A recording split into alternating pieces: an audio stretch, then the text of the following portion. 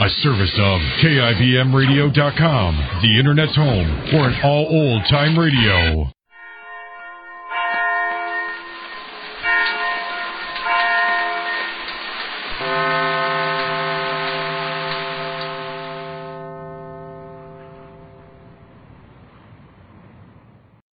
Your Coca-Cola bottler presents Claudia.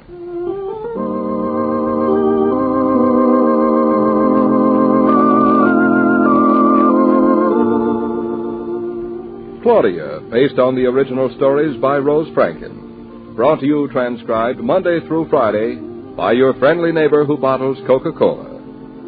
Relax, and while you're listening, refresh yourself. Have a Coke.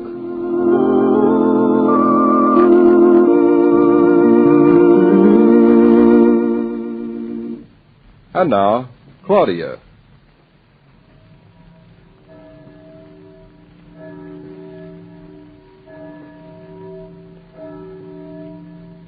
Say, David, you awake?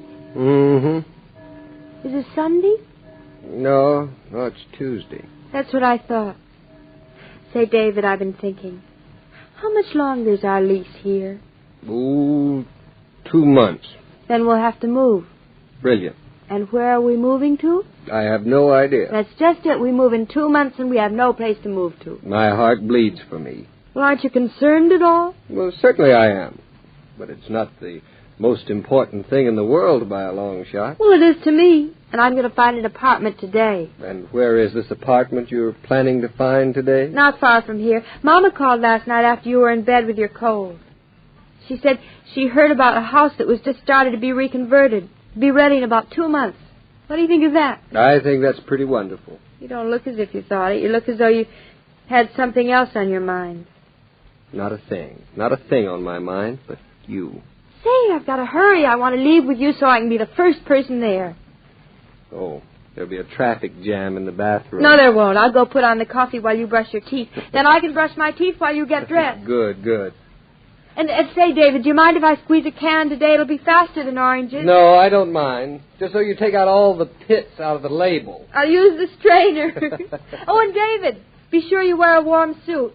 And please be careful today. I won't sit down in puddles. I won't wade through drafts. I won't get warm. I won't get cold. How's that? It sounds pretty good. Say, David. Listen, if we were to get this apartment, it'd be the sort of thing that doesn't happen to people. But it's got to happen to somebody, so it might as well happen to us, don't you think? David, you haven't been listening to a word I said. What's that? Oh, sure. I didn't miss a thing. What did I say? Well, you said... You didn't listen. No, darling, I didn't. My mind wandered off for a minute. Darling, what were you thinking of? Nothing special. Is anything wrong? No. Why should anything be wrong? I don't know. Ever since we got up this morning, you seem to be thinking of something else. You only listened to half of what I said. Well, I catch the other half the second time around. And you aren't excited about the apartment the way I thought you'd be. I'll get excited when and if we get it. Oh, I'd rather be excited now. Because then if we don't get it, I'll have had all the fun beforehand anyway. That's one way of looking at it. Well, I am ready for breakfast. I don't know. You still don't look right to me. What's the matter now? My tie crooked? No, it's your face. Crooked? No, just different. Not like you. You sure your cold's all right? My cold is doing fine. Here, let me feel your forehead. Get away from my forehead. I was only going to feel. I thought I wasn't going to have to wait for you. You won't have to. I'll tie my shoes with my toast. That'll be attractive. The coffee should be ready by now. Oh, David, please smile. I haven't seen you smile all morning. How's this? Not very good. You look like a pumpkin. Don't you like pumpkins? I like pumpkins, all right, but I like you better. I like you to be happy, especially in the mornings. Then give me my coffee and my toast. And your boots and your saddle.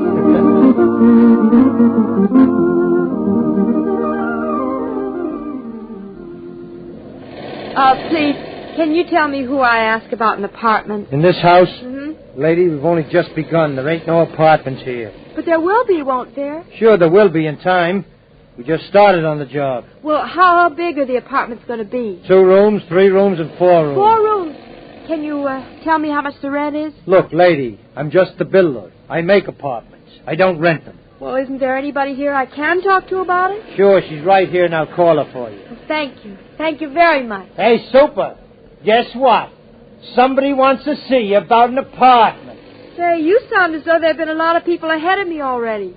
You didn't think you'd be the first, did you? Well, Yes, lady? I'm waiting to see the superintendent. I will help you.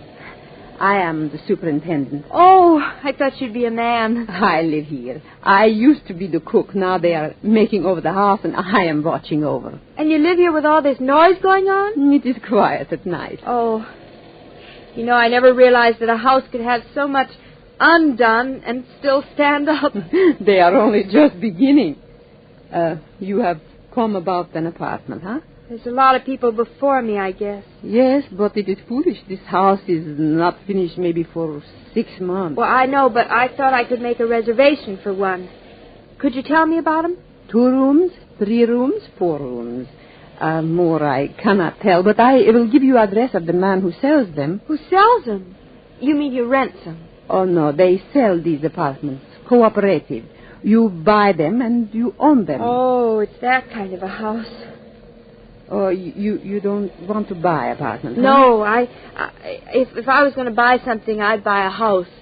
We only want to rent. I am sorry. That you will not find here. I thought it was too good to be true. You look some more. You will find. I've been looking. You know, it's not so easy. No, nothing is so easy these days. I'm afraid not. Well, anyway, we don't have to really worry for 2 months. Oh, that's good. Look at all those soldiers. There must be a parade. Oh, look. They're so young. And they wear uniforms to march in a parade for a war they hardly know about. You mean the First War? Yes. Armistice Day is for the First War. So they will march. Most of them look too young to fight even in the last war. But not too young to be in the army now. Men marched to the First War, then to another war. Now men march to remember. Most of these boys are too young to have anything to remember. I'm afraid I am, too. Was your husband in the war? Oh, I wasn't married to him during the war. I was lucky, wasn't I? It was all over when we met. You were lucky, yes. And I wasn't around for the First War. Seems like I just got under the rope both times. I got into the rope, like you say, both times. My husband, my son. Twice wars, twice my men they go.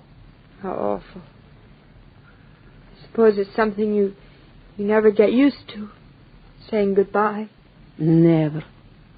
Now I try to get used to being lonesome. All the time lonesome. You shouldn't be lonesome now. Unless... Oh, no. That couldn't have happened. Yes, it happened. First my husband, then 30 years later my boy. In the Pacific, the Solomon Islands. It is a place I never even heard of before.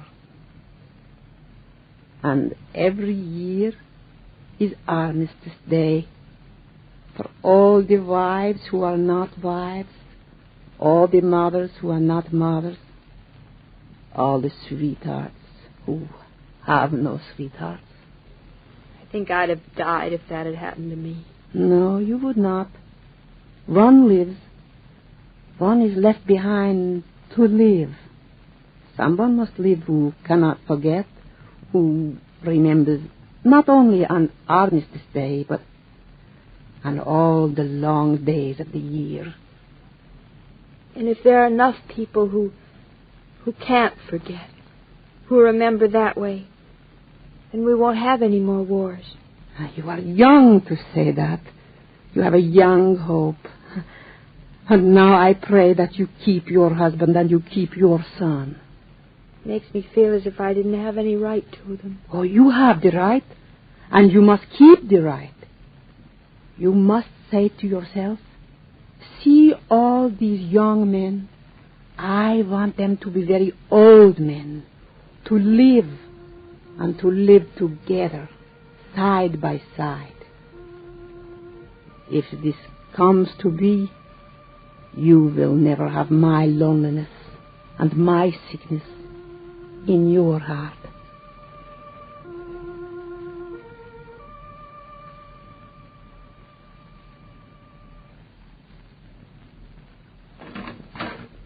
Claudia!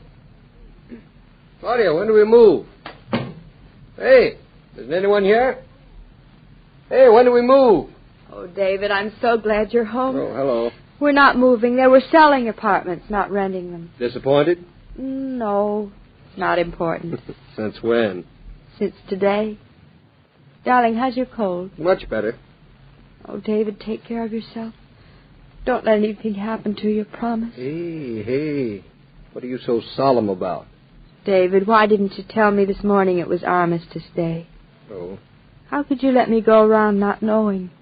It isn't something that somebody could tell you about, darling.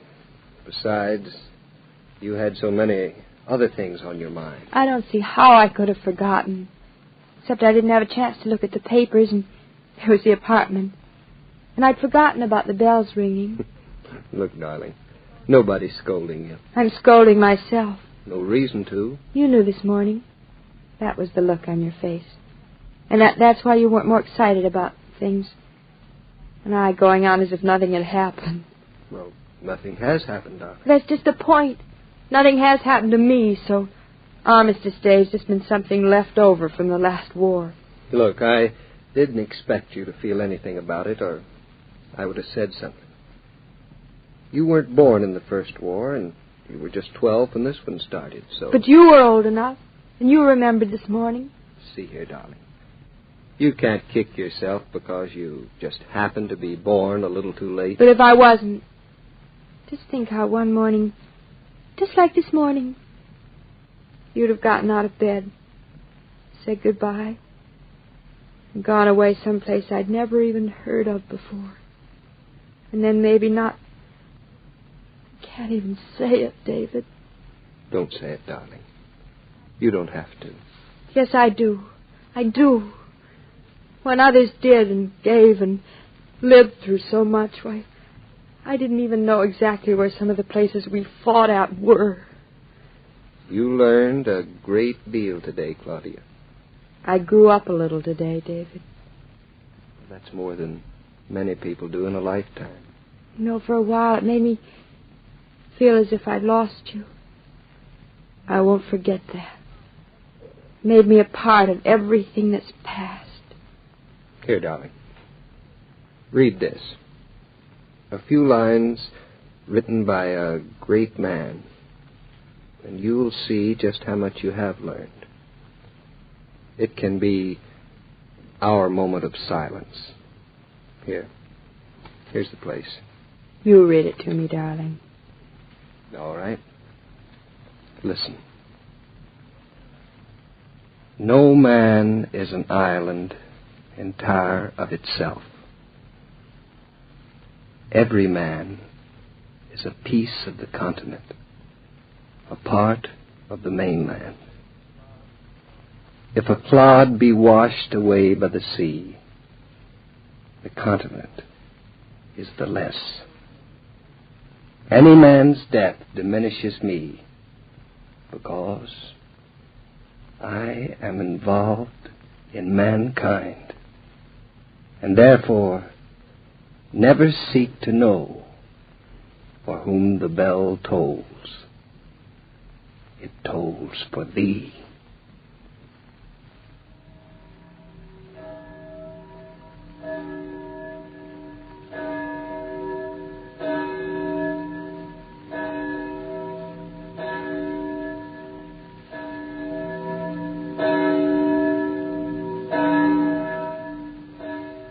This transcribed program of Claudia was brought to you by your friendly neighbor who bottles Coca-Cola, and who thanks you for the privilege of joining your observance of this Armistice Day.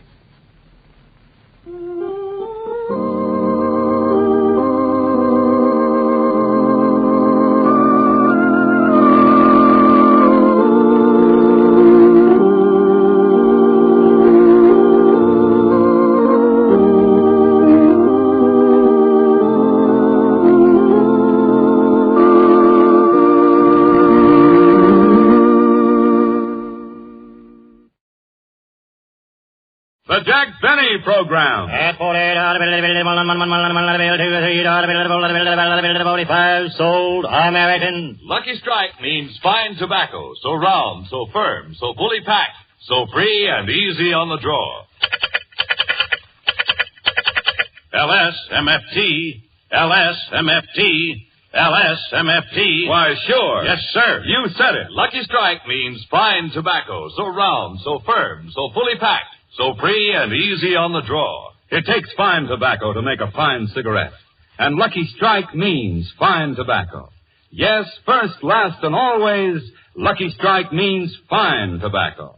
At markets now open in the South, independent tobacco experts present at the auctions can see the makers of Lucky Strike consistently select the riper, the naturally milder Lucky Strike tobacco. With men who know tobacco best, it's Lucky's 2-to-1.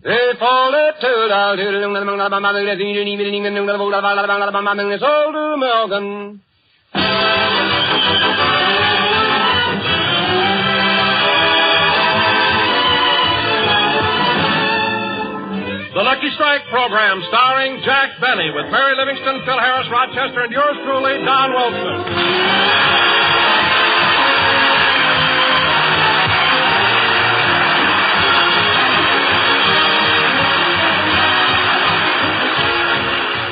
And now we take you to Jack Benny's house in Beverly Hills. It's Saturday night, and Jack has invited Mary over to spend a pleasant evening. Gee, Mary, I'm glad you came over to help me straighten out my household expenses. These bills have accumulated all summer while I was away. Oh, Jack, this is Saturday night, and I want to go dancing. Let's go to the Palladium. The Palladium? Mary, with all these bills I'm paying. Gee. But, Jack, it doesn't cost much to go to the Palladium. They charge $1.50 for men and 75 cents for women. I know. For you, it's cheap. Think of me, $1.55 just to go dancing. $1.55? It's only $1.50. Mary, only a cheapskate doesn't check his hat.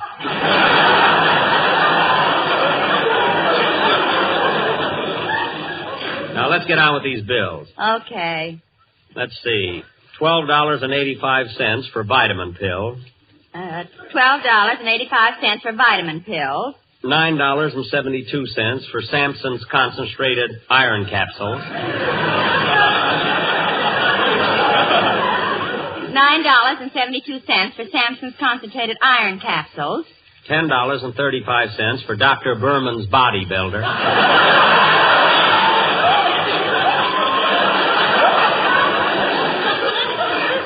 $10.35 for Dr. Berman's bodybuilder. $7.96 for Dr. Horton's health tonic. $7.96 for Dr. Horton's health tonic. $22.50 for muscles. Muscles? Yes. $16. Imagine buying muscles again. What happened to the ones you bought last year? Oh, I wore them in the shower and the buckles rusted.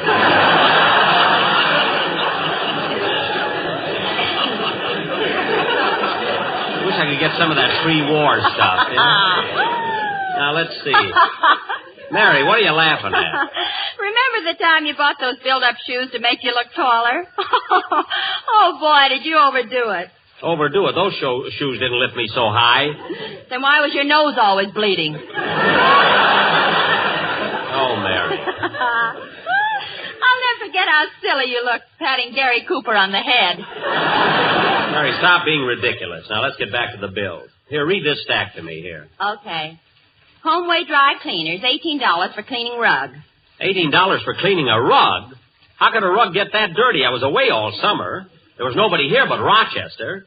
I can't understand it. Jack, here's another bill signed by Rochester. It's from Scratch, Match, and Patch Interior Decorators. Interior Decorators? $78 for patching ceiling and repapering living room.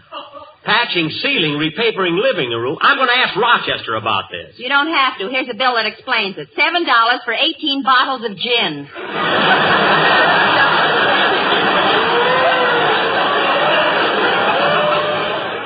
18 bottles of gin. Let me see who that bill is from. The Central Avenue Personality Shop. I'm going to find out about this. Oh, Rochester! Yeah! There's something I want to talk to you about. Couldn't you write me a letter? No, I couldn't, and come right out here. Okay. Rochester, take a look at this rug cleaning bill. Mm-hmm. Now take a look at this bill for repapering the living room. Mm-hmm. And this bill for 18 bottles of gin. Well, say something. What a soiree! You don't have to tell me. And that party almost ruined my house. What happened? Well, boss, it was kind of a dull evening, so I invited a few friends over. Uh-huh. And some of them got, well, to use a medical term, coagulated. Well, that explains the rug and the wallpaper. What happened? What about the ceiling? Some of them were higher than others.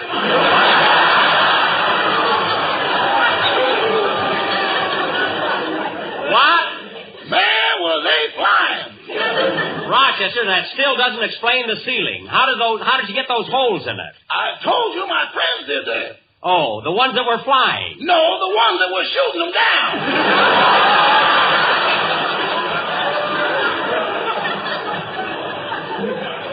Rochester, this is the last straw. I'm going to punish you. Oh, Jack, put down that hairbrush. He's too old for that. Okay. Anyway, it always hurts me more than it does him. Now, Rochester, this is the final warning. I don't want your friends holding those kind of parties in my house anymore. My goodness, in their condition, how did they get home? Oh, it was easy. You know that white line down the middle of the street? You mean they followed it? Followed it, boss. They were holding on to it.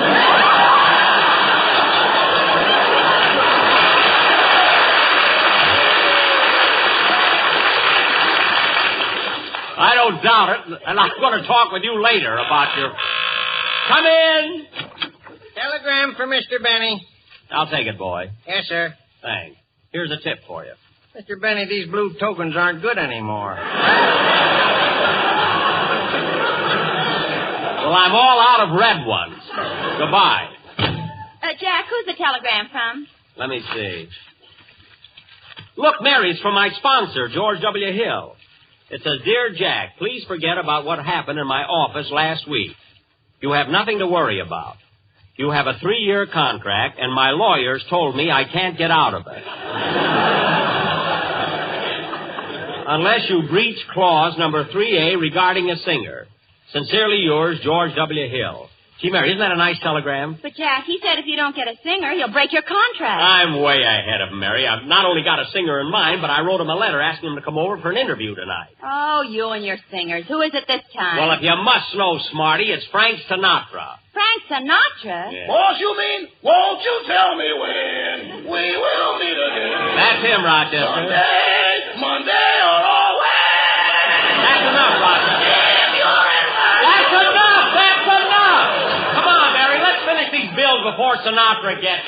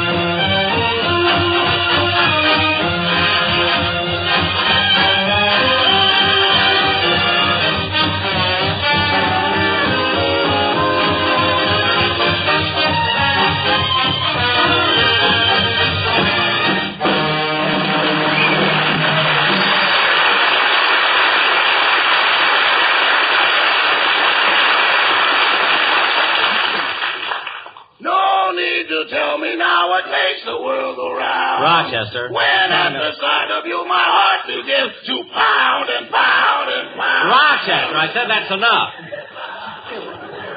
Come on, Mary, Mary, let's finish these bills. All right, but next Saturday night you got to take me to the Palladium. The Palladium. Oh, Jack, don't be... Mary, it's a matter of principle. Why should they charge $1.50 for men and only 75 cents for women? Well, Jack, you got in for 75 cents once. That was an accident. I just happened to go to the Palladium right from the studio when I was made up as Charlie's aunt. That's what I mean. You still got that dress here. Why couldn't you... Mary, I'm not dressing up like a girl again. I'll never forget what happened last time. Guy buys you a drink, he thinks he owns you.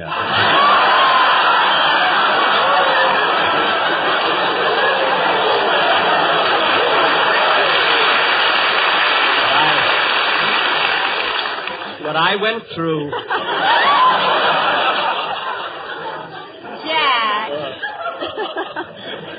Jack, it was bad enough being dressed like a girl to get in, but you didn't have to let a fella buy you a drink. Well, for goodness sake, Mary, I danced with him all evening. I deserve something. What a rotten dancer he was.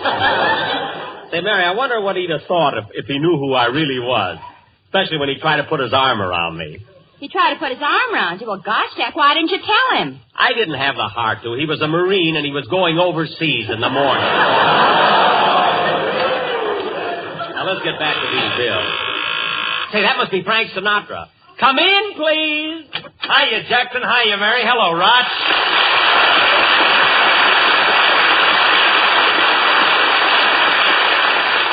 Oh, it's you, Phil. Yeah, Jackson, I dropped in to talk to you about a new singer. Phil, don't worry about it. I got one lined up. Yeah, but who've you got? You can't get just anybody. I ain't gonna let you hurt the dignity of my band. The dignity of your band? Phil, I don't want to disillusion you, but just because your boys were taken off parole doesn't mean they're dignified. And here's another thing about your band that ought to make you ashamed of yourself. What's that? Well, when I was in the South Pacific, I saw 15 natives with rings in their noses banging on hollow coconuts with overripe bananas. Well, what's that got to do with me? They were singing, "That's What I Like About the Solomon."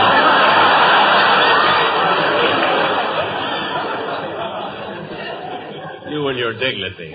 Phil, don't worry about it. Jack has a singer in mind who'll lend plenty of dignity to your band. Like who? Like Frank Sinatra. Jack's expecting him over tonight. Now, wait a minute. This is a trick, Jackson. You're just trying to get my band to wear Bobby socks. Well, I'd be happy if those guys wore any kind of socks. So just take my advice and don't...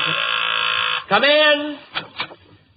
Hello. Remember me? I'm Hyman Peabody, the insurance salesman. Oh, hello, Herman.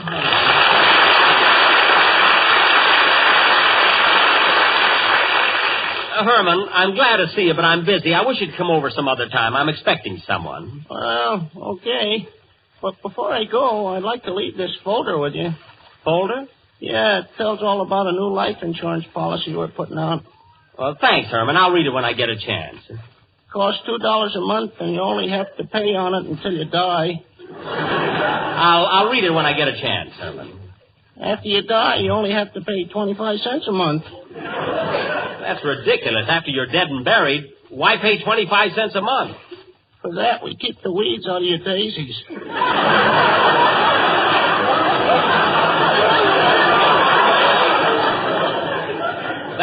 That's the silliest thing I've ever heard of. I don't think so. Just because you're dead, you don't have to stop being neat. All right, Herman. I'll let you know about this policy as soon as... Should I answer the phone, boss? That's all right. I'll get it, Rochester.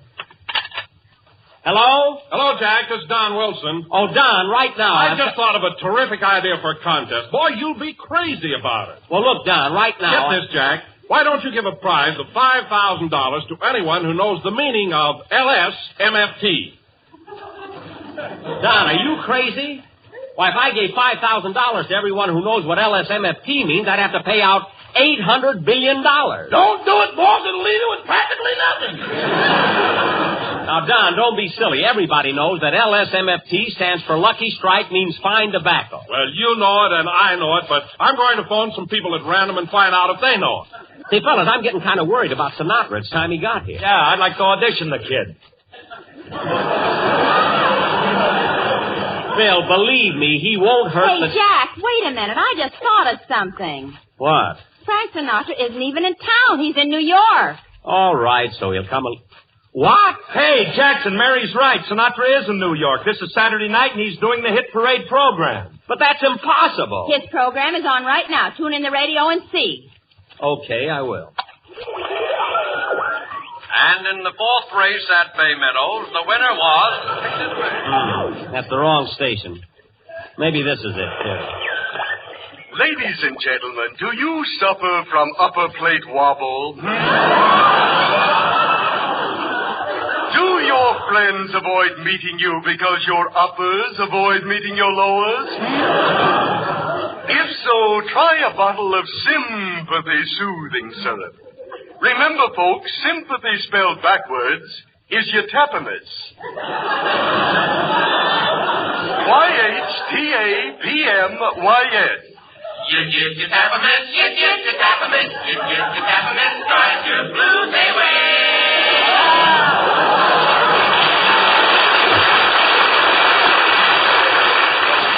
So remember, friends, years of research in our own private laboratories has established the fact that when you pass the age of 35, you will be 36. Mary, don't fool with the dial. I'll get Sinatra. Here, I think I've got it. And now for his final selection on tonight's Lucky Strike Hit Parade, Frank Sinatra sings All the Things You Are. You are the promised kiss of springtime that makes the lonely winter seem long.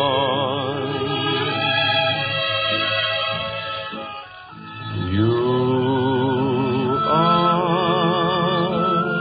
the breathless hush of evening that trembles on the brink of a lovely song. You are the angel glow that lights a star, the dearest things that I know are what you are. Someday my happy arms will hold you, and someday I'll know that moment divine when all the things you are mine.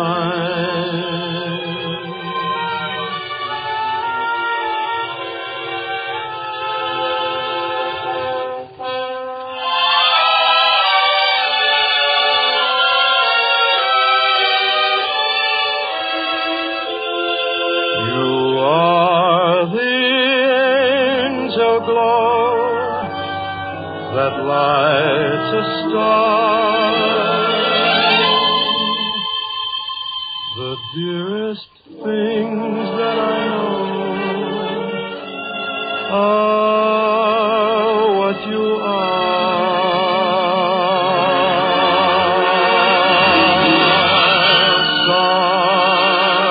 Someday my happy arms will hold you, and someday I'll know that moment divine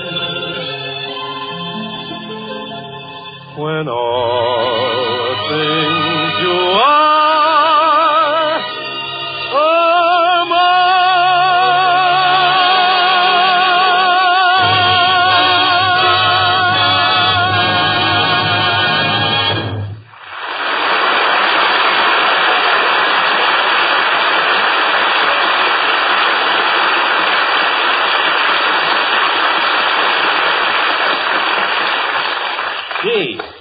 Gee, that was wonderful. You know, he'd be great on my show. I'm going to phone New York right now. Maybe I can catch Sinatra before he leaves the studio. Hand me the phone, Mary. long distance. Oh, operator, I want to speak to New York. I'd like to get Frank Sinatra. So would I, Poopsie. Look, miss, will you please ring Mr. Sinatra for me, person to person? He's on the hit parade in New York. Just a moment, sir. I'll try the New York circuit. Los Angeles calling New York. Los Angeles calling New York. Hello, Los Angeles. This is New York. How are you, Los Angeles?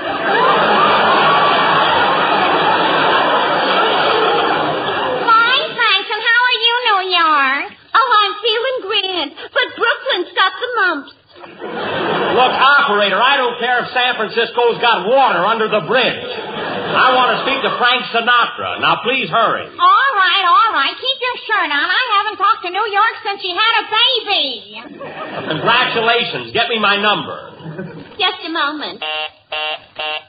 I'm sorry, sir. The lion is busy. Will you call back when it's clear? Okay, call back. Goodbye.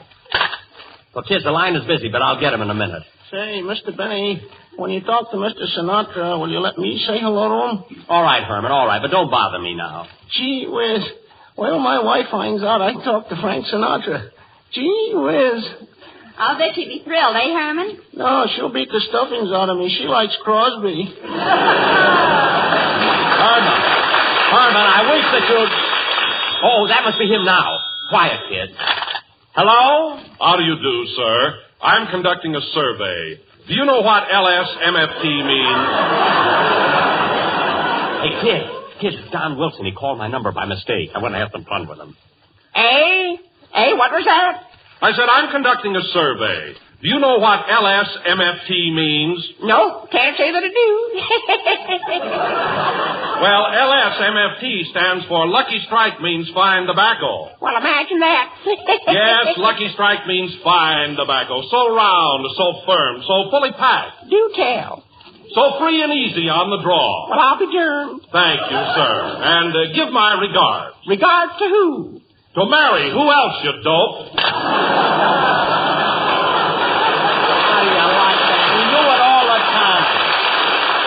While we're waiting for Sinatra's call, I'll go in the kitchen, make some lemonade. Good, I'd like some. Me too, Jackson. Okay, I'll be right back. Say, Mary, Jackson must really be excited. This is the first time he ever offered us anything for nothing. Still, we're not out of the house yet. Anyway, Jack isn't quite as bad as he... I'll answer it. Hello? I have Mr. Sinatra in New York now. Well, put him on. I'll talk to him. And please limit your call to 3 minutes. Don't worry. If you talk over 3 minutes on Benny's phone, a time bomb goes off. Okay, here's your party. Go ahead, Mr. Sinatra. Hello?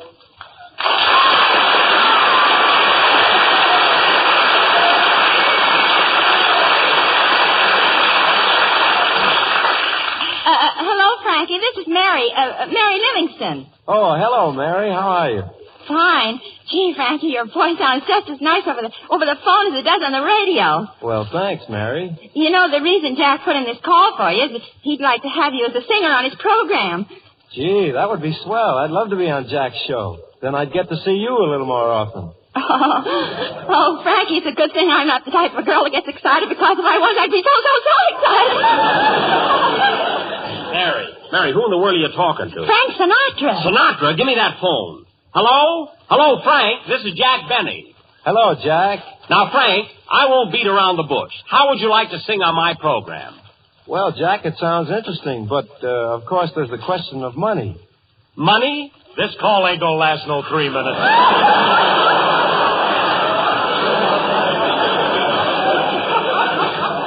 Quiet, Phil. What did you say, Frankie?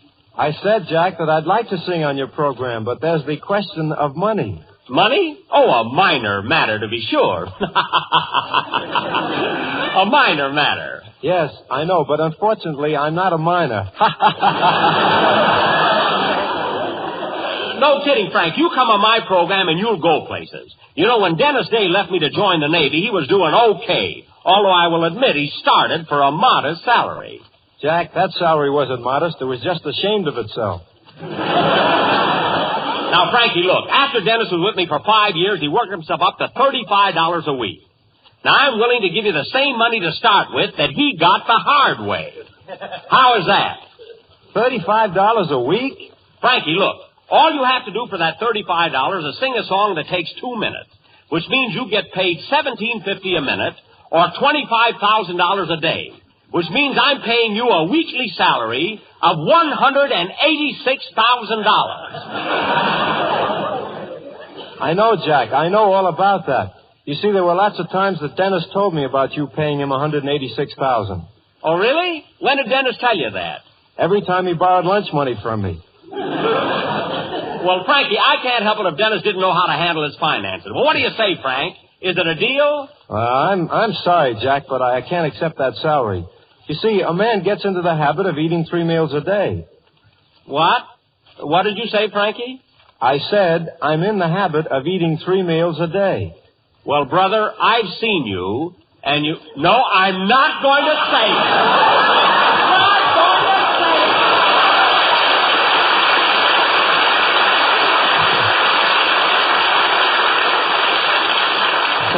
Now, Frankie, why don't you say okay and accept the proposition? Well... Look, to clinch the deal, I'll send you $5 in advance.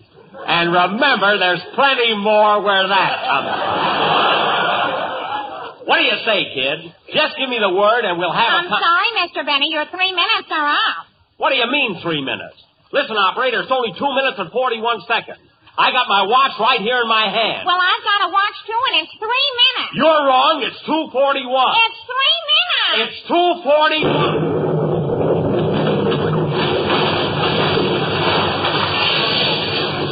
Oh, darn it. There goes that time bomb. I must have said it a little too early.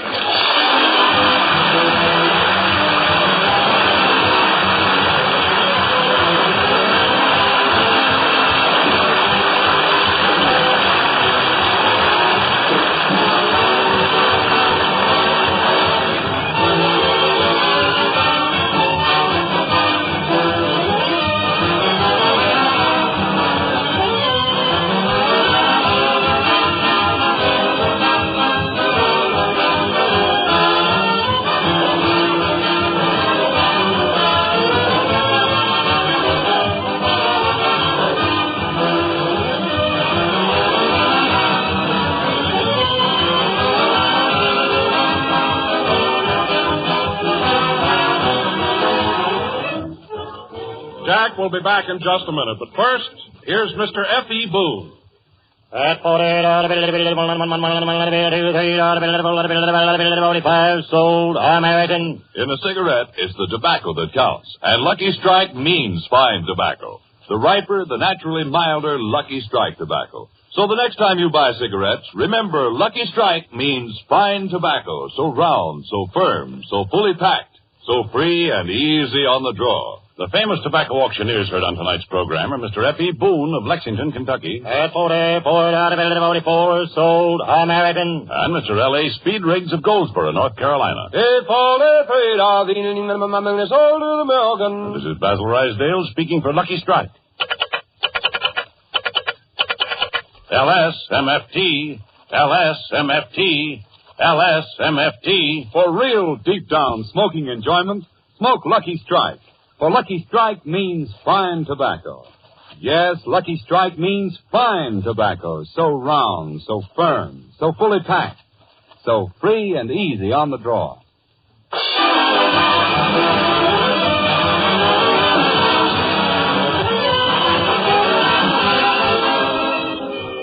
Say, Jack, where are we going to do our broadcast from next Sunday? Next Sunday, well, Mary, we'll be broadcasting from the Army Air Base at Gardner Field. Well, what are you going to do about a singer? You didn't finish talking to Frank Sinatra. Oh, I'll get somebody. Gosh, Mary, if I hadn't set that time bomb so early, I might have gotten Sinatra. Well, there's no use talking about it now, so hang up the receiver. I would, but there's nothing left to hang it on. Good night, folks. Jack Benny program is broadcast to our armed forces overseas.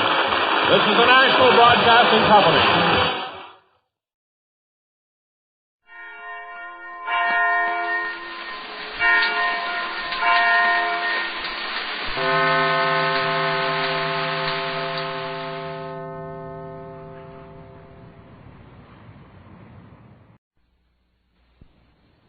Jack Benny with Mary Livingston, Phil Harris, Rochester, and yours truly, Don Wilson.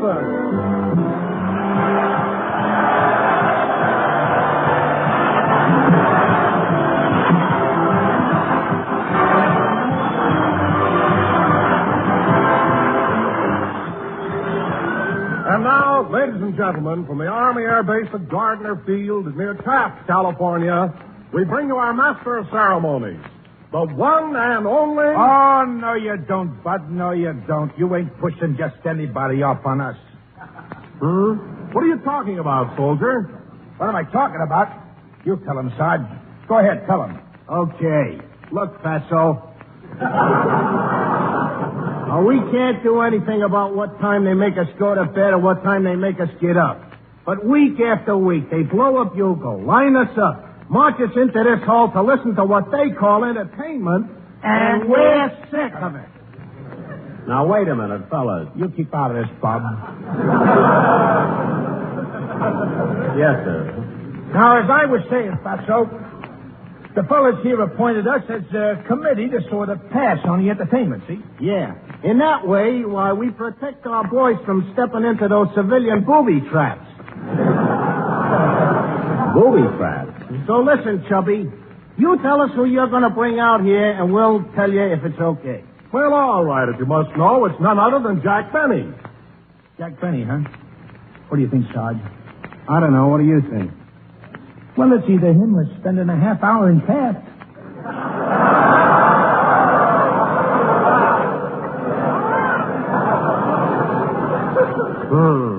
Oh, let's give him a break. Maybe he brought some dames with him.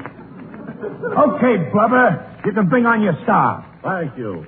And now, ladies and gentlemen, from the Army Air Base at Gardner Field near Taft, California, we bring you the one and only Jack Benny.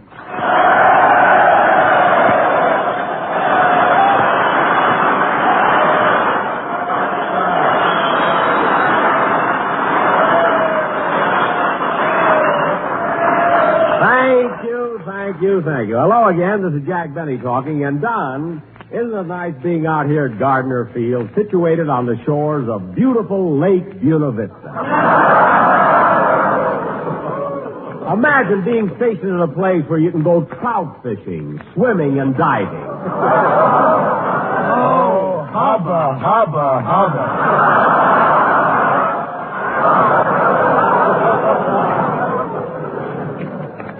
What do you mean, hubba, hubba, hubba? What was wrong with that joke? What was wrong with it? That joke wilted the flowers on Colonel Bechtel's desk. Oh, stop being so silly, a joke-wielding flower. That's impossible. I don't mind you guys standing around, but don't make up a Hello, Jack. Oh, hello, Mary. How are you?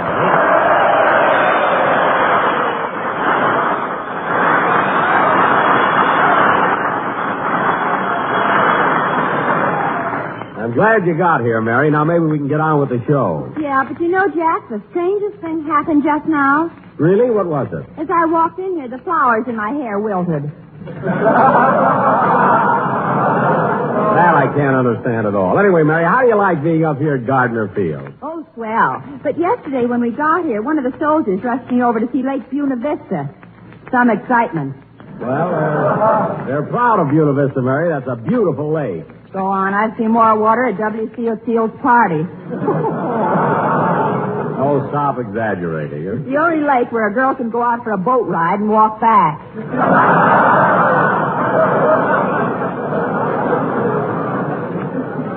Mary, it isn't that shallow. Then how come the fish are sunburned on one side?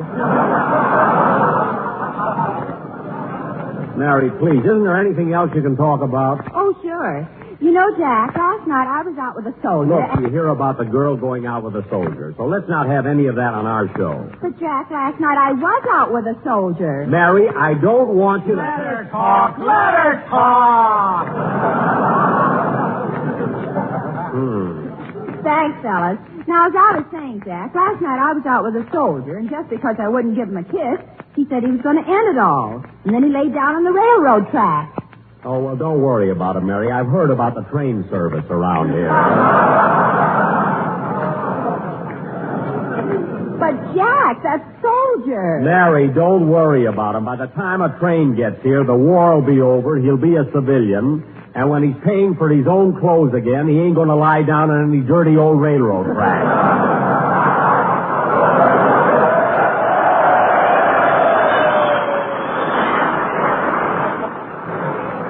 So let's forget about it and get on with the show. Come in. Mr. Denni? Yes? On behalf of the United States Army Air Force stationed at Gardner Field, I wish to present you with these wings. Wings? Yes. I'm sorry the rest of the chicken got away. Goodbye.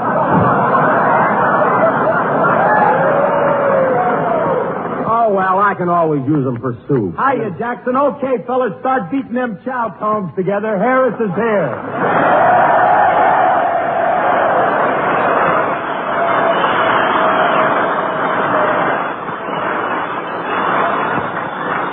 Oh, brother. Thanks, you pretty things. You know something? You guys really know talent when you see Phil, it. keep quiet. But these guys really know talent when they... Phil, will you... Let him talk. Let him talk. I don't mind letting him talk, but he doesn't have to be so hammy about it.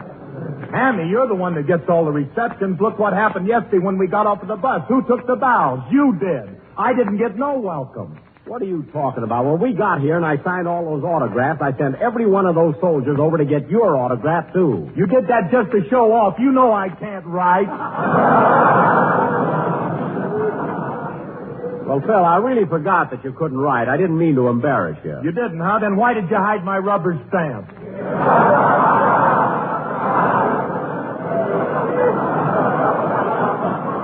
Because you were messing up the whole bus with it, that's why. Just like a kid. And another thing, Jackson, I know the trick you played on me last year. What trick? Well, you switched rubber stamps on me, and for 3 weeks I was signing my name, Fragile This End Up.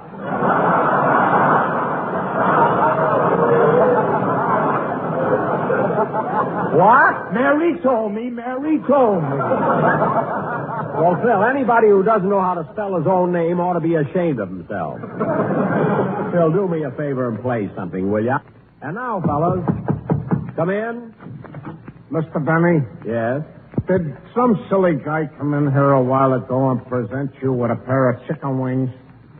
Yes, but I threw them away. Oh. Well, would you mind telling me why you threw them? Why? Are you hungry? No, I'm the chicken. What?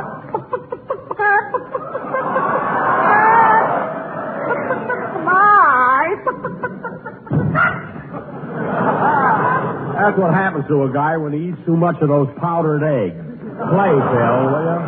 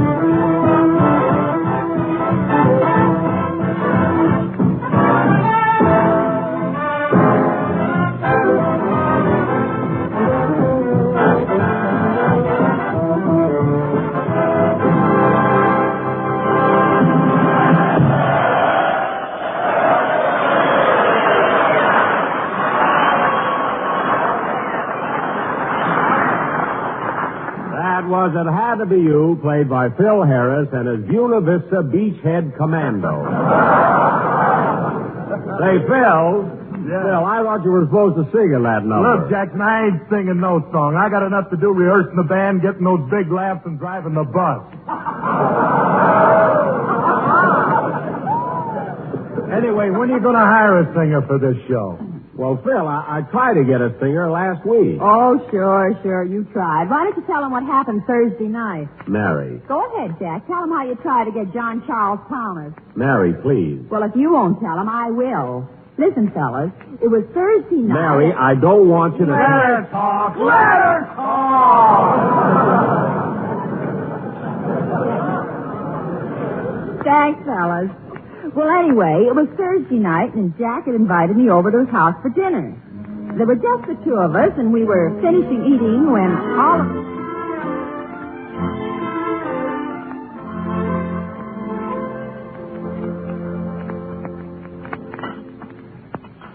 Gosh, Jack, it was nice of you to invite me over for dinner. Oh, that's all right, Mary. Here, will you have some mustard? Yes, thanks. Ketchup? Yes, thank you. Horseradish? Uh-huh. Here you are. What a dinner. Mustard, ketchup, and horseradish.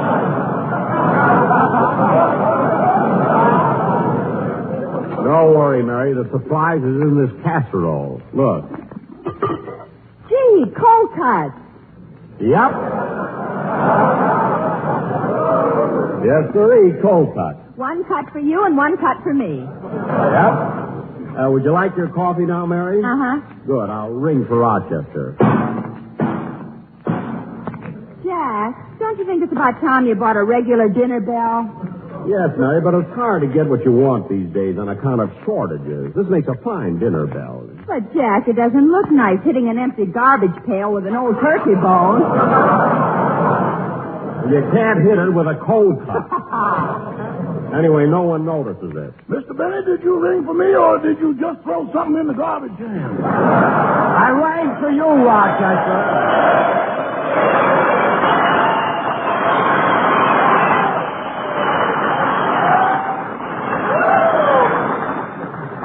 Rochester, bring Miss Livingston her coffee, and I'll have a cup of tea. Sorry, boss, you'll have to take coffee, too. Why? The tea bags haven't come back from the laundry yet.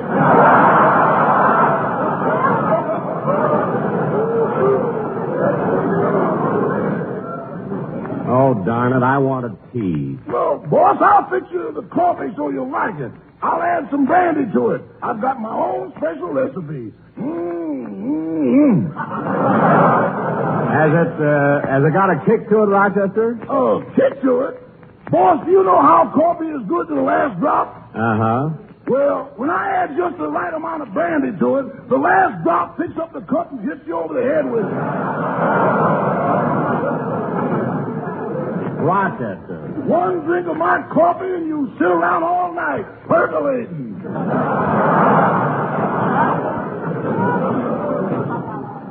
Never mind. Just bring us some plain coffee. Yes, sir. Miss Livingston, would you like some dessert? Yes, I think I would. What have you got? Well, there's ice cream, rice pudding, custard, and chocolate pie. Gee, they all sound good. What would you suggest, Rochester? The custard is the best buy. The best buy? Rochester, I'm not charging Miss Livingston for the dinner. Now bring some coffee and custard. Yes, sir. Say, Jack, it's getting close to Sunday. What are you going to do about a singer for your program? Well, Mary, I haven't given up hopes of getting Sinatra yet. Oh, I think you ought to forget about Sinatra. He has too much radio work already. He's on the hit parade, and beside that, he's got another show of his own. Oh, yes, one-man famine. You know, Larry, one of my writers gave me that gag for last week's show, but I'd never used anything that corny, you know. Yes, I know. Anyway, I'm not going to worry about him. I'll find a singer. Say, Mary, do you want to hear some good music? I bought a new record for my phonograph. It's about time. I'm getting tired of the Sheik of Araby. I don't know, Mary. It's a pretty good number to dance to. Anyway, wait till you hear this new one. I'll wind up the phonograph. Oh, darn it, the horn keeps falling off. There, it's fixed now. Here's the new record, Mary. Which side do you want to hear first? How do I know? What songs are on it? Well, on one side of the record is John Charles Thomas singing When My Boy Comes Home. And on the other side is Spike Jones playing I Kissed the Butcher's Daughter Till Her Old Man Put Up a Beef.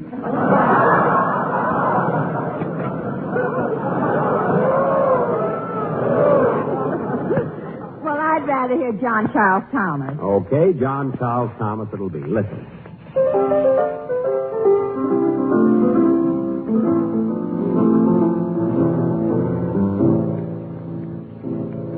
Said Mrs. McGinn to Mrs. O'Flynn, someday when the war is won, won't it be grand when the soldiers land and you go to meet your son?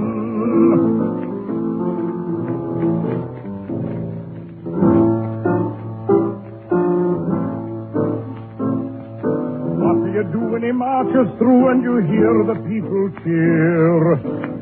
What do you do when he smiles at you? As your boy draws near, what'll I do when my boy comes home? What'll I do, you say? I'll tell the police if they're keeping the peace, they'd better keep out of my way.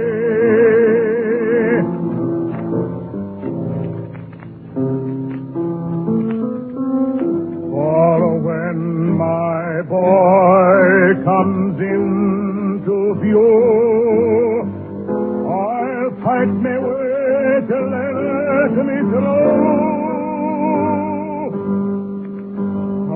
And I'll lift him up, though he's sick, he's true. Into my arms as I used to do, and I'll carry him home if he wants me to. When my boy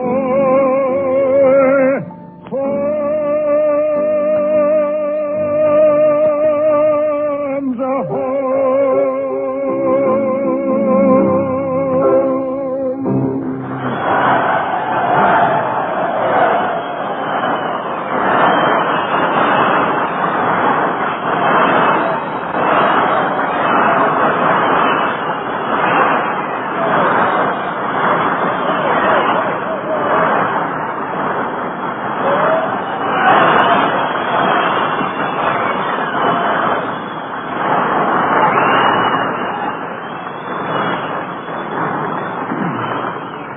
Gee, Mary, wasn't that wonderful? What a voice. What volume. Jack, what an idea.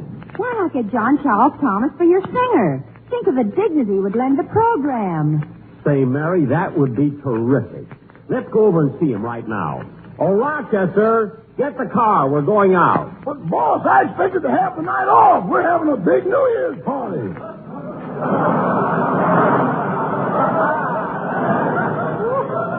A New Year's party? New Year's isn't for months yet. I know, but tonight is basic training.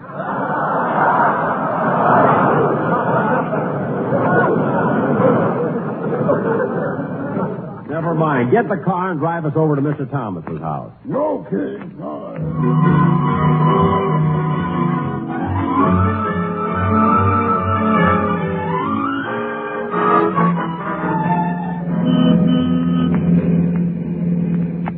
Look out for that cab, Rochester. Not so fast. Don't turn the corners so close. Look out for that man. Easy, you'll hit that Pontiac. The light's turning red on the corner. Put your hand out if you're going to turn.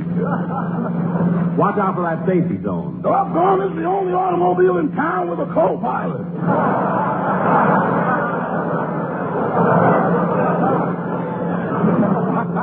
Rochester. You take over the controls, boss. I'll radio ahead for landing instructions.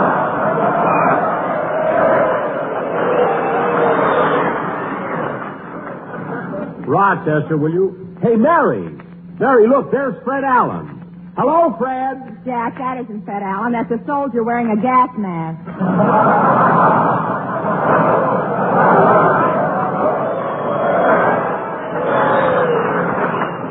Oh, gosh, I was just going to tell him how good he looked. Hey, slow down, Rochester. There's where John Charles Thomas lived. That house on the corner. Rochester, you wait here. Come on, Mary.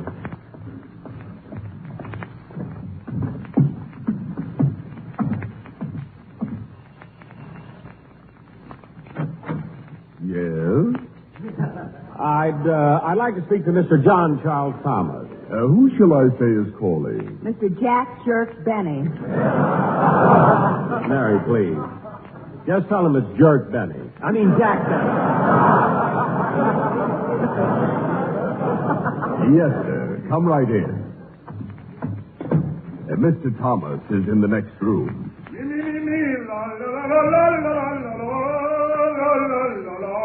Hey, listen to that, Mary. Isn't that beautiful? Yes, and he's only gargling.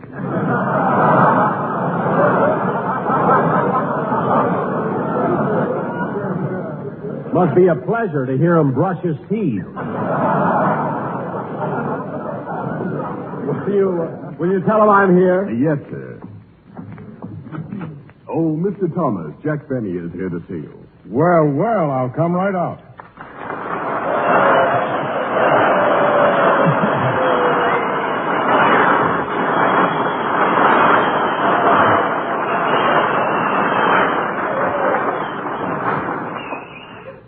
Hello, Jack. Hello, Mary. To what do I owe this pleasant surprise? Well, Mr. Thomas, getting right to the point, I'm looking for someone to sing on my radio program, and I thought someone as famous as you would be perfect for it. Jack, you compliment me. Oh, I mean it. I think your voice would lend dignity and prestige to my shows. Jack, you flatter me. And I'm here to make you a financial offer. Here comes the insult. Mary, please. Now, the fact is, Charles. Charles? That's your middle name. Oh, yes. Look, Mr. Thomas, I won't mince words. You see, Dennis Day worked for me, and after 5 years, I paid him $35 a week. I see. But naturally, I wouldn't expect an opera singer like you to work for that kind of money. Naturally. So instead of offering you $35, I'm willing to stretch it just a little bit and give you... Pardon me for interrupting, Mr. Thomas. Yes, Martin? I'm leaving now for my night off. Oh, yes. And, Martin, before you go, I'll give you your weekly salary. Thank you, sir. Here you are. 20, 40, 60, 70,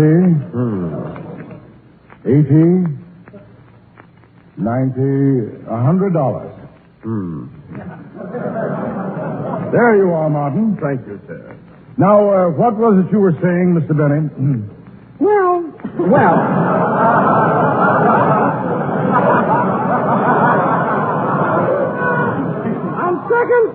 On second thought, Mr. Thomas, I have a feeling that you and I can't get together.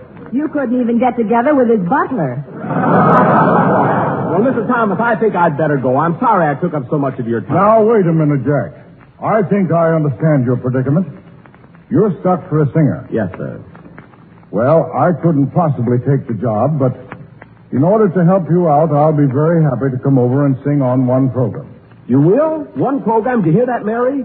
Gee, that's swell, Mr. Thomas. What would you like me to sing? Oh, anything. Doesn't make any difference what you sing. Your voice is enough. And since you're accustomed to paying $35, I may as well take the money. Oh. Is that all right with you? Well, I don't know, brother. What are you going to sing?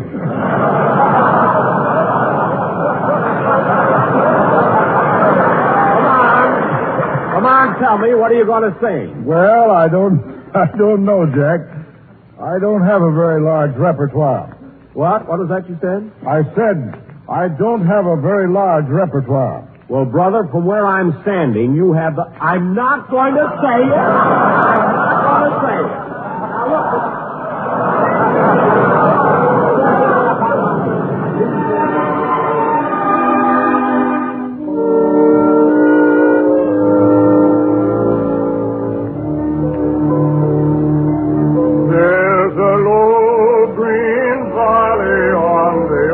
Kentucky shore,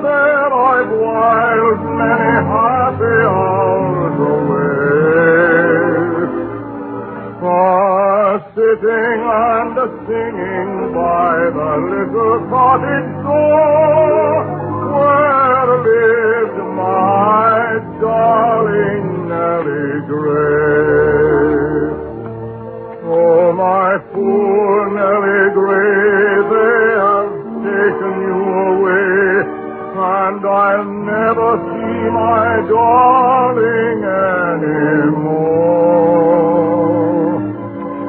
I'm sitting by the river, and I'm weeping all the day, for you've gone from the old Kentucky shore. When the moon had climbed the mountain and the stars were shining too, then I'd take my darling Nellie Gray, and we'd float down the river in my little red canoe, while my banjo sweetly I would play. Oh, my poor Nellie Gray, they have taken you away, and I'll never see my darling anymore.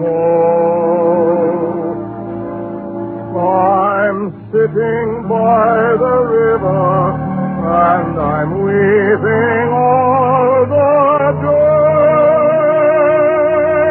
for you've gone from the old Kentucky shore.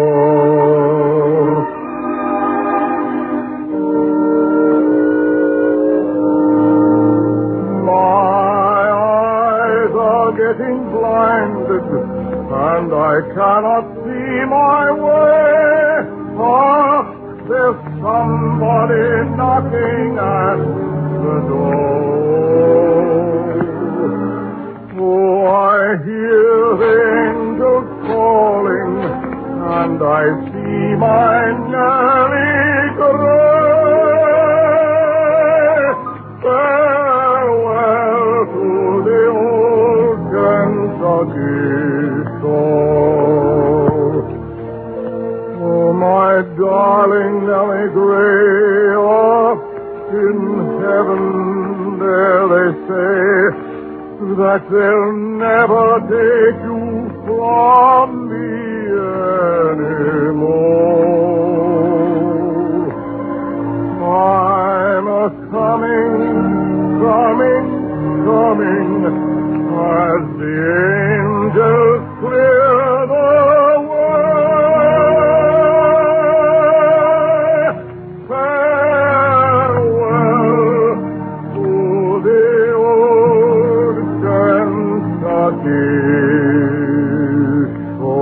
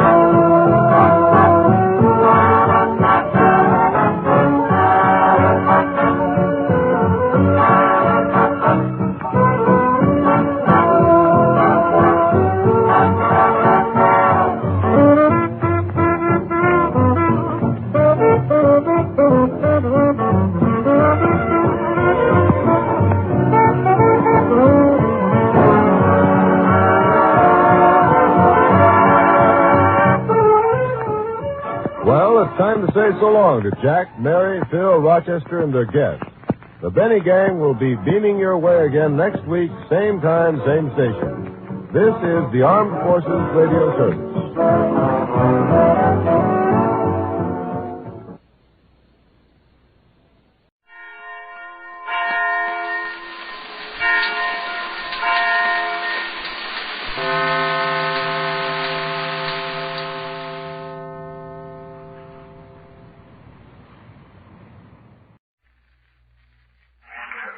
From Hollywood, the Mel Blanc Show, brought to you each week by the Colgate Palmolive Peet Company, makers of Colgate Tooth Powder for a breath that's sweet and teeth that sparkle.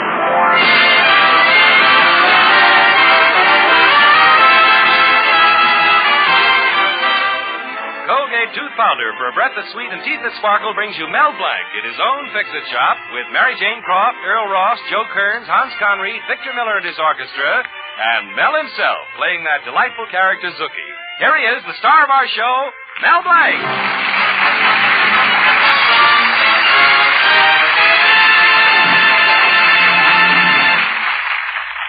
It's early morning in the Fix-It shop, and like any other wide-awake businessman, Mel is getting a clear picture of what's going on in town.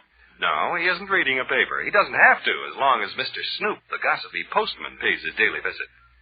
Any mail for me, Mr. Snoop? No, don't rush me, Mel. I'm having trouble with my mail bag again. All bursted out to the seams. Well, okay. Let me have it. I'll fix it. Oh, thank you, Mel. Never saw such uninteresting mail as I have this morning. It's too bad Esquire only comes out once a month, huh? I see Mr. Blodgett's liver is acting up again. Got a bill here for him from his doctor.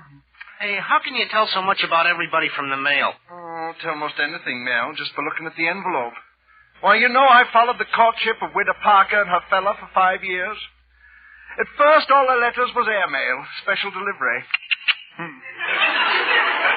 Couldn't wait to be together, huh? Yeah. And then they started squabbling. Letters began coming just plain airmail, and then regular mail. Yes, sir, I knew just the day they called it quits, too. You know how? Started writing postcards. No. A letter come. 2 cents postage due. Okay, Mr. Snoop, here's your bag. Oh, thank you. Now, how about my mail? Oh, you got just a postcard this morning, Mel. Let me see what it said. The Community Chess Drive announces the appearance of Betty Rhodes at the Municipal Auditorium. And, can't make out the small type here on the bottom. Left my glasses to home. Well, don't take it to heart, Mr. Snoop. I can read my own mail. You know, today's mail is full of these here postcards. Got one here for your girl kid brother, Tommy. Oh, sure. Tommy's president of the Betty Rhodes fan club in town. I was talking to some of the kids. They want a whole little party for Miss Rhodes. They can't find a place. Say, wait a minute. What's the matter, Mel? Well, why don't I talk to Tommy and tell them they can get together with Miss Rhodes right here in the Fix-It shop? Oh, I don't know. You know, Miss Rhodes is a pretty big star. That's why the kids are so particular. Oh, my girl Betty's always saying I ought to get some publicity for the Fix-It shop. This is my big chance. I'll get the place all cleaned up for him. Oh, still don't know. Well, I'll tell Tommy I know Miss Rhodes, that we went to school together. Did you? Well, in a way. Of course, they were different schools. Oh, but you gotta use a little imagination in this business.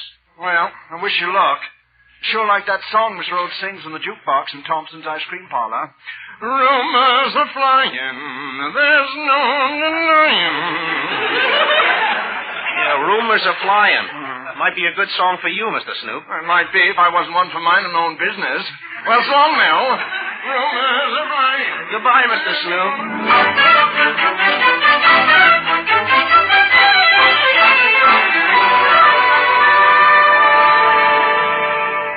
Hiya, Tommy. Oh, say, Mel, is that true what you said on the phone? Yeah, I mean about knowing Betty Rhodes personally? Well, I don't like to brag, Oh, but... gosh, my future brother-in-law is really solid. Right on the beam. Hey, man, slip me some skin. Huh? Well, you dig me, don't you? I said slip me some skin. Where am I going to get some? I'm wearing all I got.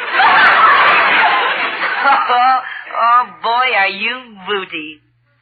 Booty? Well, yeah, you know. Mellow Rooney. Oh, that explains everything. Well, now, you take Betty Rose. Oh. Of course, I don't have to tell you, you being such an old friend. Of course. Say, you know what makes her such a nickel snatcher at the jukeboxes? Booty? Right. She's a reed sweet with a mellow beat. Don't you agree? Oh, but definitely. I think. But look, Tommy, how about my proposition? Oh, it's a deal. Miss Rhodes will meet her fan club here in the Fix-It Shop this afternoon at 4 o'clock. Good boy, Tommy. Oh, and I'll send our secretary, Ruthie Nelson, over with the phonograph, and she'll help you clean up the shop, too. Fine. Well, so long, Mel. Everything's gonna be just Lucy. Sure. Booty. Why not? Miss Rhodes will come in. I'll say, hello, Betty. She'll have to say hello to me. We will know each other. It's simple. But if it's so simple, why am I so scared? Mel,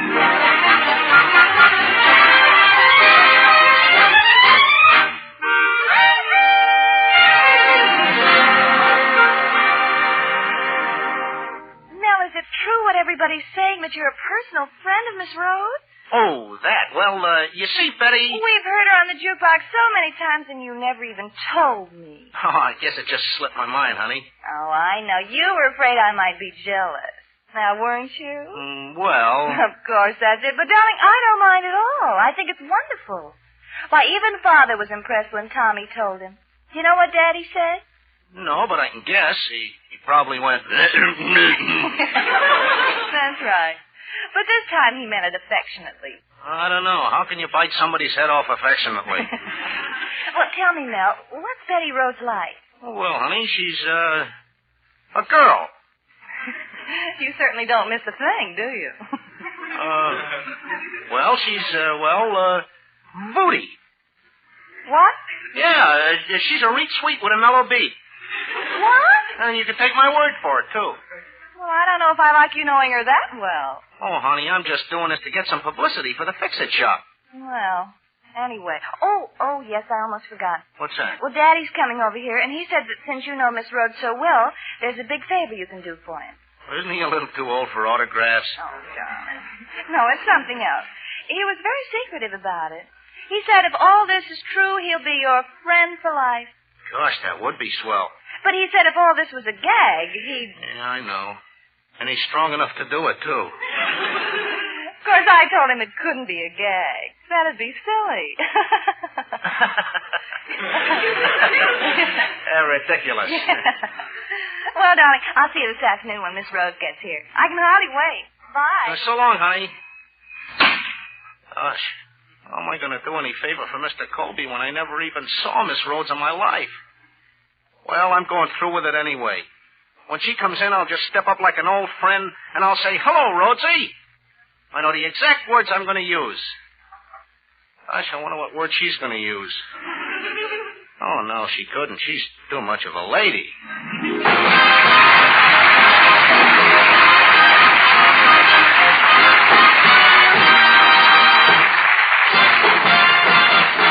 Use Colgate tooth powder. Keep smiling just right. Use it each morning and use it each night. Don't take a chance with your romance. Use Colgate tooth powder. A breath of trouble dims your chance of being someone's big romance. You think that this breath of trouble, unpleasing breath, could be hurting your romance? Let Colgate tooth powder help you. Just do this. Brush your teeth night and morning and before every date with Colgate tooth powder. For Colgate tooth powder cleans your breath as it cleans your teeth. Yes, scientific tests have definitely proved that in 7 cases out of 10, Colgate tooth powder instantly stops unpleasing breath that originates in the mouth. What's more, no dentifrice at any price cleans your teeth more quickly and thoroughly than Colgate tooth powder. Remember to buy it first thing, and remember the name, Colgate tooth powder, with the accent on powder. Don't take a chance with your romance. Use Colgate tooth powder.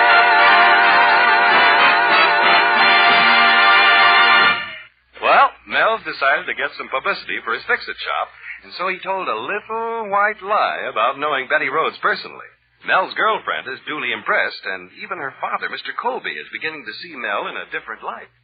Hello, Mr. Colby. What was that, Mr. Colby? Yeah, it is kind of warm in here. Mel, is it true what they're saying, Tommy, Betty, everybody, about you and Betty Rhodes being such good friends? Well, sure, that's right. I wouldn't be surprised if she was an old flame of yours, huh? Oh, not exactly a flame. Just sort of a flicker. Well, anyway, that's good. That's wonderful. There's something you can do for me, son. Son? Gosh, Mr. Colby, you just called me son. Now, Mel, don't I always call you son? Yeah, but that's only the beginning. Son do this and son do that. Yes. Well, between you and me, Mel, between you and me, I am not just a manager of a supermarket.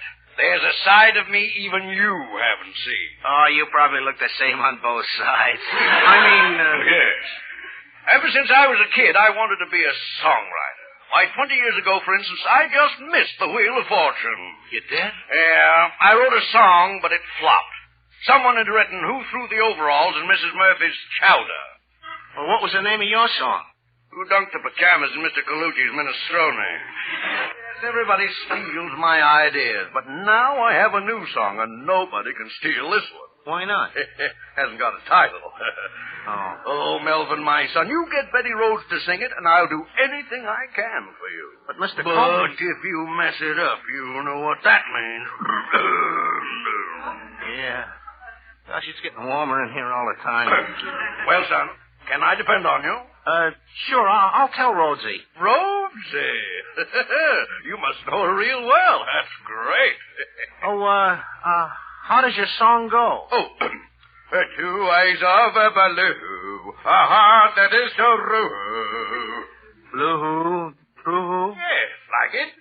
Well, it sounds like a great song for a hoot owl. Huh?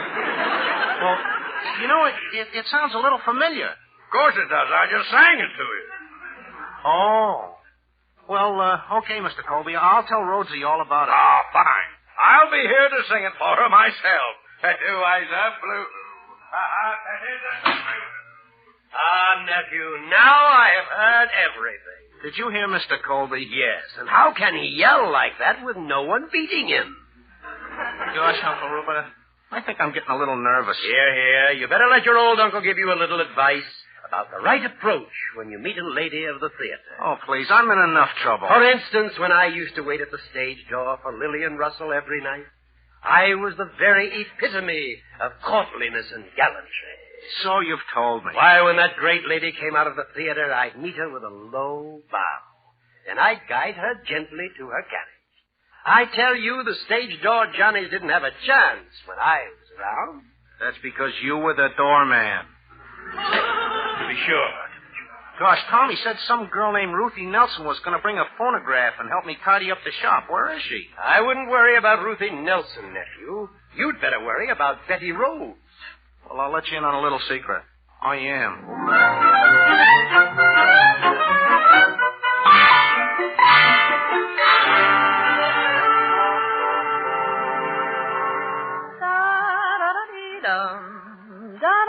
Oh, pardon me, young man. Is this the right way to Mel Blanc's Fix-It shop? Why, sure, just around the corner. Say, aren't you Betty Rhodes? Why, yes, uh-huh. Oh, gosh, Betty Rhodes. Oh, gosh, I don't know what to say. You know, I seen your pictures, and Mel Blanc's Fix-It shop is just around the corner, and your old pal Mel Blanc just can't wait to see you. Old pal? I just want him to fix my phonograph. Oh, well, I'll see you later, Miss Rhodes. All right, thanks a lot, Sonny.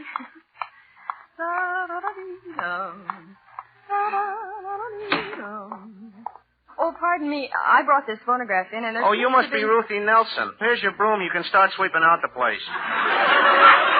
Hey, where you been? What? Oh, Tommy sent you over for the Betty Rhodes meeting, didn't he? Oh, you must be the one who's Betty Rhodes' old pal. Old pal? Oh, I'm the only one who ever called her Rhodesy. Rhodesy? Yep. She called me Melzy. Well, we're practically lifelong friends. Well, look, kid, you better get busy with that broom, huh? With a broom? Yeah, and here's a rag. You can start dusting when you're through. Everything's got to be spick and span when she gets here. I got a big favor to ask her, Rosie. Well, I'm sure you're going to get just what you're asking for, Millsy.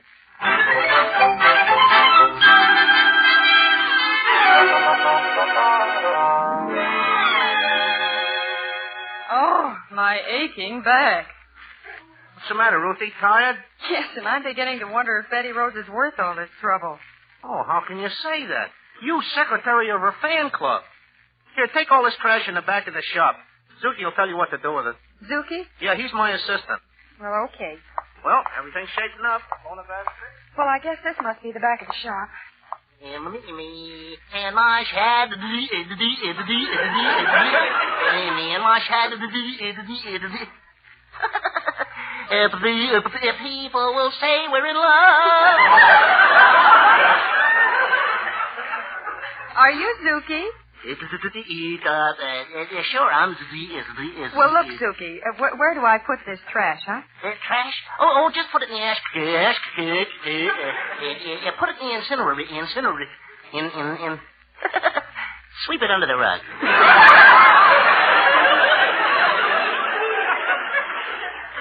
Say, Zuki, where did Mel meet Miss Rose? He's only making believe. So he can get on the right side of his girl's father. Oh, I see. Hey, you know, I'd like to be a singer, too. Oh, really? Oh, yeah, I'm not bad. Listen. One meatball.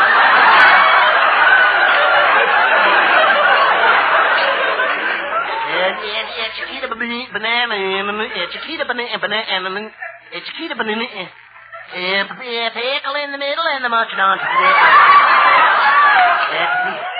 Pickle in the middle. Oh, what's the matter, Zuki? I think I'm getting a stomach ache.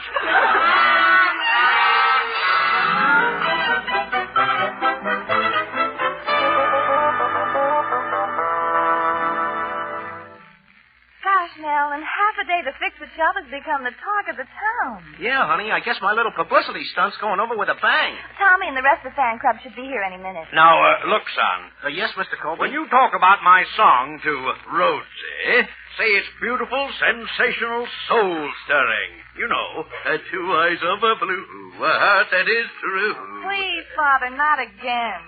Oh, hi, everybody. Oh, Tommy. Oh, when's Miss Rose going to be here, Tommy?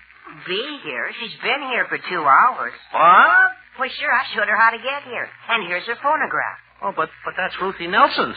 Oh, no, it isn't. Ruthie couldn't make it. That belongs to Betty Rhodes. You see? Here are her initials. B.R. That's Ruthie. Somebody slapped me on the back. Something wrong, Mel? Shall I get you a glass of water? Yeah. Put some poison in it. Oh, Mel, what's the matter? Darling, what is it? Hey, look, everybody, I might as well tell you. I don't know. Well, hello, everybody. Oh, hello, Miss Rhodes. Well, aren't you going to say hello, Melzy? Melzy? Look, Miss Rhodes. Oh, Melzy. Call me Rhodesy. Rhodesy? I must be off my nutsy. Oh, come on now, honey. Don't be so embarrassed. Melzy, you didn't embarrass so easily when we went to school together. School? Huh? Oh, sure. I remember the last time I said goodbye to you, Rosie. You cried like a baby. I did. Of course, you was only 2 years old. And just think, in the meantime, you've become a big, aggressive businessman. Remember me? 2 eyes of blue, a heart that is true. You hear something, Miss Rhodes? Yes, frightening, isn't it? Miss Rhodes, Rhodesy, my future father-in-law here, Mr. Colby, he's got a new song he wrote. He'd like you to sing it for him. Oh, say, the kids will be here any minute. Let me put on your new Victor record. Rumors are flying. Oh, yeah, that's a good idea. Go right ahead, Tommy.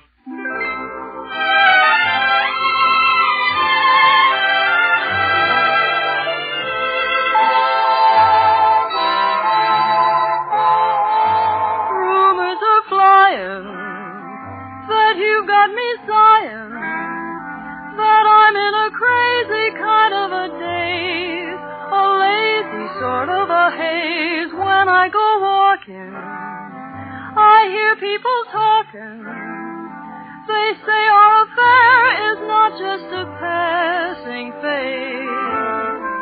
And they whisper about the flowers you keep sending me by the dozen. And they wonder about the hours that you spend with me. It keeps them buzzing. Rumors are flying, and I'm not denying that people are sure I'm falling in love with you. Cause for a change, darling, all the rumors are true.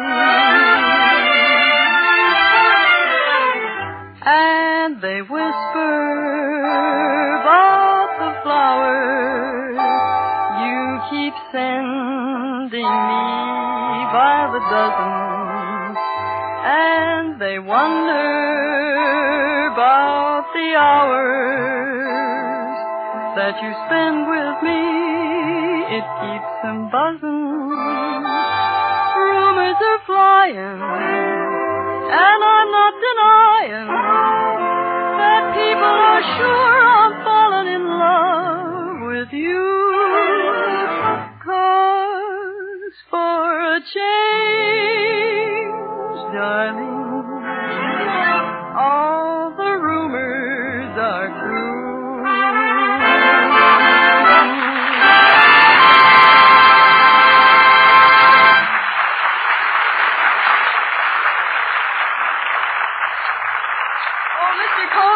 Didn't you say you wrote a song you wanted me to sing? Oh, I've been robbed again. Daddy, where are you going? Colby is flying. There's no denying.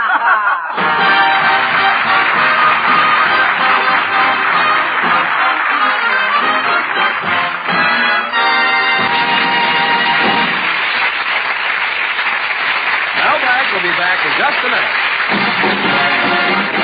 Use Colgate tooth powder, keep smiling just right. Use it each morning and use it each night. Don't take a chance with your romance. Use Colgate tooth powder. A breath of trouble, unpleasing breath, can lose you friends and alienate people. So ask yourself if you could have this social handicap. Best thing to do is to guard against it. Brush your teeth night and morning and before every date with Colgate tooth powder. For Colgate tooth powder cleans your breath as it cleans your teeth. Yes, scientific tests have definitely proved that in 7 cases out of 10, Colgate tooth powder instantly stops unpleasing breath that originates in the mouth. What's more, no dentifrice at any price cleans your teeth more quickly and thoroughly than Colgate tooth powder. Remember to buy it first thing. And remember the name Colgate tooth powder with the accent on powder.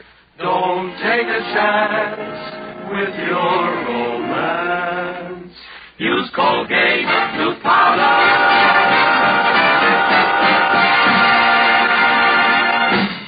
Gosh, we had a lot of fun tonight. Thanks, Betty Rhodes, for dropping in. Oh, it was a pleasure, Millsy.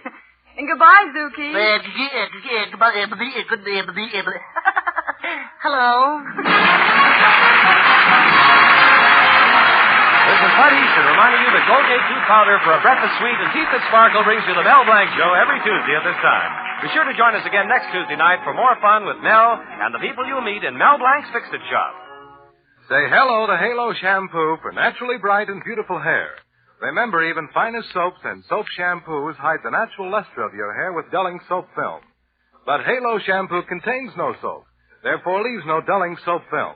Even in hardest water, Halo makes oceans of rich, fragrant lather, quickly banishes loose dandruff and dirt.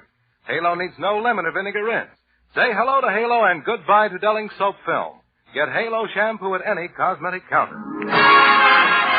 The Mel Blanc Show was written by David Victor and Herb Little Jr. and was produced and directed by Joe Ryan. This is CBS, the Columbia Broadcasting System.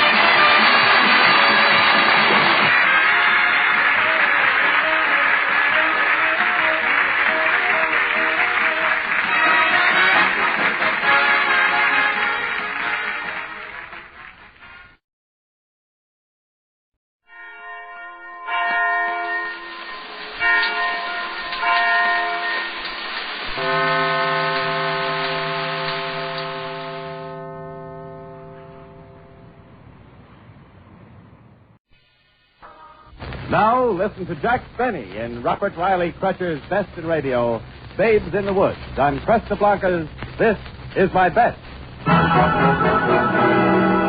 This is My Best, America's greatest stars in the world's best stories. Presented each week by Shenley's Cresta Blanca wine. Wine of friendly nature, pride of the vintner's art, symbol of hospitality, compliment to honored guests. A wine to serve proudly, saying, this is my best. This is Cresta Blanca. C-R-E-S-T-A, B-L-A-N-C-A. Cresta Blanca. Cresta Blanca.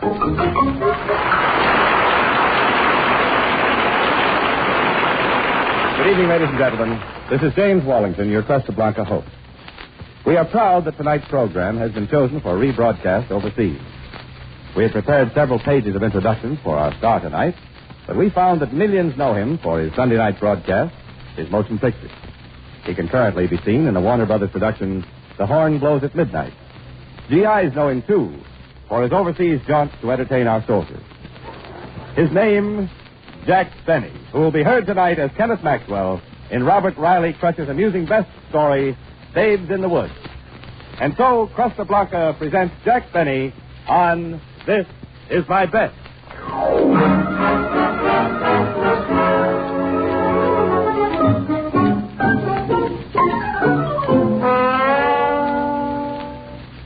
If you live in Hollywood and saw the movie trade papers this morning, you probably noticed the following items. Kenneth Maxwell, Academy Award winner for the best screenplay of 1944, trains east today for the Broadway production of his new play, Babes in the Woods, which Maxwell will produce and direct. Sandra Starling, star of his last two pictures, accompanies him to New York, where they will wed. Well, I know them both, and I wish them all the luck in the world. He'll need it. Why? That's what I want to know. Why? If you could get one train reservation, why couldn't you have gotten two? Sandra, darling, I tried You tried. Didn't you tell him we were engaged, that we were going to be married as soon as we got to New York? Yes. I would like to be there for my own wedding. Dearest, I was hopeless without you. If the ticket agent had only seen how beautiful and lovely you are, he would have given us anything. Oh, well, I suppose I should have gone with you. Do you really think he would have done it for me? They'll call you the moment there's a reservation available. Meanwhile, I can get some very important business and production problems out of the way. Excuse me, Matt. How do you do, Mr. Maxwell? I understand you are producing a play. Yes. Strange as it may seem, I happen to be at liberty at the moment. I've had 40 years' experience as a juvenile. Surely you've seen my picture, Rose of the South. I seem to recall the aroma. I'm very sorry, but I'm not casting my play until I get to New York. Good day. Dinner is served. I beg your pardon? Dinner is served.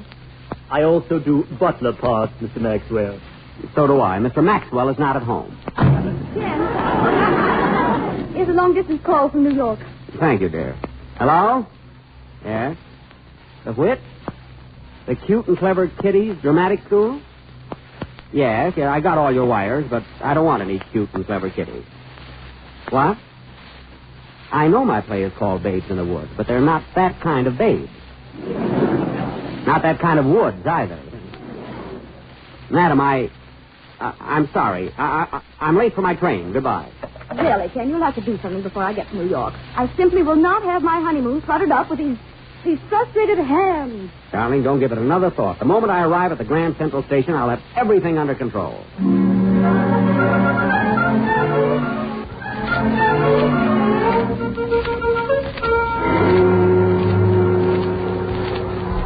Attention, please. Train leaving New York for Pittsburgh, Chicago, and points west on track 5. Hey, mister, do me a favor, will you? What? Would you mind doing me a favor? Certainly, if I can. Look, this here's my kid, Patsy. Well, how do you do, Patsy? Why ain't you in uniform?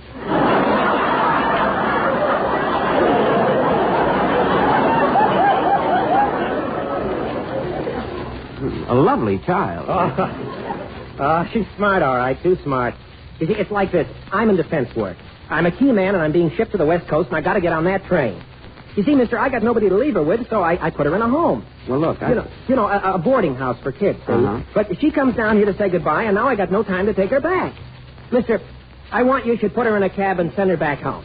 Here, I'll give you the dough. No, never mind. I'll be glad to do it. Oh, that's swell of you. I wrote the address on a ration book and put it in her purse. Thanks a lot. So long, Patsy. Be a good kid. Okay, goodbye. Well, come along, Patsy. I'll find a nice, pretty yellow cab for you. And then you can go for a wonderful ride. Won't that be grand? No. What's the name of this home where you're staying? I won't tell you. I'll get you something nice. What would you like? A baby brother.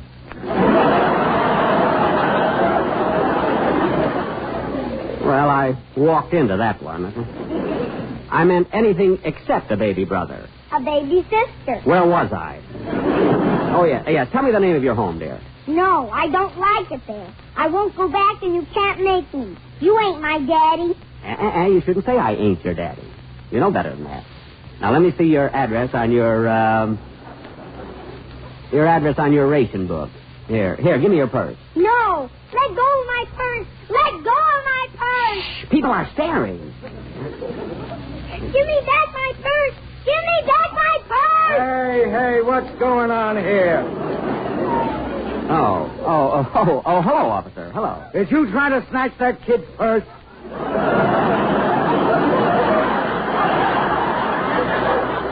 Well, certainly not. Do I look like the kind of a man who goes around taking money from little children? Ridiculous. All I wanted was her ration book.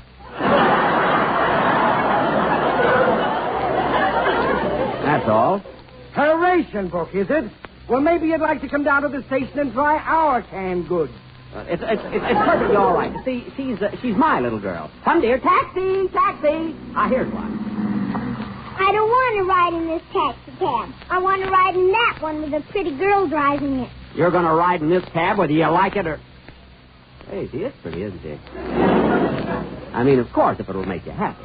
Taxi? Yes, sir. Where to? Here's $5. I want you to take this charming young lady to, you'll find the address in her purse. Goodbye, Patsy. Remember what your daddy told you. Be a good girl. Daddy, don't leave me. Don't send me back to the orphan's home. Oh, please don't, Daddy. Hey, just a minute, you. What's this orphan's home routine? Oh, she's not my child. No? No. And why is she calling you Daddy? I don't know. Patsy, what's the matter? You know I'm not your daddy. Uh-huh. But you said I shouldn't say you ain't my daddy. That's right. You shouldn't say I ain't. But the point is, I ain't. I mean, where's that address? I don't want to go back there. Where is it? I tore it off and ate it. You what? Now, see here, mister, there's something behind this. Yeah, if she doesn't behave, I'm going straight to the bottom of it, too. If you strike that child, I'll call the police. I'm not going to strike her. I simply want to get rid of her. Do you know you can get 10 years for abandoning a child? Young woman, I am a bachelor. It's very embarrassing to have a child on my hands. She belongs in a home where she will be very well taken care of. That's the man for you, tossing his responsibilities to the wind and breathing on his way to more adventures. You ought to be horsewhipped. I'm trying to explain to you that this is not my child. Is that so? Oh, it's you, officer. You told me this was your little girl. Well, yes, she was. But right now she is. I mean, she wasn't. Look, we're leaving. The Hudson Arms Hotel, please.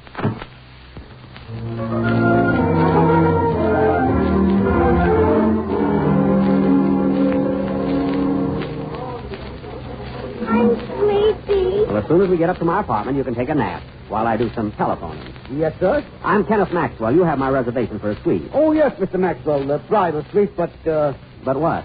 But you didn't mention that you had a child. Now, look, don't you start that. Look, did you or did you not accept my reservation for the bridal suite? Yes, but we were hardly expecting a child bride. This is very silly. Well, let me read. Does this little girl look like anything like me? Well, no, she doesn't. Of course she doesn't. She belongs to friends of mine. I brought her a present from Hollywood, and I want to take her upstairs while I get it out of my luggage. Oh, I beg your pardon. I'll get your keys at once. What did you bring me from Hollywood, Daddy? A baby brother? Daddy? Did she say Daddy? No, Laddie. She's a little Scotch girl. Oh, I'm sorry. You'll have to go elsewhere. But... Good day, sir.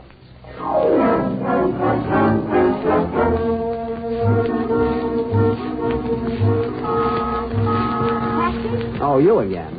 I knew they wouldn't take the kids. Where do you want to be turned down next? Let's try the Park Plaza. This time, will you please keep Patsy in the cab until I get the room? Oh, no. No, you're not deserting any kid in my cab. And I can tell you right now they won't take kids at the Park Plaza. There must be some place in town that'll accept children. Yes, the maternity ward, but they won't accept you.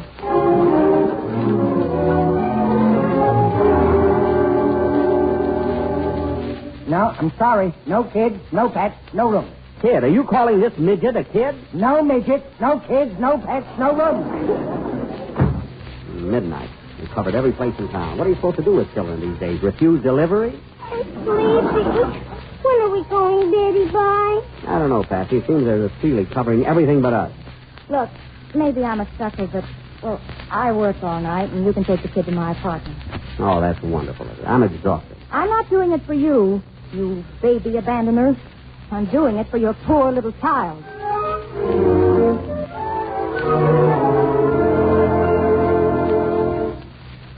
I'm afraid you'll have to sleep in your whatchamacallit tonight, Patsy. If you want me, I'll be on the couch in the next room. Tell me a story. I've told so many tonight, I can't think of any more. I can't go to sleep without a story. All right. Let me see. Once upon a time in Hollywood, there was a big, bad wolf. And, no, you better say your prayers and go to bed. Aren't you going to say them with me? Well, I haven't said them for quite some time. Why? Did you get everything you wanted? Well, we shouldn't always ask for things, Patsy. We should express gratitude for what we have and ask God to make us good. Daddy, you're already good. Well, thank you, dear, but I think perhaps there's a little room for improvement. I'll say them with you. Well, kneel down beside me. Put your hands in front of your face and bow your head. Like this? Uh-huh. Jesus, tender shepherd, hear me. Through the darkness, be thou near me. Keep me safe till morning light. And bless my new daddy, too. And please don't let him send me back to the home. Because I love him so. Thanks a lot. Amen. Amen. What's the matter, Daddy? Nothing, just a little smoke in my eyes, I guess. Come here, get in my lap. That's the girl. La la la la la la la.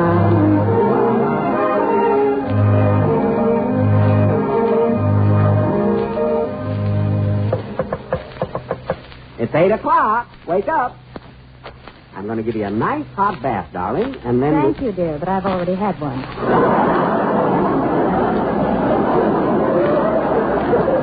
Oh, I thought... Where's Patsy? Getting dressed. Breakfast will be ready in 3 minutes. Orange juice, sausages, waffles, and coffee. How's that sound? A lot better than that menu last night. Cold shoulder and that other thing. Now, I'm terribly ashamed of myself. After I left you last night, I went back to the station and talked to reporters. And they told me about... It was splendid of you to look after Patsy. And after breakfast, I'll try and help you find a home. Well, there's really no rush. Oh. Why should you be bothered with her? She's not yours. That's what those homes are for. I know, but she dreads going back there. You see, I had a rather miserable night, thinking. If I had a child like Patsy, well, I don't believe I could stand the thought of her being unhappy.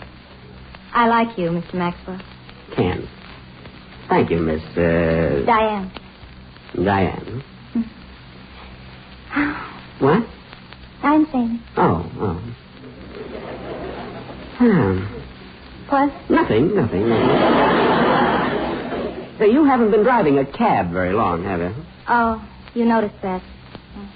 But I'm getting better. Really, I am. This morning, I almost got a pedestrian. Really? The trouble with me is I haven't been allowing for deflection. You see, you have to leave the target and... Here, and then... sit down beside me. Let me see your hands. Why? Look at them. Those aren't the hands of a taxi driver. They're soft and fragile and delicate as a cloud. Beautiful. They don't look like they've ever done a hard day's work. Neither do yours. Well, that's because of the kind of work I do. I write plays. Sometimes I play the violin. Plays mostly. I just dabble with the violin. Oh. You also work pretty fast, don't you? Yeah. About Patsy now. You know, if you want to adopt her, there'll be a lot of red tape. You'll have to notify the police. I'll see if she's dressed. Listening to Jack Benny in Babes in the Woods on Costa Blanca's This Is My Best.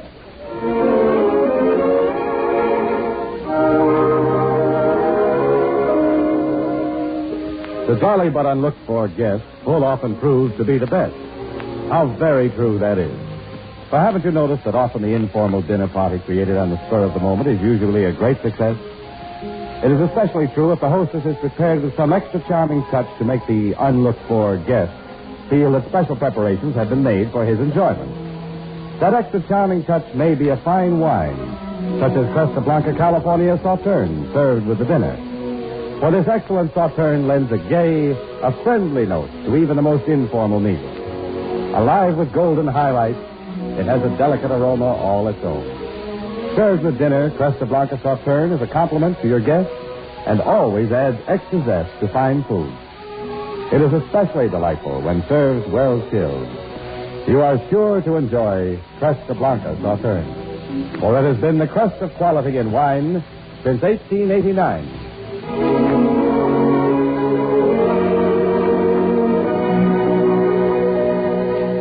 Now, This Is My Best brings you the second act of Babes in the Woods, starring Jack Benny.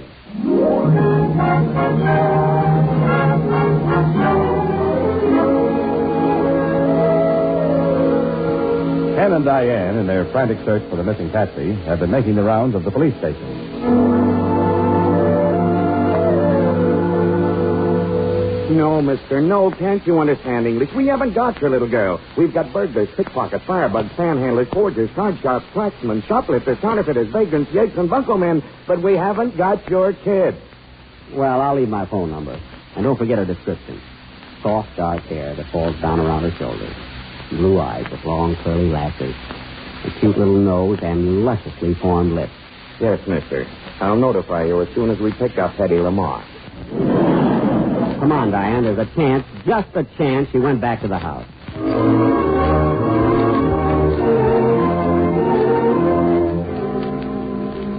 Well, there's only one more place to try. Mrs. Fluff's boarding house for children. It's down this street. If she isn't there, why don't you give up? You're wearing yourself out. You have so much work ahead of you on that play. The what? Oh, yes, the play. How can I concentrate on a play when Patsy may be wandering around the city somewhere cold and hungry? Well, then I'm afraid you'll have to go on without me. Diana, now, please don't leave me. I couldn't do anything without you. I need you. Oh, Ken. You're the most precious thing in the world to me. Oh, Ken, do you mean that? Of course I mean it. I'd be helpless without a taxi cab. Oh. In that case, I'll turn on the meter. Did I say something to hurt you? No. Oh. Well, you looked at me just... Your eyes were so cold. Were they? Oh, they're usually very soft and warm and exciting. They are? Diane. Yes? I don't know just how to say it. Since I've known you, Yes? Well, what I'm trying to put into words, is that Yes? Well, you're the only... Here's Mrs. Fluff.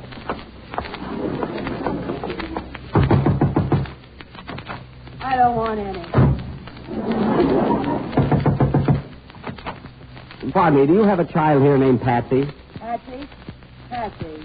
How many teeth you got in front? All except one. Doll here on the left. Oh, the southpaw. Yes, she's fat. Why? Thank heavens, I've come to take her away. Okay, I'll get 'em ready. Thank you, Them? Yes, them. Patsy's brothers and sisters. If you don't want no child of yours here, you can take 'em, all 5 of 'em. 5? 5? Diane!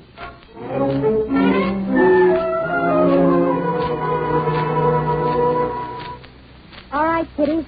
Here's the apartment. I want some candy. I want a hanky. I'm thirsty. I'm sleepy. I'm empty. I'm hungry. I'm groggy. Company, fall in. Count off. Charlotte, Ashley, Melanie, Rex, Patsy. How did that Yankee get in there? No Patsy and Gone with the Wind. Folks must have seen a double feature. Diane, what am I going to do with them all? I can sleep here in my apartment, but I don't know where we'll put you. Don't worry about me. I'll just loosen my collar and hang myself on the coat tree. Diane, you're a peach. I love you. But how the devil am I going to look after them? I'll be at the theater all hours. Take them to the theater with you. No, that wouldn't work. All my attention will be on the stage. Then put them on the stage. On the stage? Yeah, in the play. Why not? 5 kids? What am I doing? The life of candor? Well, didn't you say one of the women is supposed to have 2 children? Yes, Well, but... that settles it. You're the author. Simply write in 3 more. But she can't have 5 kids. She's only 22. That's what she says. There are only supposed to be 2 kids who cause a lot of trouble. 5 will cause that much more. You ought to know. And it'll strengthen the plot. Well, I don't know. Maybe. Hang it all, yes. I'll do it. I can kill 2 birds with 1 brush. I can give all my attention to the stage and still keep an eye on the kids. Diane, what would I do without you? I love you. Better be careful. That's twice you've said that. Well, I love you twice as much. Oh, Ken. When should we be married? Married? Diane, I'm afraid. Darling, this apartment will be much too small for all of us, but I know just the place. I saw the cutest little house in Flatbush. Look. Ken, think of it. A little home with me and a white picket fence running around it. Diane, wait. Look. Diane, look, there's something I have to tell you. And it has a lawn, too. You know, grass. And you won't believe it, a swinging gate. Oh, I can see you now. You're coming home from the theater, and I'm waiting for you at the door. I take your arm and help you up the steps. Am I that old?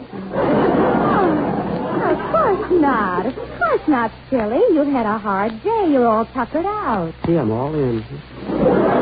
Diane, please, I have to explain. Look, I dread telling you this, Diane, but you see, I'm all ready.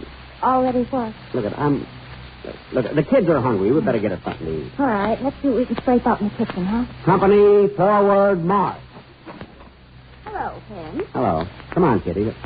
Sandra. The door was open, so I came on in. Well, darling, I wasn't expecting you for another week. Obviously. I called the theater when I arrived, and they said you gave me this address. So these are the production problems you had to take care of. 5 of them.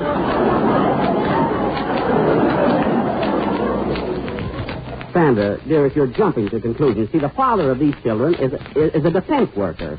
He's building... What's his name? He's building. Huh? What's his name? Oh, he's building planes for his country, is he? Now, I'm merely looking after them. Isn't that right, Patsy? Uh-huh. There. And did I ever see you? Any one of you before yesterday? No, Daddy. Daddy! Well, don't think you've made a fool out of me. Truth is, I never did love you. I was only sacrificing myself for my career. You were just the means to an end. And this is the end. Goodbye. Well, that's that. As the fairy stories go, the beautiful princess has removed her mask and revealed herself to be a witch.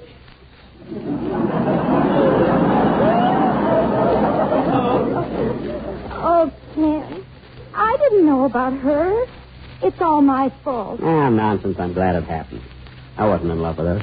I've known that ever since I've known you. You mustn't say that. It's true, Diane. Will you marry an adoring bachelor with 5 kids? But... You know, an offer like this doesn't come every day. Think, woman. A bachelor who's wealthy, rich. 6 ration books. Well, you don't know anything about me. I'm wearing a mask, too. I'll never take it off. It's beautiful.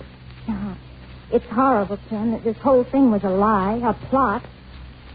Plot? I'm not a taxi driver. I'm a dramatic coach. I have a school for children. Wait a minute. Not that...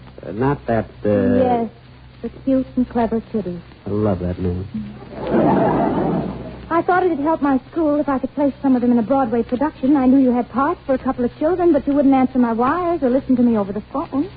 I had to do something. Then you mean that defense worker? My brother. And Mrs. Schlupp? My sister.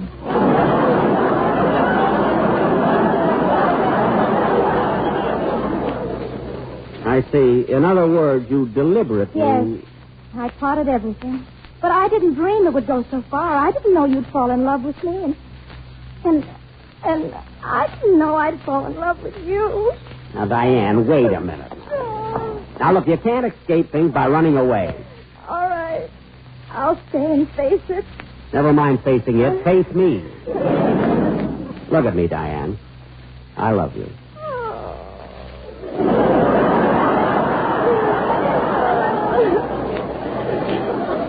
You know, it was really a very clever idea. In fact, it was a brilliant idea. Yes, it was. And I can't even take the credit for that. I stole the whole idea from a wonderful short story I read several years ago. I know, darling. I wrote it.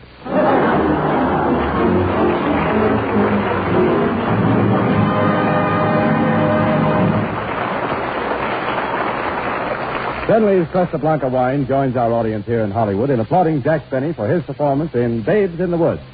Casablanca wine has enjoyed bringing you This Is My Best during the past season, and we hope you have been entertained by these programs.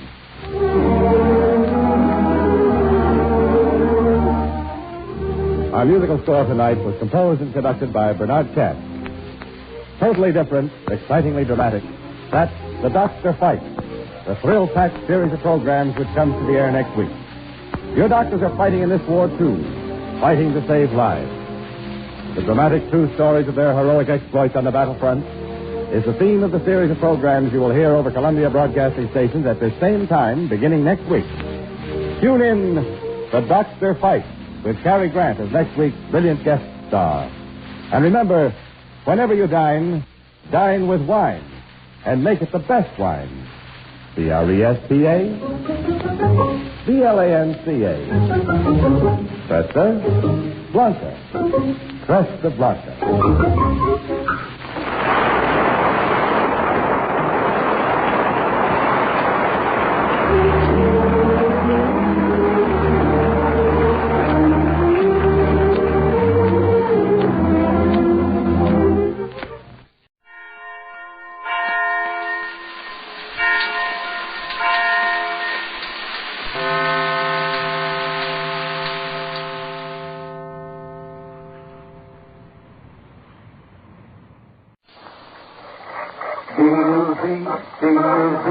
Put those in your washing machine. Get your clothes out bright and clean. When he does your wash, you'll sing. He does everything. Hello there. We've been waiting for you. It's time to play Truth or Consequences.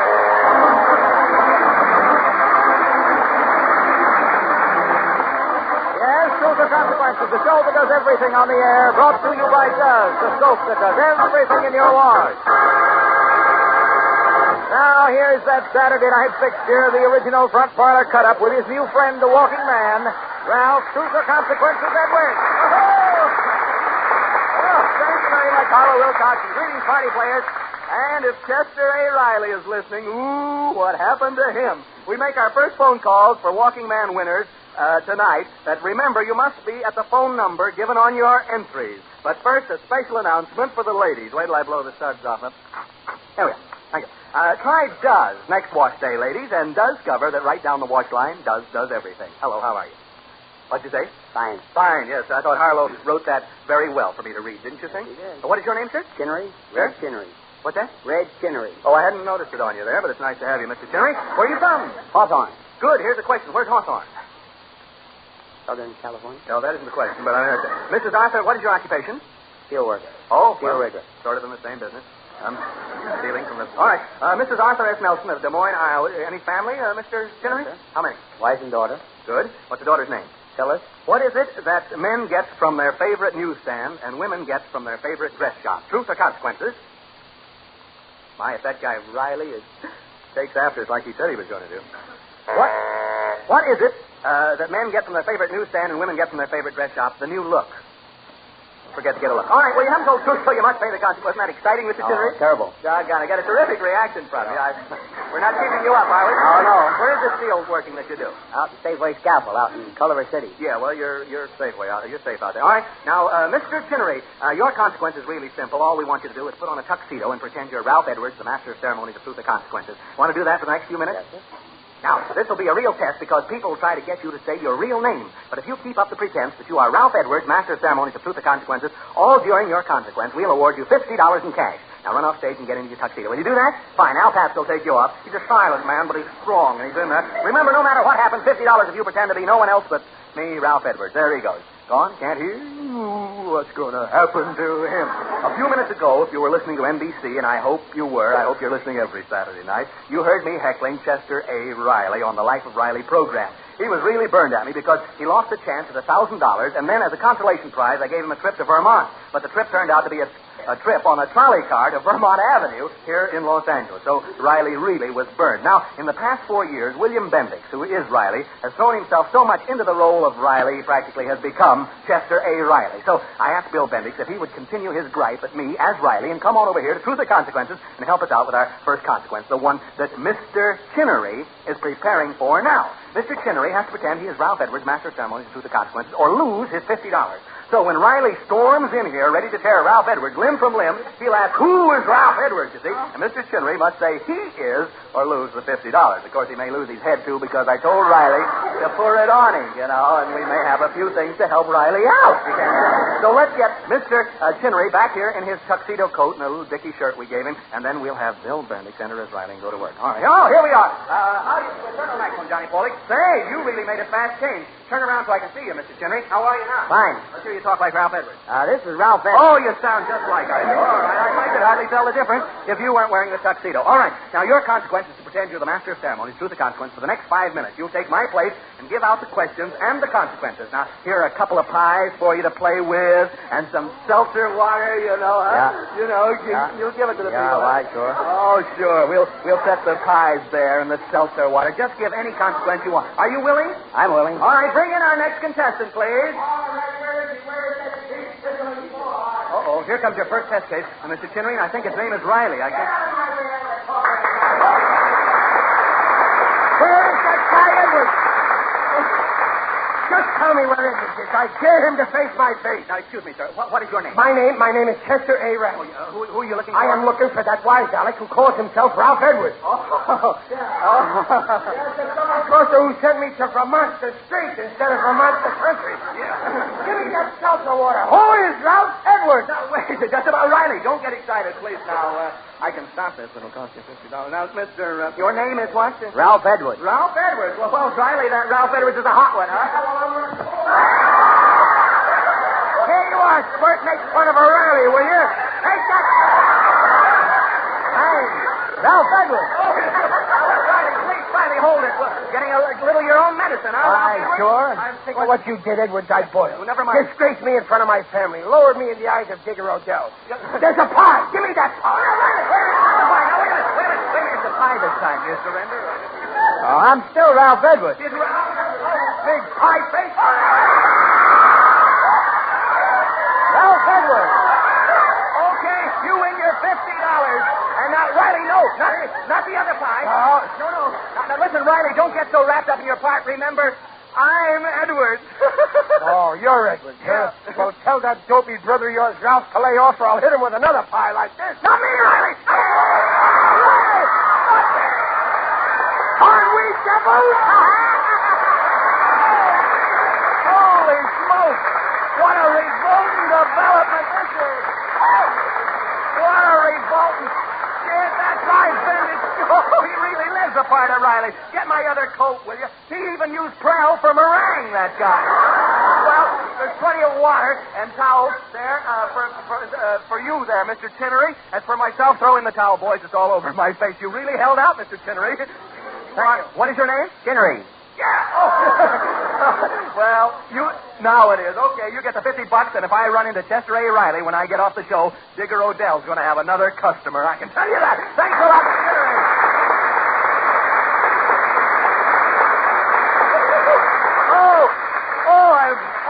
Our first phone call in a minute.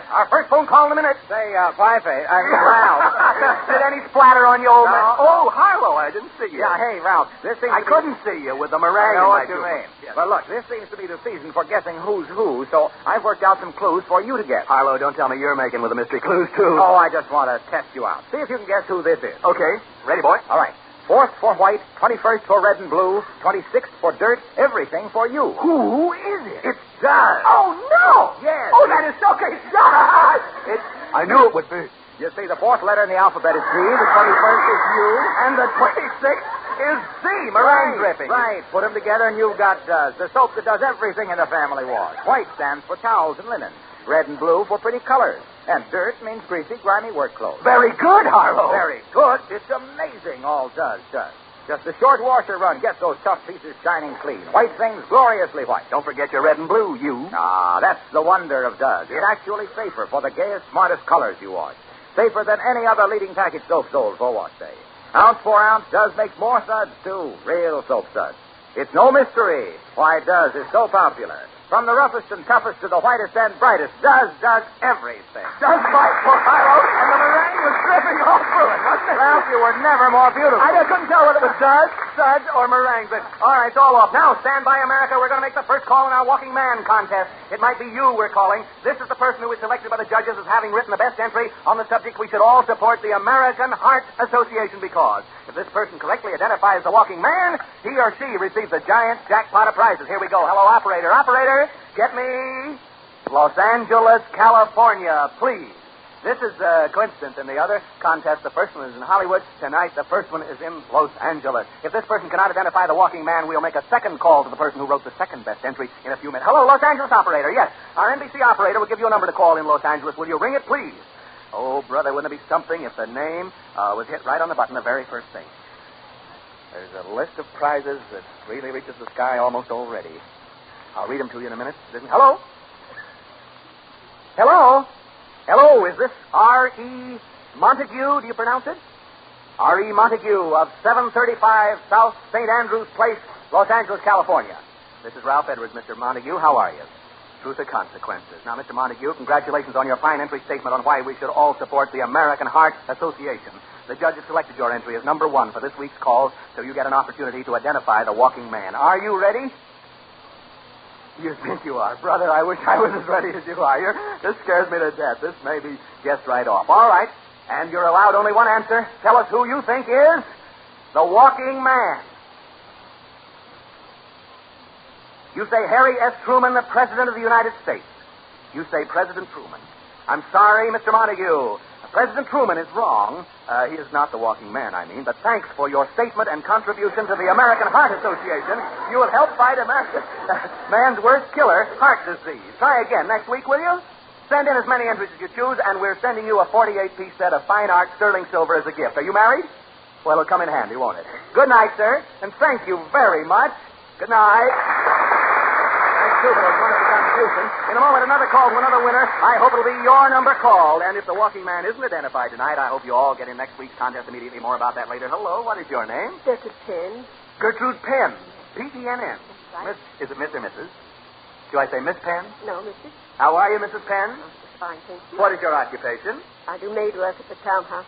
You're a maid at the townhouse. At the Townhouse Yes. Hotel here in Los Angeles? Yes. Where is that? Over on Wilshire? I work on Commonwealth. Have you had any interesting experiences over there? How long have you been a maid? Oh, How long? time. How long have you been a maid in a hotel? 18 years. I'm on my 18th year there. At the townhouse? At the same place there. Well, bless your heart. I bet they're proud of you. Who are the neatest guests, men or women? Oh, they vary. Yes, well, I don't blame you for not sticking your neck out. I can see why you've been there 18 years. All right. All right. Do you have any family? Yes, I have a son and 4 grandchildren. Oh, isn't that wonderful? Here's your question, Mrs. Penn. A very charming little lady, isn't she? Your question, Mrs. W.H. Fitting of La Crosse, Wisconsin, wants you to name 5... Can you hear from there all right? No, I don't hear We're well. getting very... Oh, I'm sorry. Name 5 ways of communicating without talking orally.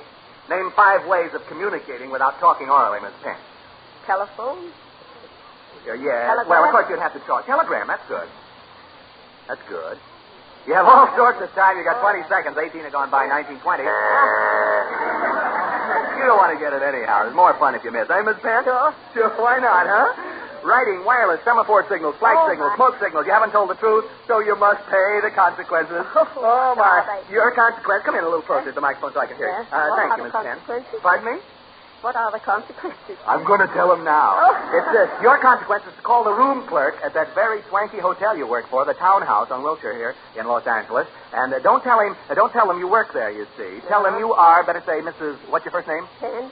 Say Mrs. G. Penn. Yes. And you write underwater. And try to make him believe you have a reservation Yes. You see, he probably won't recognize your name. All right, bring him along. He probably won't know you anyhow, will you? The maids, do they ever get?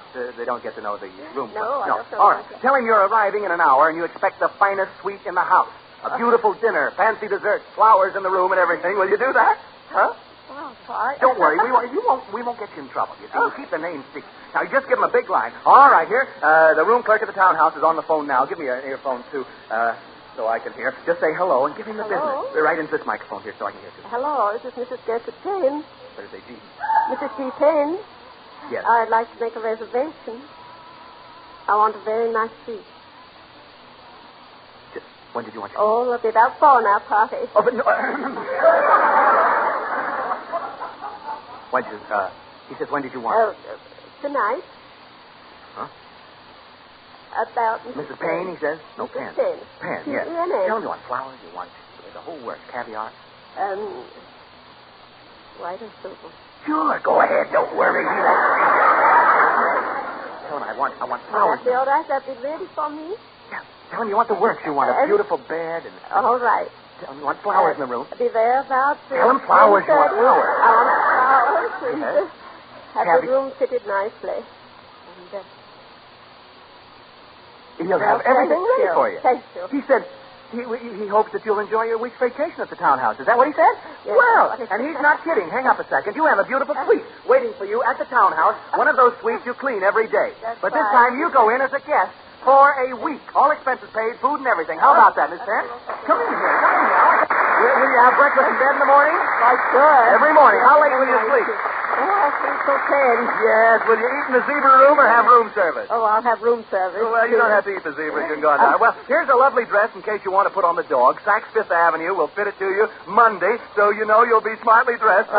Is that right? Oh, that will be wonderful. Here's expense money in case you feel like stepping out of your luxurious surroundings for a while. The wonderful service of the townhouse is yours, free, hairdressers, everything.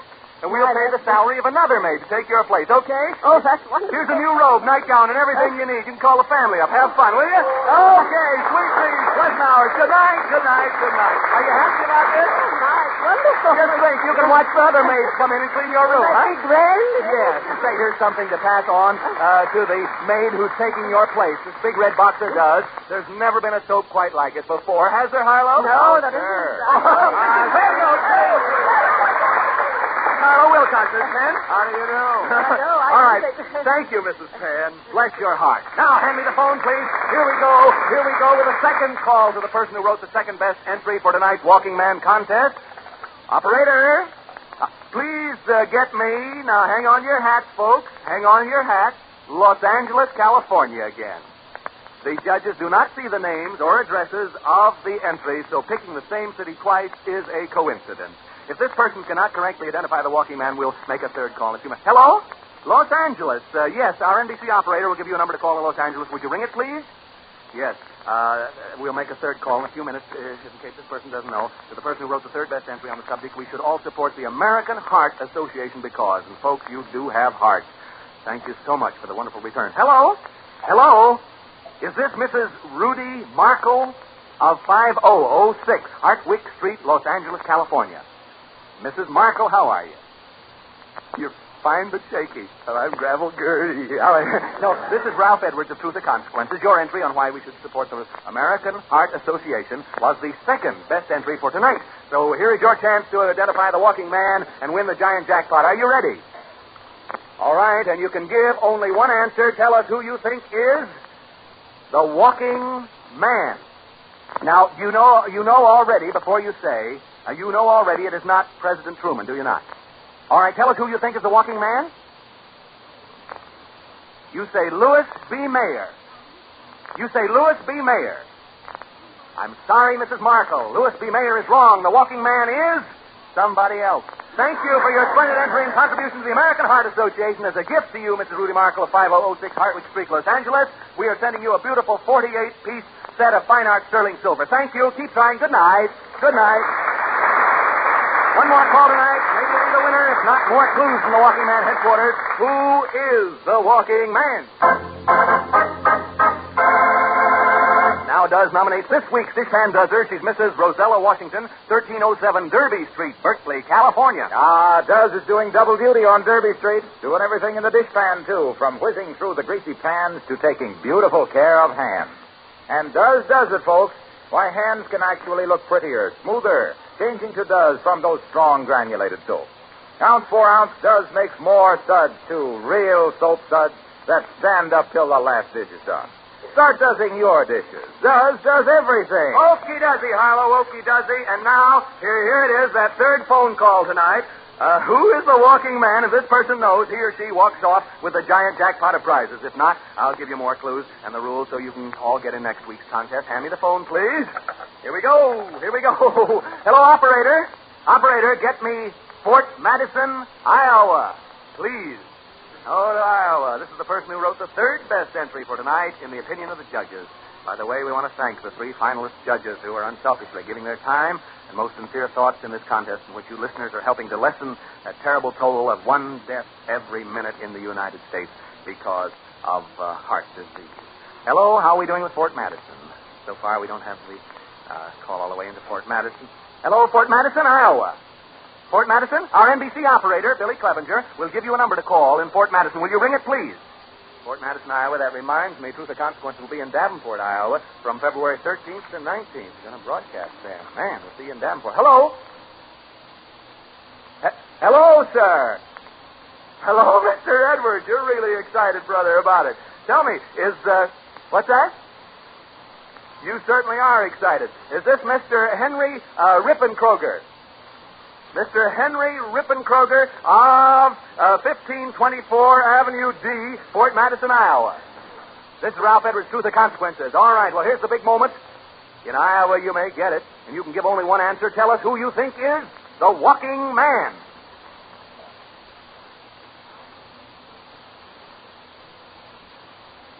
My selection for the walking man is J. Edgar Hoover. You say J. Edgar Hoover, Mr. Henry Rippenkroger. I'm sorry, Mr. Henry Rippenkroger. J. Edgar Hoover is wrong, but thank you for your support of the American Heart Association. We're sending you a 48-piece set of fine art sterling silver and hope you'll get in next week's contest immediately. Will you? Thank you, sir. Maybe we'll see you in Iowa. Good night, sir. You're a swell sounding guard. Well, there he is. No one tonight. There he is again. The walking man. You know how he walks. You know who this man is, and if you're called upon to identify him, you'll win the giant jackpot of prizes. This week, the giant jackpot amounts to a Bendix home laundry consisting of washer, dryer, and automatic ironer, a $1,000 diamond and ruby Bulova watch, a brand-new four-door Cadillac sedan, a 16-millimeter motion picture sound projector and screen with a print of the Hal Wallace production I Walk Alone, plus delivery of the motion picture of the month for one whole year, and a 2-week vacation for two from any place in the United States to Union Pacific, Sun Valley, Idaho, all expenses paid. To this, Truth or Consequences is adding this week a $1,000 J.R. Wood & Sons art-carved diamond ring, an Electrolux vacuum cleaner with all attachments, and a 1948 RCA Victor Console FM and AM radio phonograph combination and television set, all in one cabinet. Now, listen to the clues and get in the contest. Quiet, the walking man.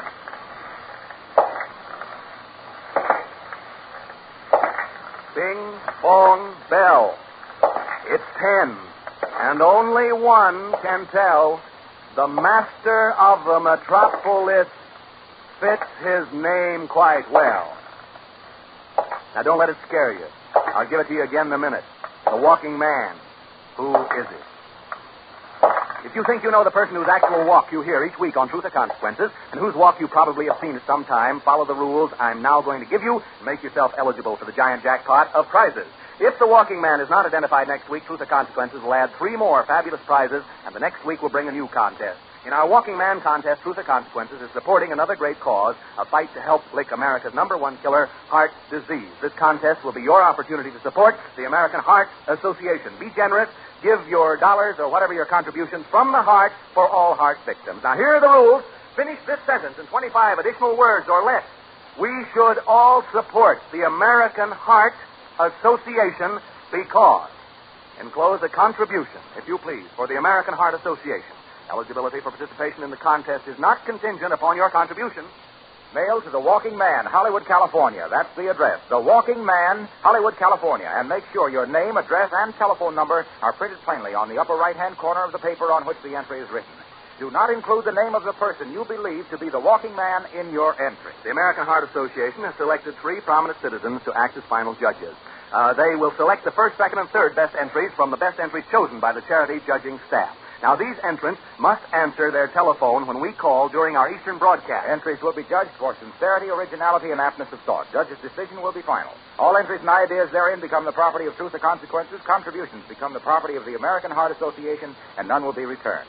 Any resident of the United States may compete except employees of Truth or Consequences, NBC, Procter & Gamble, their advertising agencies, and their families. Entries received by next Monday will be entered in next week's contest. Then, at the time of our Eastern broadcast, that is 8:30 Eastern Time, 7:30 Central Time, 6:30 Mountain Time, and 5:30 Pacific Time, we will call the writers of the first, second, and third best entries in that order, unless, of course, the walking man is identified earlier on the program by one of these entrants.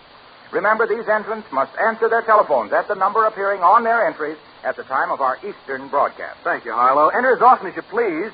However, only one entry to an envelope, and thanks for making these contributions, paper money as well as coins. Remember to be at your phones next Saturday, January 24th, when we make 3 more phone calls in the Walking Man contest on Truth or Consequences. Who is the Walking Man?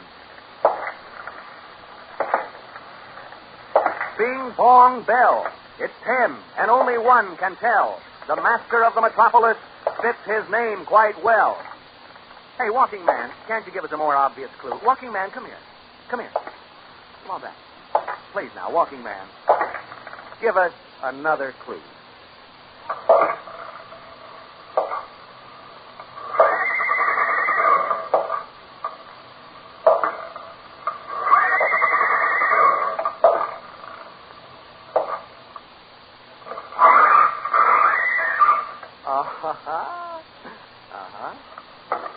Where's the other?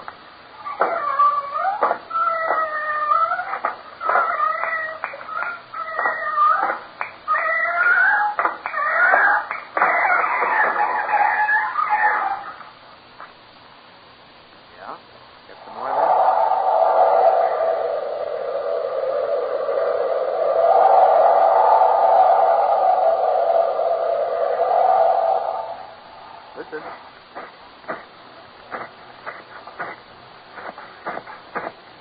Letting you have it tonight. Swell. Okay, Walking Man. That was a mess of clues. And those are really the steps of the Walking Man, his real footsteps. As I say, folks, don't let it scare you. He's not really a bogeyman. He's the Walking Man. Now, what is your name, please? This is Mary Lyons. Hello, Mrs. Lyons. Uh-huh. Where are you from? Originally from Clinton, Indiana. Where now? Los Angeles. Good. You like it out here? You bet. Beautiful in Clinton, too, isn't it? Yes, it is. What is your principal Lots of industry in Clinton? Oh, just nothing much now. It's just, we thrive on that out here, too, you know. What is the best way for a girl to keep her youth? Truth or Consequences, Mrs. Lyons of Clinton? I don't know. By not introducing him to other girls. Oh. Best way to keep your youth going. All right, you haven't told the truth, so you must pay the consequences. Now, Mrs. Lyons, that was a yacht, wasn't it? Mrs. Lyons, we're going to go easy on you. We really are. We aren't going to give you a consequence. We're going to give you a present, a Christmas present that seems to have been overlooked in the regular Christmas giving. Okay? Well. All right, here it is. Here it is. Come right in here. Isn't it a beautiful box? Oh, I say. Are you anxious to open it? Oh, yes. Well, wait a minute. What's the sign on the other side? Oh, for goodness sakes. What's it say? Oh, do not open until Christmas. Oh, well, don't you think the sign means what it says? I guess so. Oh, I do. We must abide by the signs, you know. Sure. It says don't open until Christmas, so you take this home with you, put it on the shelf where you can look at it once in a while, but don't open it until Christmas, next Christmas, eh? Oh, I see. Yes, that's only 11 months and 8 days away. No, I'm saying now, will you do that? As a matter of fact, bring it to Truth or Consequences Saturday night, Christmas 1948. Christmas falls on Saturday this year, and open it so all of us listening can share your surprise, okay? Fine. I can hardly wait to hold you over. Here's a $25 savings bond. Good night, Mrs. Lyons. Well, how does you do it? Our happy go-dozen singers and their merry washing machine. Hello. D-U-Z, D-U-Z. Put those in your washing machine. Where clothes come out oh so clean. Whiten, coloring bright. D-U-Z does everything. From the roughest and the toughest to the whitest and the brightest. No soap quite like does before. Does is different, does more. When you does your wash, you'll think. D-U-Z does everything.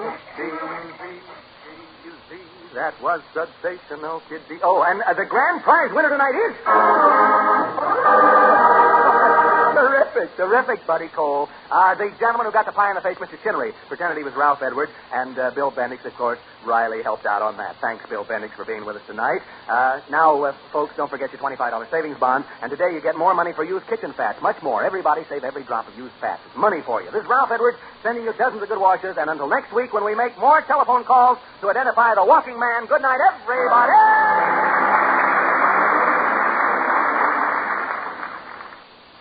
Why has Hollywood star Ida Lupino switched to new improved green shampoo?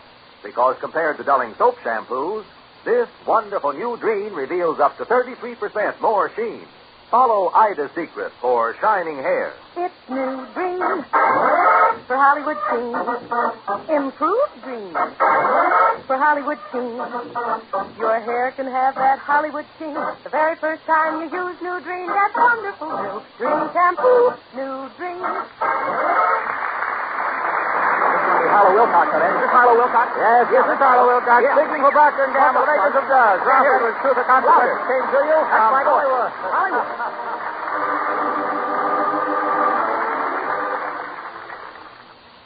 This is NBC, the national broadcasting company.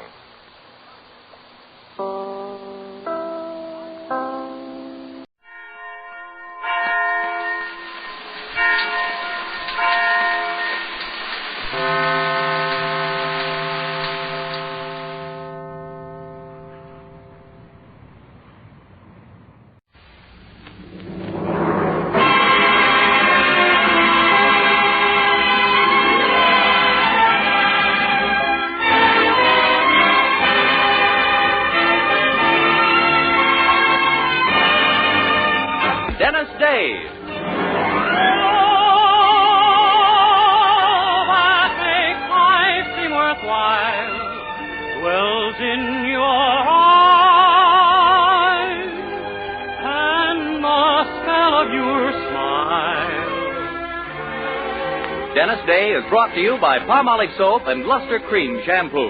Palmolive Soap, your beauty hope. Luster Cream Shampoo for soft, glamorous dream girl hair.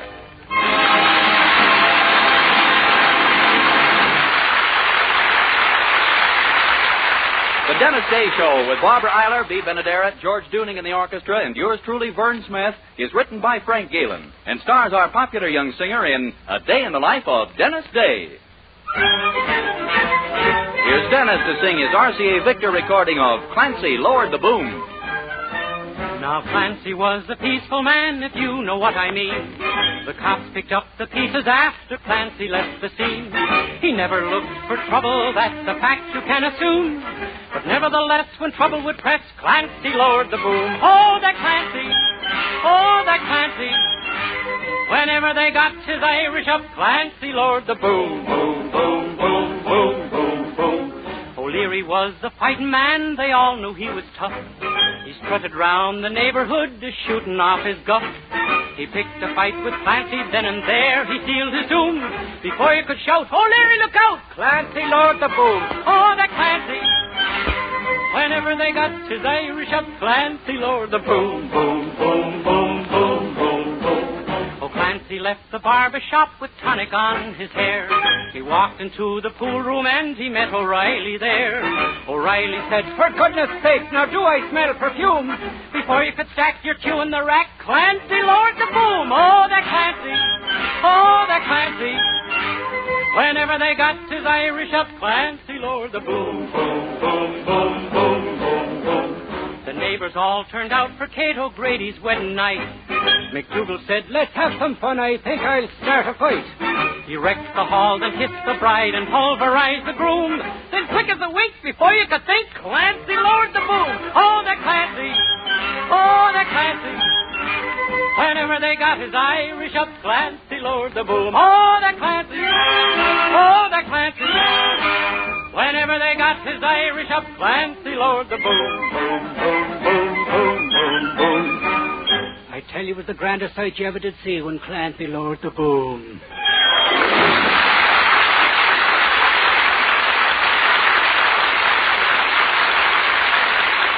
And now, here is a very important announcement.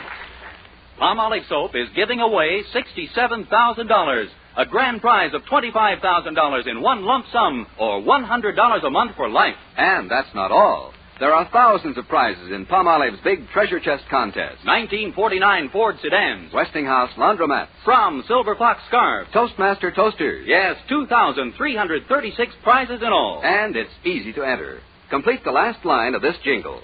A fresher, brighter-looking skin is something I would like to win. I'll get Palmolive soap today. Di-da, di-da, di-da, di-da.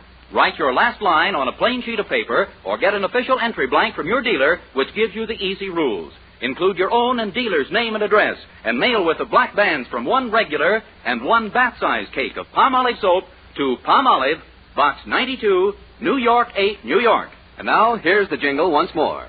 A fresher, brighter-looking skin is something I would like to win. I'll get Palmolive soap today. Di-da, di-da, di-da, di-da. Mail your entry blank with the black bands from Palmolive soap to Palmolive, Box 92, New York 8, New York. Enter early, enter often.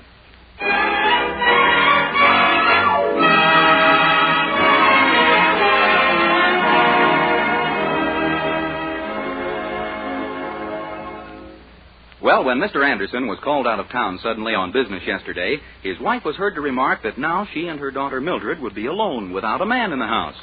And what puzzled our young hero Dennis Day is that she was looking right at him when she said it. But Mrs. Anderson could have been mistaken, for our hero has stepped into the breach completely, shouldering her husband's duties and responsibilities perfectly. Indeed, he's become the man of the Anderson household. If you don't believe it, just listen. Dennis Day, will you please get through scrubbing that floor? Yes, Poopsie.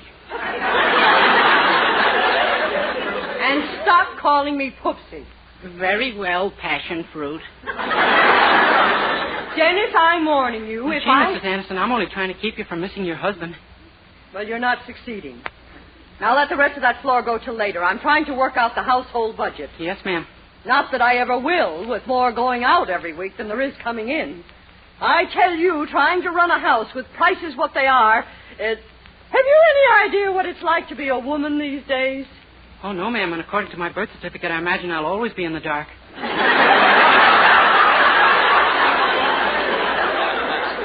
Well, it's awful. I swear I don't know how I'm going to make ends meet. Especially when I have a boarder who's exactly 3 months behind in his room rent. Oh, you've been keeping track too, huh? I have. And you ought to be ashamed of yourself.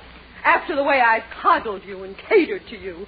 Didn't I spend practically all last Tuesday just shopping for a pillow for your bed? Oh, yes, ma'am. Sleeping on a pillow is fine, but it's really no substitute for a mattress. You've got a mattress, and you know it. Oh, sure. I know it's a mattress, and you know it's a mattress, but my stupid back thinks it's a marble slab.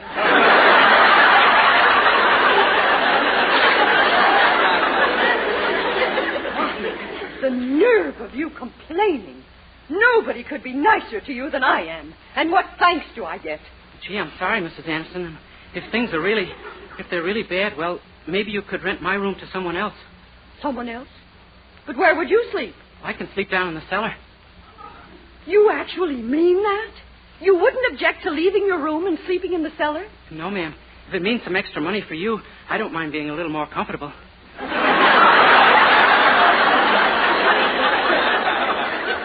Dennis, you're an angel to make this sacrifice. I'll run right down to the newspaper office and put an ad in this afternoon's paper. You're positive now that you won't mind sleeping in the cellar? Oh, no, ma'am. I'm already looking forward to that nice soft cement.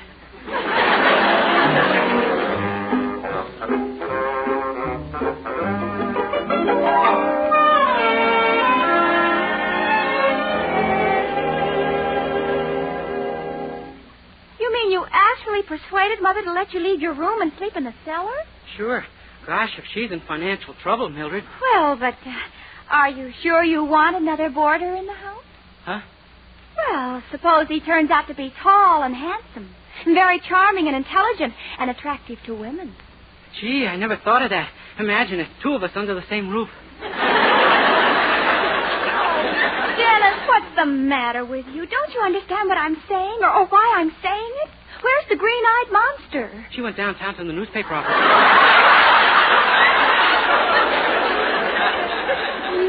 Mother.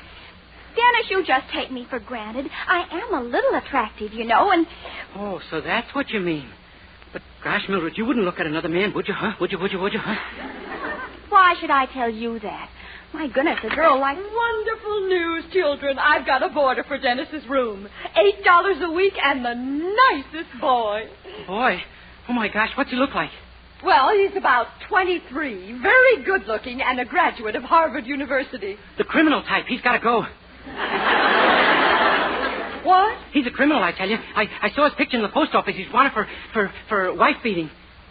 What are you talking about? He isn't married. That's even worse. Beating a wife he's not even married to. Get rid of him. Oh, stop that nonsense. Mildred, he'll be here any minute, and I've got to run down to the corner to pick up some things. So if he arrives before I get back, show him the room. All right, Mother. I'll see you later. Mildred. I love you, girl. Mad for you. Mad. Do you hear? Mad. What? Take me in your big, strong arms. Squeeze me till I'm just a sodden mass of limp passion. Why this abrupt change all of a sudden? I don't know. Living in the cellar, perhaps.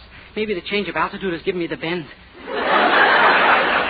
It couldn't possibly be the new boarder, could it? This handsome new boarder? Oh, gosh, if he's really so good-looking and only 23 and everything. Oh, you're cute. But you don't really have to be upset, Dennis. No? No, you know I only have eyes for you. Yeah, but it's the rest of you I'm worried about.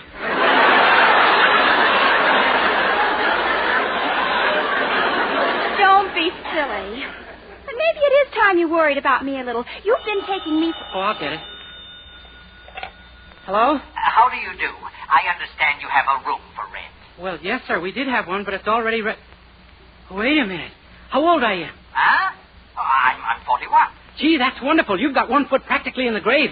I'm not sure I understand that, but I'm very anxious to live in your neighborhood. I'm prepared to pay $25 a week for that room. $25 a week? Well, 30 if necessary, and I... 30?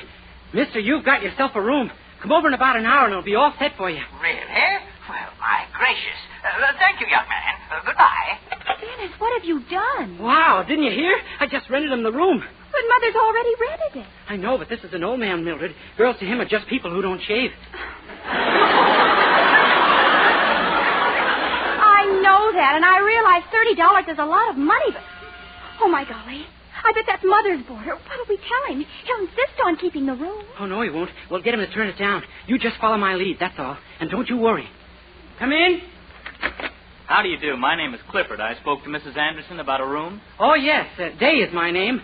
Bring him back alive, Day. You know, the lion tamer. The lion tamer? Oh, sure. This is a boarding house for circus people. Didn't Mrs. Anderson tell you? Why, no. Oh, sure. Meet little Fifi here, our snake charmer. Hiss hello to Mr. Clifford, Fifi.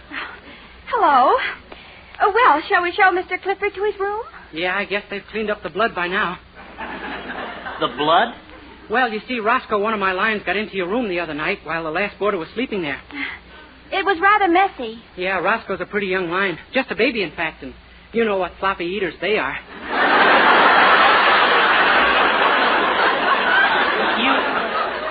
You mean this lion... Uh-huh. Yes. That's why I like my snakes. Remember the boarder before last, Mr. Day? Oh, sure. It's much needed when a boa constrictor swallows them whole. Oh, no. Sure. Say, I hope you won't mind sharing the room for a day or two with Hugo. I'm breaking in a new act. Hugo? Who's he? My vampire bat. And you'll get along with him, though. Just keep him well fed, that's all. What do you mean, well fed? Oh, it's no problem. When you go to sleep, just leave your collar open.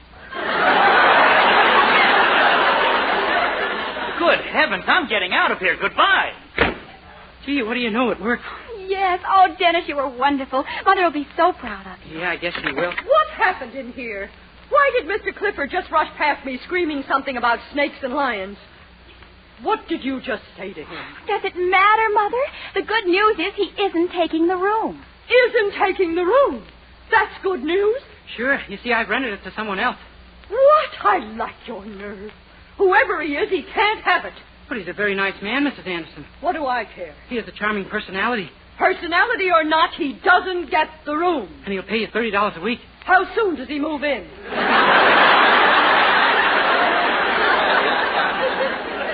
He'll be here in an hour. Ain't I a darling? Oh, Dennis, you are.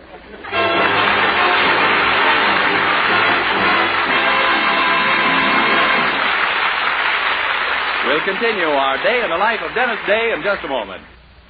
Meanwhile, here's Dennis to sing You Call Everybody Darling. You call everybody darling, and everybody calls you darling too. You don't mean what you're saying, it's just a game you're playing, but you'll find someone else can play the game as well as you. If you call everybody darling, then love won't come a-knocking at your door. And as the years go by, you'll sit and wonder why nobody calls you darling anymore. If you call everybody darling, then love won't come a-knocking at your door. And as the years go by, you'll sit and wonder why nobody calls you darling anymore.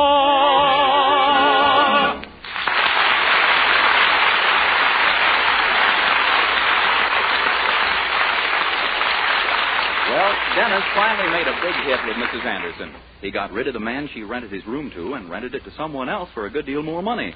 Mrs. Anderson is out shopping for additional furnishings now as Dennis opens the door to greet the new tenant, a very distinguished-looking gentleman, complete with cane and spats. Oh, how do you do, sir? Welcome to Anderson Manor. Oh, thank you. I spoke to you on the phone, I believe. My name is Franklin. Ben Franklin. I'm glad to know you, Mr. Franklin. Your quarters are right upstairs, if I may lead the way. Oh, thank you. You're very kind. Oh, I hope you like your room. There are several very nice features to it, which I will make up as we go along. Oh. Well, I assure you I'm not hard to please and deceiving. Good, because if you wanted something fancy like windows, we'd be in trouble. Now, there we are. Well, how cozy.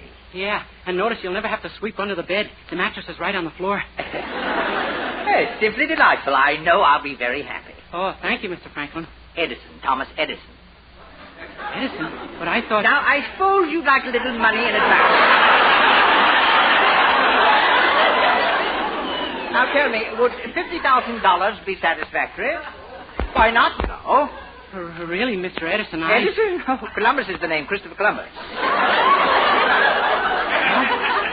George, that reminds me, I nearly forgot. I'll need 3 smaller rooms, too, for the Nina, the Pinta, and the Santa Maria. Now, look here, Mr. Columbus. Why, you're shaking, lad. Are you cold? Oh, no, sir. Oh, I have just the thing for you in my grip. You see that black bag over there? Bring it over and open it.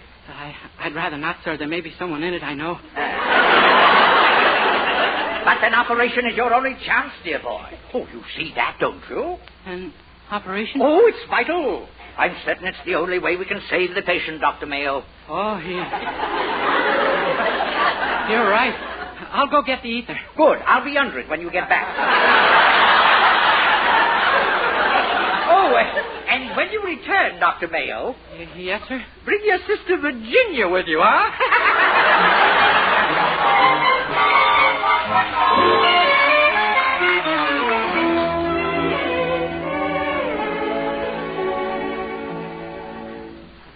Dennis, are you really sure? Beyond any doubt? Positive. All the time I was in the room, he was going...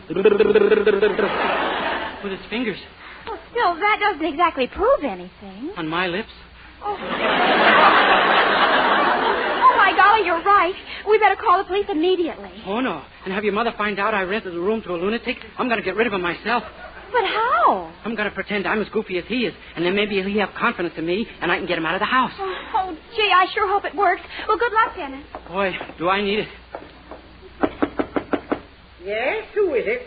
President Truman.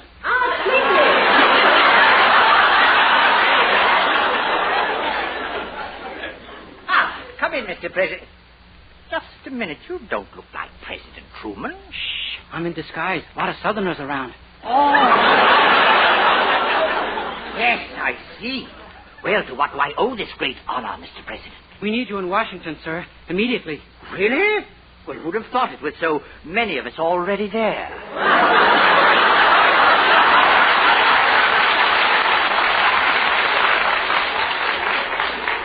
It's a matter of utmost importance. remember that little talk we had in the White House last June about the canal? Oh, I'll never forget it. What canal? Why, the one from Florida to California to permit a free exchange of orange juice. Oh. Yes, that's right. It needs digging, does it? Very well, Ben Franklin is at your service, sir. It's off to Washington. My kite can wait. Good boy. Come on, let's go. We gotta hurry. The plane is waiting at the... Oh, my gosh. Mrs. Anderson. Well, this must be our new boarder. How do you do, sir? Oh, and this must be my landlady. Madame, I am charmed beyond words. Your beauty is as breathtaking as it is unexpected. Oh,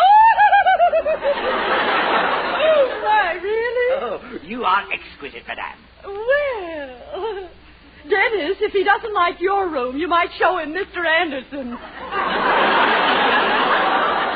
There isn't time now, Mrs. Anderson. We gotta get out of here. We got a big deal on No, my son. I'm afraid it will have to wait. The artist in me is stronger than the engineer. I simply must paint this lovely creature at once. Paint me? Oh, how thrilling. You're a painter, Mr. Da Vinci, Leonardo da Vinci. And you want to paint me, Mr. da Vinci? Look, Lenny, we gotta get out of here. No. I must put this golden girl on canvas immediately. Oh, that hair, the shape of that face. A perfect Helen of Troy. Oh, my goodness. But, Mr. da Vinci... I'll go get my palette and brushes, my dear. Now, you fetch a white tablecloth to wrap about you. It will make a lovely toga. Quickly now, while I'm in the mood. Oh, yes, of course. I'll be right back. But there isn't time. We gotta... Now, don't argue, Harry. My mind is made up. Oh, my gosh. Dennis, what's wrong? Hasn't he gone? No, and your mother's back, and there's no telling what'll happen. Quick, run down to the corner and bring back a policeman. Hurry. Oh, my golly. Okay. Oh, isn't this thrilling, Dennis? Mrs. Anderson. Do I really look like Helen of Troy in this tablecloth? Mrs. Anderson, listen. This guy is a... There you are, my dear, and all ready. Oh, you look magnificent. Now, let's see. Suppose we select the pose. How's this? No, not quite right. Could you bend one knee just slightly? Like this? Good. Now the other knee, too, a little. So? Excellent.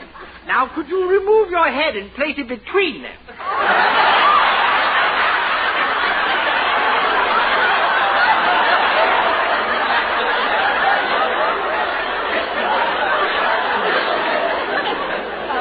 Pardon me, I must have misunderstood you. Did you just... Oh, my gracious, look. There's a young lady running across the lawn accompanied by a gentleman in blue.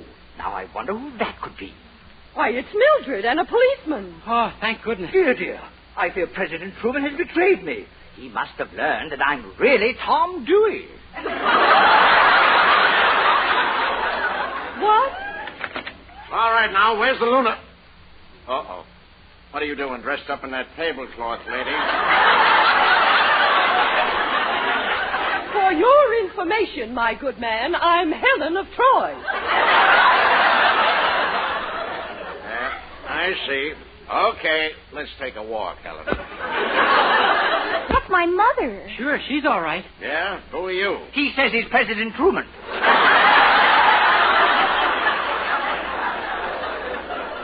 Did you say that? Yeah, but I was... Two of them, huh?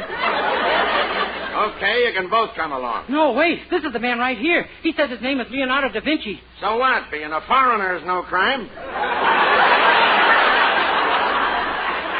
Come on, Helen. Harry, let's move. Now, look here. Oh, officer, you're making a mistake. If you'd only let me explain. Mother wanted Dennis to sleep in the cellar, so we frightened the other man away with the snakes and the lions in his bed and rented the room to Benjamin Franklin. Don't you see? Yep. Get in line, sister. All right, the three of you. Let's go. No. Please, wait. Stop pushing. Well, goodbye, friends. Nice meeting you all. And don't take it too hard, Harry. Just look at the trouble Henry's having.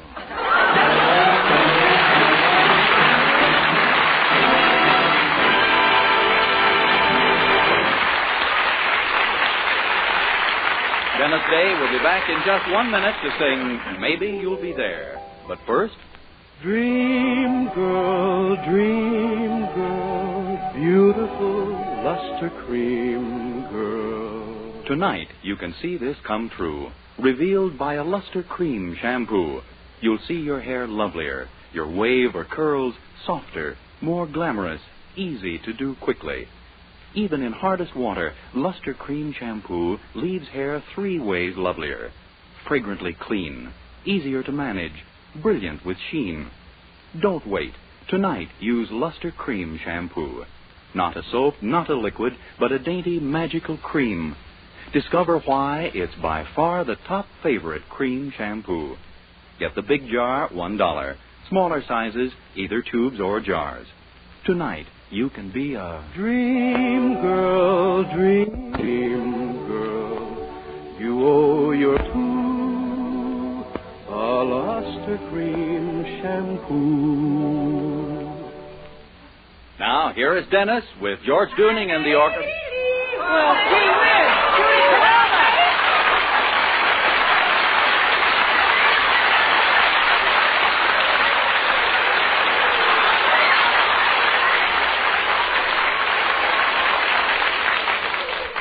Judy, what are you doing here?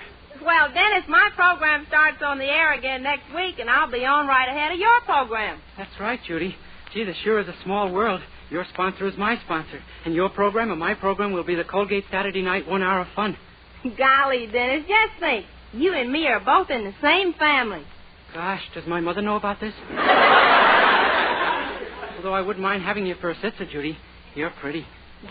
Oh, shucks, you're just saying that. No, I'm not. Huh? No, I'm not. Well, somebody just said it. Judy, I got to sing now, but don't forget, starting next Saturday night, I'll be following you.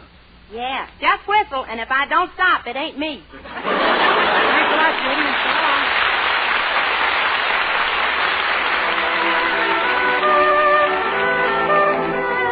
Now, with George Dooning and the orchestra, here is Dennis to sing Maybe You'll Be There. Each night I see a crowd of people. Just like a fool, I stop and stare. It's really not the proper thing to do, but maybe you'll be there. I go out walking after midnight along the lonely thoroughfare. It's not the time or place to look for you, but maybe you'll be there. You said your arms would always hold me. You said your lips were mine alone to kiss. Now after all those things you told me, how can it end like this? Someday, if all my prayers are answered, I'll hear a footstep on the stair. With anxious heart, I'll hurry to the door.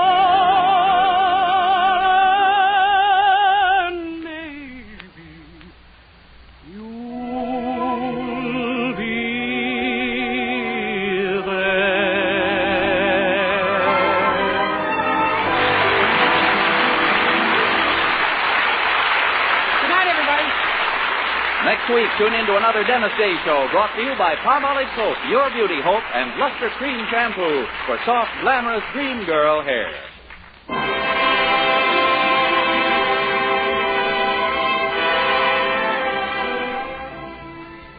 Dentists know what cleans teeth best, and over 4,000 dentists say Colgate tooth powder with a 2-minute routine gets teeth sparkling and super clean. So, to remove dull film and get your teeth shining clean, just brush teeth 2 minutes morning and night with Colgate tooth powder. Brush inside, outside, and biting surfaces. Always brush away from the gums. See how quickly this gets teeth naturally bright. It removes dull film that improper brushing misses. And Colgate tooth powder also sweetens your breath. Try it. Buy Colgate tooth powder today.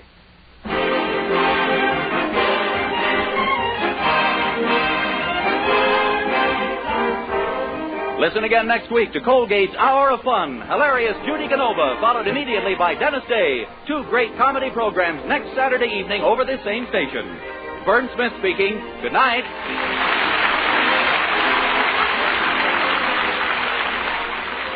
This is NBC, the national broadcasting company.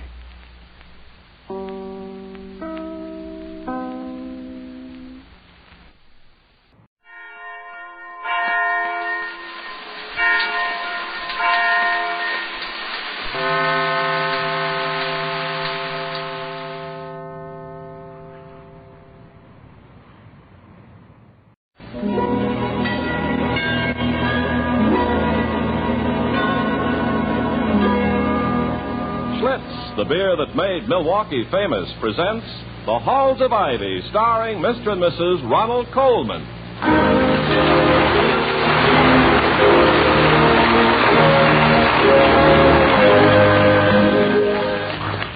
Good evening, this is Ronald Colman. And Benita Coleman. Ladies and gentlemen, this is the 100th performance of The Halls of Ivy. And this broadcast is dedicated to a college which was founded in 1852 and is observing its 100th anniversary. We salute Taft's College, Medford, Massachusetts, and its president, Leonard Carmichael. The taste of Schlitz, the taste so many people prefer, has made Schlitz beer first in sales in the USA. If you like good beer, do as millions of people are doing all over the nation. Ask for Schlitz, the most popular beer in history. And now, the Halls of Ivy. The halls of ivy that surround us here today. Welcome again to Ivy College, that is, in the town of Ivy, USA. Sadly enough, there are people who make a dubious living from trumped-up lawsuits, professional litigants. There are also professional witnesses who, for $15 or so, will swear to the sun rising in the west, professional bondsmen and other full-time legal fringe practitioners. But professional defendants are rare, and among them are college presidents. They must be constantly defending their policies, their plans, and their day-to-day actions. As President William Todhunter Hall of Ivy College tells his lovely wife, Victoria. And so tomorrow, I must go before the Board of Governors and make the best defense I can against the charge of extravagance. It seems that I ordered Emerson Hall painted for the third time in 20 years. Furthermore, excuse me, darling. Dr. Hall speaking. Oh, yes, Miss Haywood. He is? Well, certainly I'll be happy to. What seems to be the difficulty? I see. Well, I'll do anything I can, of course. Yes, Miss Haywood. Goodbye. That was Miss Haywood, Vicky. She's a prime mover in the Ivy Players. Yes, I know. As someone said about someone else, she thinks she's Jed Harris all rolled into one. She's a fine little stage manager when there's nobody on the stage. What did she want? Well, it seems that Sidney Mullins is on his way over here on some desperate mission. Oh, that usually means they need some money for something. Do you know Sidney? No, I'm afraid that pleasure has been denied me so far. I take it he is the promoter, big exploitation expert, and general manager of the Ivy Players. Yes, and a good one. His family were all vaudeville people, comedy acrobats. The 4 Flying Mullins. 4 Flying Mullins? Mm-hmm. He had 2 sets of parents? No. In show business, darling, lots of families are made up of complete strangers. Oh. 3 girls get together from Peoria, Yonkers, and Death Valley, and if they can harmonize well enough, boom, they're the McAndrew sisters. Fascinating profession. Producing fascinating people. And if you think there is anything personal in that observation, my love, you are quite right. Tell me more about Sidney. Well, he talks like Variety magazine. He says he was born in a trunk backstage, and his first words were not Mama and Papa. They were, get a load of that audience. They think they're sitting up with a sick friend. precocious child, I don't suppose. I'll let him in. Louise is at the market being skeptical about the meat and making nasty remarks about the oranges. Well, the market people have the retort perfect on the first of the month. Come in, Sidney. We were expecting you. Hi, Mrs. Hall. Hello, Dr. Hall. Hello, Sidney. It is Sidney Mullins, isn't it? Yes, sir. Late of the 4 flying Mullins. Artists of equilibrium, feats of strength and agility, clean entertainment for the entire family. Drum roll, chord in G, and take a look at the balcony. Think of being up there without food or water. Well, from what I have gathered in several years of being married to an actress, Mr. Mullins... Sid, sir. Thank you. I have the impression that to performers, the number and quality of the people in an auditorium are of paramount importance. And not only paramount, also the palace. That impression is good for a 3-year run, Doctor. It's the old story. The manager says, okay, we'll redecorate the theater. How do you want the seats covered? And the producer says, with people. The schmoes out front that pay off the schmoes out back, only those out front have got the edge. They don't have to come back tomorrow. My folks were the... I'm sorry. I guess I was vaccinated with a long-playing needle. No, don't be sorry. But I'd like to hear about whatever seems to be distressing your Miss Haywood. Oh, she's not Sidney's Miss Haywood, William. He's trying his best to get her adopted by a family in Pakistan. Oh, she isn't so bad, it says here, in fine print. Look, Doctor, the Ivy players have been nominated by the ISPP. The ISPP? The Intercollegiate Society for Play Presentations, dear. Yes, they nominated us to compete with 7 other colleges. Nationwide contest, best dramatic organization. For student theatricals, this is the Kentucky Derby, with ham instead of horse. I take it the finger of fate has tapped you on a sore shoulder. The soreness being financial. Sir, I can see why you're president of this culture camp. You're a quick study. Well, it's experience, Sidney. Most problems he encounters can be divided into 2 groups. One concerning money, and the other concerning not enough of it. Money is an absentee landlord. Its tyranny is most evident when it is not present. But as Duke Gerald of Tuscany so well said, the precious metals are neither gold nor silver. They are the warm bronze of health and the cold steel of courage. Well, that's very good. Thank you. Just how desperate are your straits, Sidney? Well, if somebody gave us $14, we'd have $9 because we owe $5. Here's how it is, sir. We'd like to get into this competition because we think we could win against those other jokers in a dark theater on a rainy day during Holy Week with a pit band of 6 ocarinas playing the Dead March from Saul. But here's the gimmick. Travel and production expenses are to be paid by the competing colleges. And, well, we're so broke, if I shoot myself tonight, they can put a penny on only one of my eyes. Oh, the Ivy players just used up the treasury buying new scenery and costumes, William. All the money they made on their spring tour. I see. Well, inasmuch as the president of a college usually holds his job by an instinct for raising funds from obscure sources by devious devices for peculiar contingencies, I shall see what I can do to alleviate your distress, Sidney. Dr. Hall, I know this isn't like asking you to pull a rabbit out of a hat. It's more like pulling a bass drum out of a flute. If you can do anything to get the show on the road, we'll put up a life-size statue made of ground-up ticket stubs mixed with tears. A statue of me? Well, that's... No, sir. No, sir. With you, life-size is too big for us to handle. We'll put up a memorial to the wisest wise guy who ever lived. The one who first said, go hire a hall.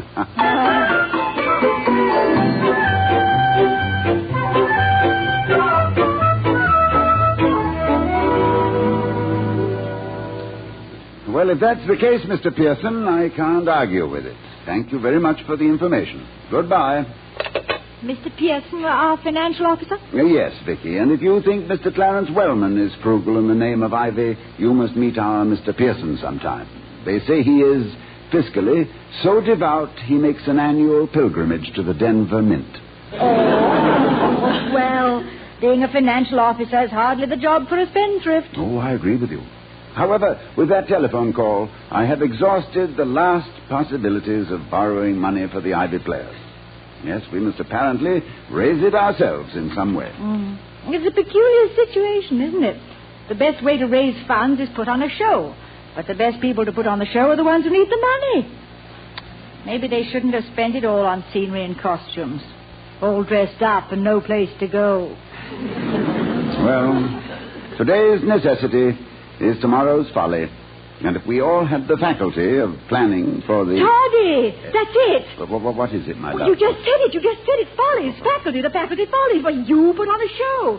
It's sensational. You mean that we, should I mean the faculty? No, but it's inspiration, not Professor Dillard, that magic.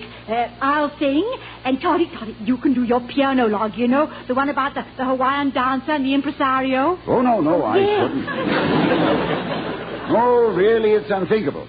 I wouldn't dream of it. I couldn't even... Well, all right.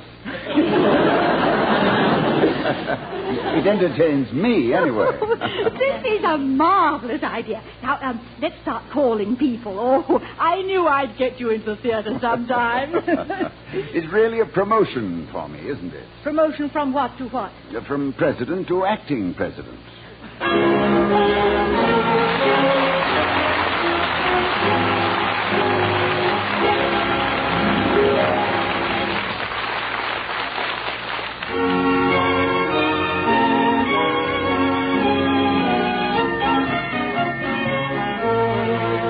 Classes were in session as I dropped into the Ivy bookstore the other day to see Marty Fossil, who operates the place, so it was pretty quiet.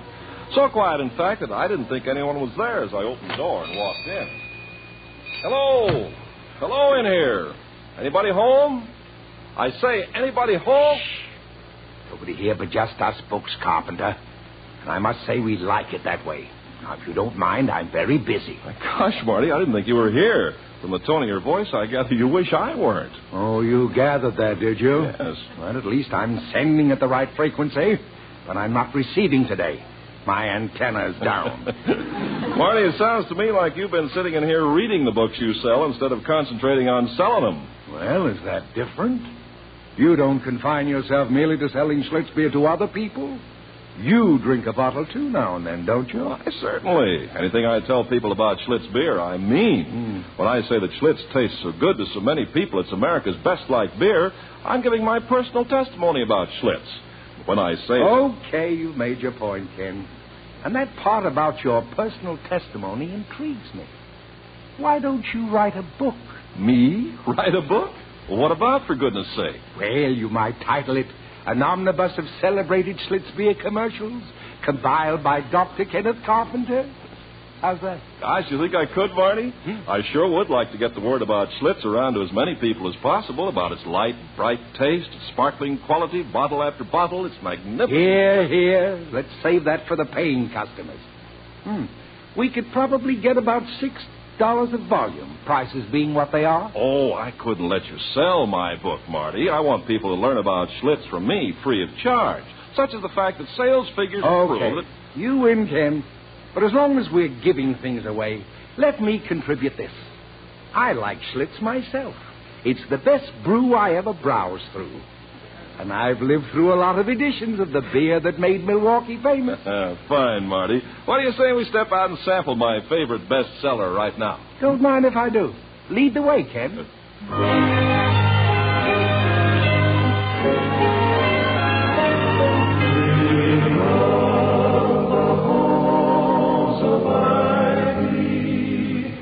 That surround us here today. As we return to the halls of Ivy, we find Dr. and Mrs. Hall eagerly discussing plans for the newly conceived Faculty Follies, an upper echelon production designed to raise money for the student dramatic club, the Ivy Players. Dr. Hall is saying... And you don't think we should call in any outside talent, any professional entertainers? Oh, no, Toddy. Let's just keep it the Faculty Follies. Just professors, administrative people like you. And believe me, they all do. They all do what, darling? Like you. Oh, thank you. But I'm not an entertainer. Oh, didn't you tell me as an undergraduate you were in everything? Glee clubs, orchestras, dramatics. Well, good heavens, my sweet, that was a long time ago. I mean, and even then I wasn't very much of a... That is, I wasn't too bad. In fact, I've had some very good reviews. Some fine reviews, really. One critic said, young William T. Hall, who portrays the character of Carter Gaylord, a riverboat gambler, does so with such a determination to underplay that he is practically cataleptic. Cataleptic? Yes, I treasured that clipping for weeks until I looked up the word cataleptic and found that it meant a condition of peculiar muscular rigidity. Oh, it could have been worse. He might have said catastrophic. Yes. Anyway, he went on to say that I bore a startling resemblance to the late Ronald Colman. What do you mean late? He's still around? He is. Oh, well, getting back to me, I'm sure I don't know what I could contribute. Vicky. You thought of something. Did I ever give you, in a moment of exuberance, of course, my rendition of Three Blind Mice as Kipling would have written it? No, sounds wonderful. Now do it. Go on, do it. Do it now, please. No, please, darling, do I have it. to brush up a bit. But how about you? You have such a repertoire. It'll just be a matter of selection. Yeah, but that's the trouble with a big repertoire. You never know what to do. Now, let me see. Well, there's a song I did once called A Day with a Night of the Garter. I don't think it would be quite... Well, then there was a ballad entitled Send Out for a Handful of Sawdust. They've broken my dolly's heart. It sounds just a trifle... You're absolutely right, it was. I know, Vicky. Vicky, the one about Alice. Remember? My favorite. Alice, I don't... Oh, yes. Alice's house is like a palace is Alice's house. Oh, yes, that's the one. Now, let's see what we have lined up. Mm-hmm. There's Professor Heaslip in something Shakespearean. Oh, must we? Such a pompous little man. Yeah, well, we must at least consider all the available talent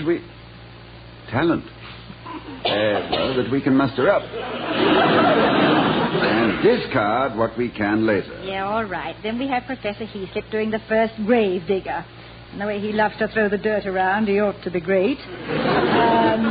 We can get Mr. Dillard in chemistry to do his magic act. Good. Yes. He won't lack for assistance. Any number of his students would like to saw him in half. Then you'll do your bit, and I'll sing. Wait a minute. We need some dancing. Have you any hoofers on the staff, Doctor? Hoofers? Oh, yes. No, dear. Well, I don't think so, unless I can qualify myself. They tell me that some of my sidestepping around the Board of Governors is worthy of Fred Astaire. But I'll inquire around. That must be Sid Mullins checking back. Now, you write these down, Toddy, and I'll go to the door. Oh, hurry back, my love. I miss you dreadfully. Now, let me put this down. Heaslip, Shakespearean bit. Find short one. Dillard, legerdemain. Vicky, Alice's house. WTH, Three Blind Mice, a la Kip. Find, foofing, prof, if pass. Toddy, look who dropped in. It is I, Doc, the last of the tobacco-chewing professors. Ah, Professor Warren. Yep, the superannuated overage fire horse. It's nice to see you, Joe. You've neglected us. Yes, are you busy writing another historical novel, Professor? One with a pretty lady on the cover and practically no cover on the pretty lady.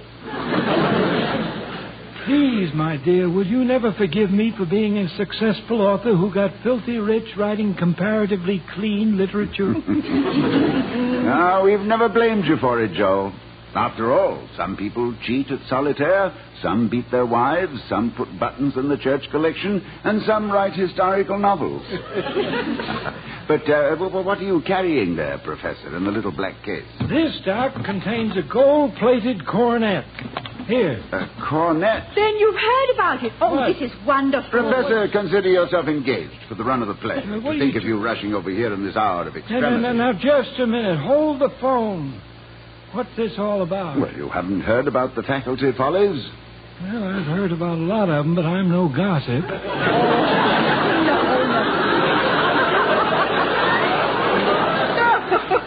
No, Professor. We're getting up a show. Produced, acted, and directed by the faculty members to help out the Ivy players.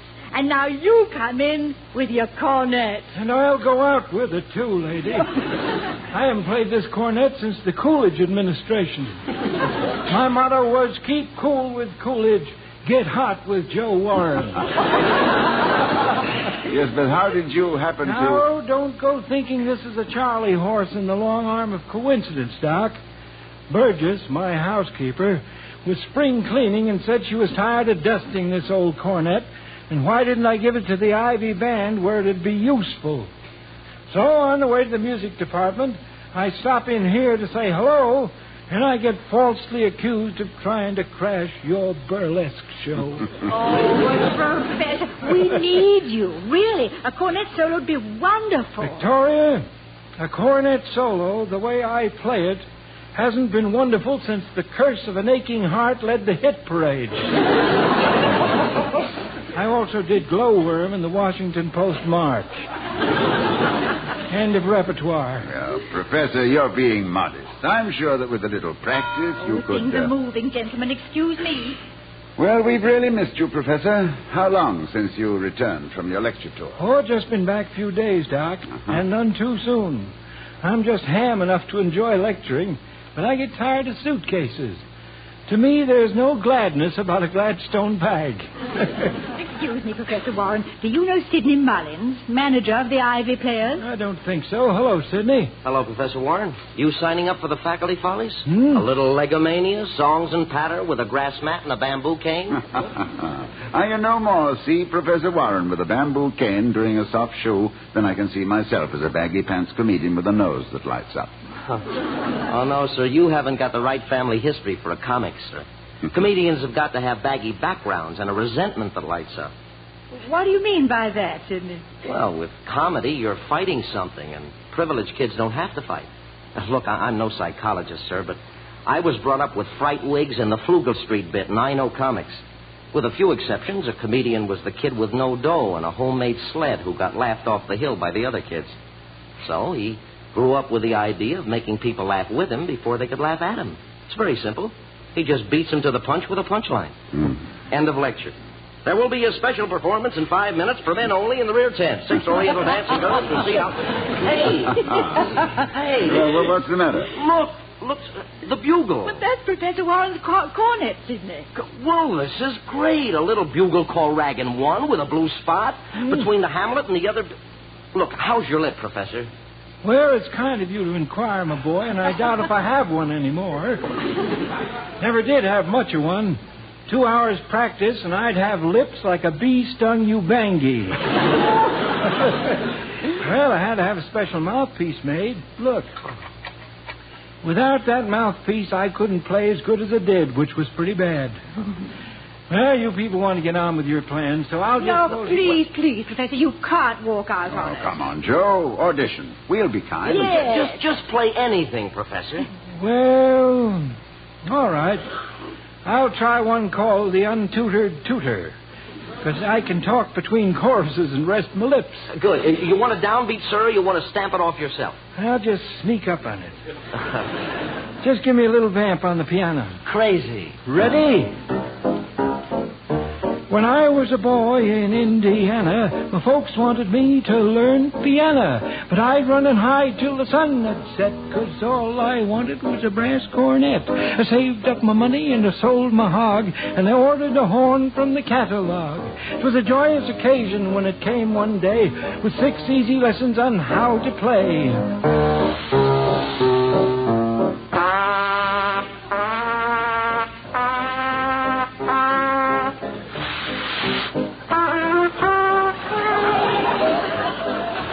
Didn't have a tutor, but I learned to toot some fancy arpeggios and stuff to boot. I could play Annie Lowry most all the way through, and the folks were proud of how their little boy blew. Then a medicine show came out our way, and the doc said he needed a man to play. He said, I need some music while I hand out the cures. Play the Billboard March, and the job is yours.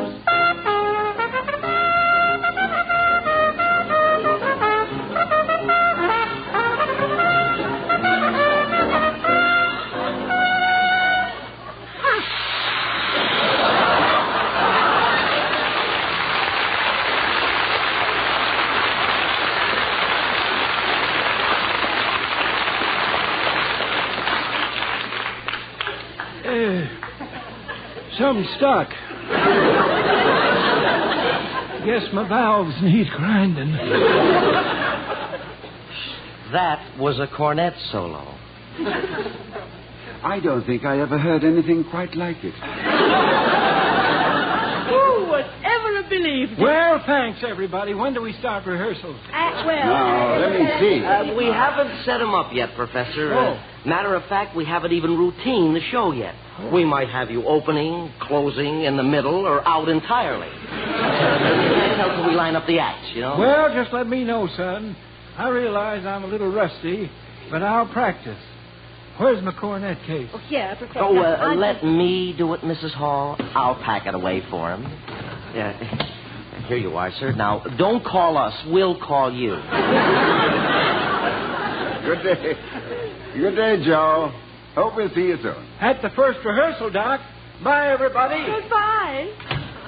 A little rusty, he says. That wasn't rust. That was corrosion. It's so awful. It was dreadful.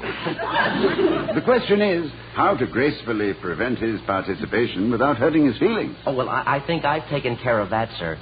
You see this? Oh, good heavens. He forgot to take the mouthpiece for his cornet. Oh, no, sir. He didn't forget it. I palmed it. He'll think it's mislaid, and after the Follies, you can say you found it under the piano. Well, Sidney, that was fast thinking. Fast thinking. It was a kind act. And in this production, we'll need all the kind acts we can find. Excuse me, folks. I forgot something. Here's the cornet to go with that mouthpiece.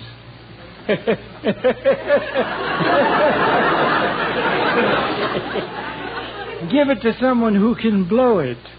I'm too old a chicken to lay an egg. Goodbye.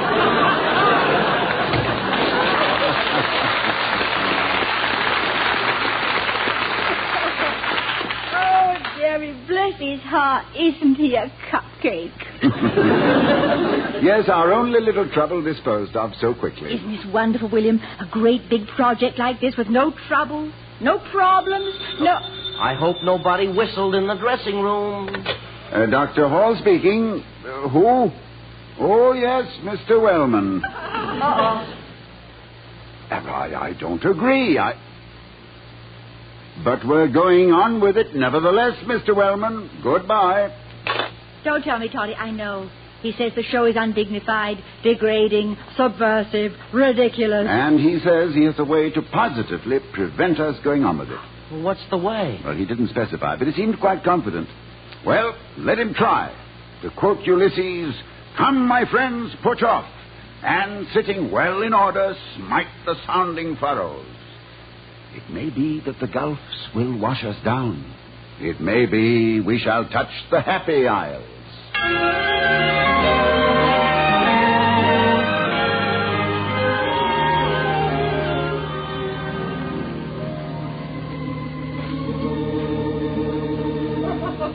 But will the gulfs wash our heroes down? Or will they touch the happy isle? Will Dr. Hall, that red-blooded fighter for the right, succeed in foiling the villainous Mr. Wellman? Will the lovely Victoria and the ingenious Sidney Mullins win on to victory and lift the mortgage on the Ivy players? Tune in next week for the conclusion of this stark-thrilling drama of right against might.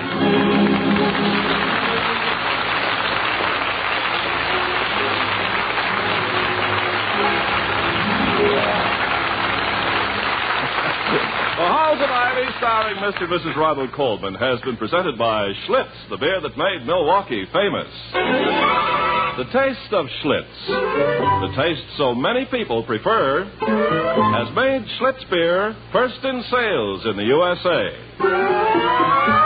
Why don't you, too, enjoy the most popular beer in history? Next time, every time, ask for Schlitz beer. Now, here again are Mr. and Mrs. Ronald Coleman. Good night, everybody. Good night from all of us. And from our sponsor, the Joseph Schlitz Brewing Company of Milwaukee, Wisconsin, and its thousands of friendly dealers throughout the nation. Bye. Good night.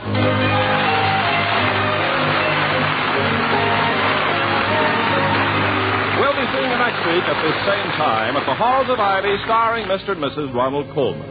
Professor Warren is played by Arthur Q. Bryan, and Sidney Mullins was Sidney Miller. Tonight's script was written by Don Quinn and Charles Henry. Music was composed and conducted by Henry Russell. The Halls of Ivy was created by Don Quinn, directed by Milton Merlin, and presented by the Joseph Schlitz Brewing Company of Milwaukee, Wisconsin, who invite you to enjoy on television the Schlitz Playhouse of Stars with Helen Hayes, Margaret Sullivan, Lillian Gish, and more of the brightest names of Hollywood and Broadway. Say your newspaper for time and channel. Ken Carpenter speaking. Oh, we love the halls of ivy that surround us here today, and we will not forget though we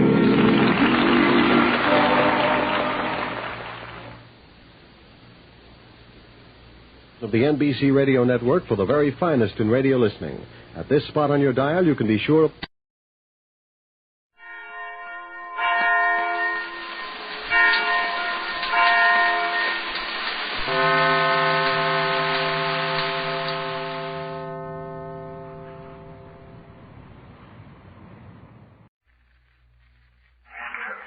From Hollywood, the Mel Blanc Show, brought to you each week by the Colgate-Palmolive Peet Company, makers of Colgate Tooth Powder for a breath that's sweet and teeth that sparkle.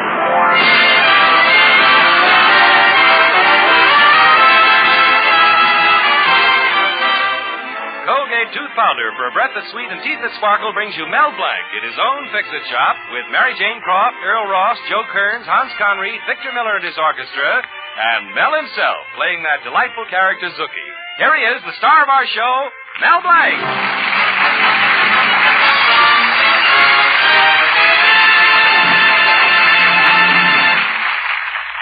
It's early morning in the Fix-It shop, and like any other wide-awake businessman, Mel is getting a clear picture of what's going on in town. No, he isn't reading a paper. He doesn't have to, as long as Mr. Snoop, the gossipy postman, pays his daily visit. Any mail for me, Mr. Snoop? No, don't rush me, Mel. I'm having trouble with my mail bag again. All bursted out to the seams. Well, okay. Let me have it. I'll fix it. Oh, thank you, Mel. Never saw such uninteresting mail as I have this morning. It's too bad Esquire only comes out once a month, huh? I see Mr. Blodgett's liver is acting up again. Got a bill here for him from his doctor. Hey, how can you tell so much about everybody from the mail? Oh, tell most anything, Mel, just by looking at the envelope. Why, you know I followed the courtship of Widow Parker and her fella for 5 years. At first, all the letters was airmail, special delivery. Couldn't wait to be together, huh? Yeah. And then they started squabbling. Letters began coming just plain airmail, then regular mail. Yes, sir, I knew just the day they called it quits, too. You know how? Started writing postcards. No. A letter come. 2 cents postage due. Okay, Mr. Snoop, here's your bag. Oh, thank you. Now, how about my mail? Oh, you got just a postcard this morning, Mel. Let me see what it said. The community chess drive announces the appearance of Betty Rhodes at the Municipal Auditorium. And, can't make out the small type here on the bottom. Left my glasses to home. Well, don't take it to heart, Mr. Snoop. I can read my own mail. You know, today's mail is full of these here postcards. Got one here for your girl's kid brother, Tommy. Oh, sure. Tommy's president of the Betty Rhodes fan club in town. I was talking to some of the kids. They want a whole little party for Miss Rhodes. They can't find a place. Say, wait a minute. What's the matter, Mel? Why don't I talk to Tommy and tell him they can get together with Miss Rhodes right here in the Fix-It shop? Oh, I don't know. You know, Miss Rhodes is a pretty big star. That's why the kids are so particular. Oh, my girl Betty's always saying I ought to get some publicity for the Fix-It shop. This is my big chance. I'll get the place all cleaned up for him. Oh, still don't know. Well, I'll tell Tommy I know Miss Rhodes, that we went to school together. Did you? Well, in a way. Of course, they were different schools. Oh, but you got to use a little imagination in this business. Well, I wish you luck. Sure like that song Miss Rhodes sings in the jukebox in Thompson's ice cream parlor. Rumors are flying, there's no denying. Yeah, rumors are flying. Might be a good song for you, Mr. Snoop. It might be if I wasn't one for minding my own business. Well, so long, Mel. Rumors are flying. Goodbye, Mr. Snoop.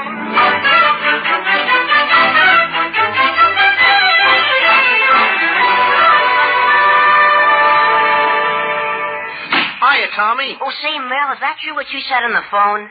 Yeah, I mean about knowing Betty Rhodes personally? Well, I don't like to brag, Oh, but... gosh, my future brother-in-law is really solid. Right on the beam. Hey, man, slip me some skin. Huh? Well, you dig me, don't you? I said, slip me some skin. Where am I going to get some? I'm wearing all I got. Oh, boy, are you booty. Booty? Well, yeah, you know. Mellow Rooney. Oh, that explains everything. Well, now, you take Betty Rose. Oh, of course, I don't have to tell you, you being such an old friend. Of course. Say, you know what makes her such a nickel snatcher at the jukeboxes? Booty? Right. She's a reet sweet with a mellow beat. Don't you agree? Oh, but definitely. I think. But look, Tommy, how about my proposition? Oh, it's a deal. Miss Rhodes will meet her fan club here in the Fix-It Shop this afternoon at 4 o'clock. Good boy, Tommy. Oh, and I'll send our secretary, Ruthie Nelson, over with the phonograph, and she'll help you clean up the shop, too. Fine. Well, so long, Mel. Everything's gonna be just booty. Sure. Booty. Why not? Miss Rhodes will come in. I'll say, hello, Betty. She'll have to say hello to me. We will know each other. It's simple. But if it's so simple, why am I so scared?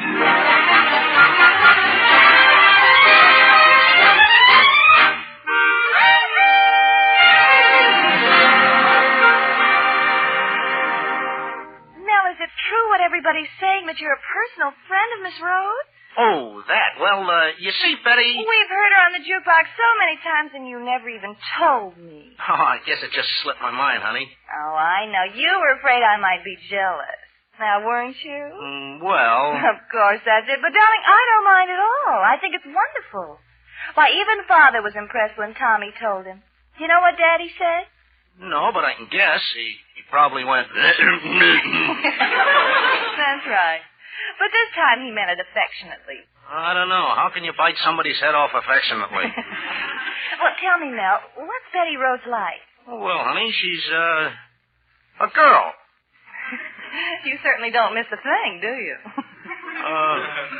Well, she's, booty. What? Yeah, she's a reet sweet with a mellow beat.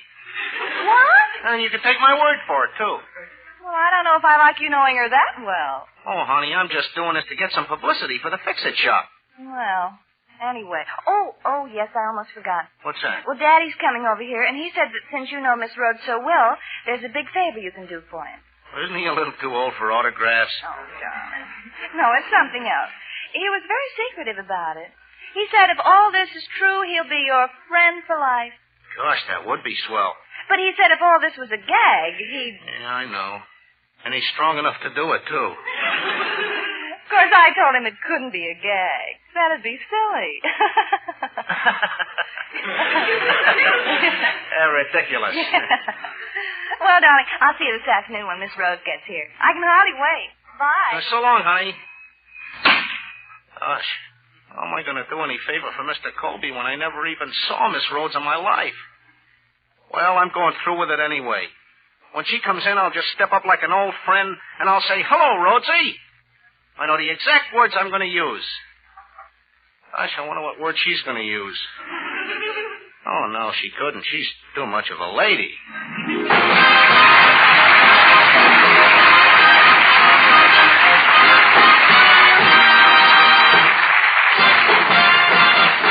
Use Colgate tooth powder. Keep smiling just right. Use it each morning and use it each night.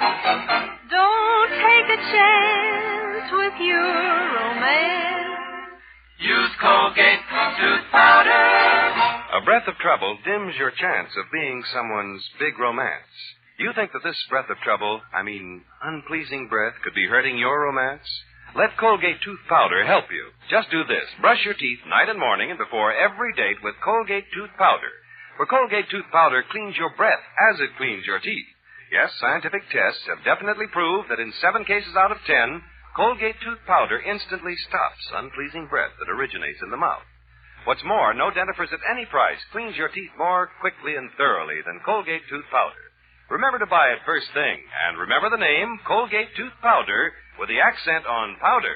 Don't take a chance with your romance. Use Colgate Tooth Powder.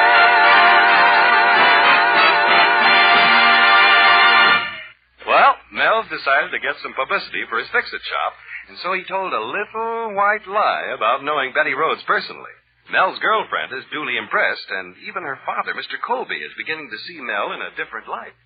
Hello, Mr. Colby. What was that, Mr. Colby?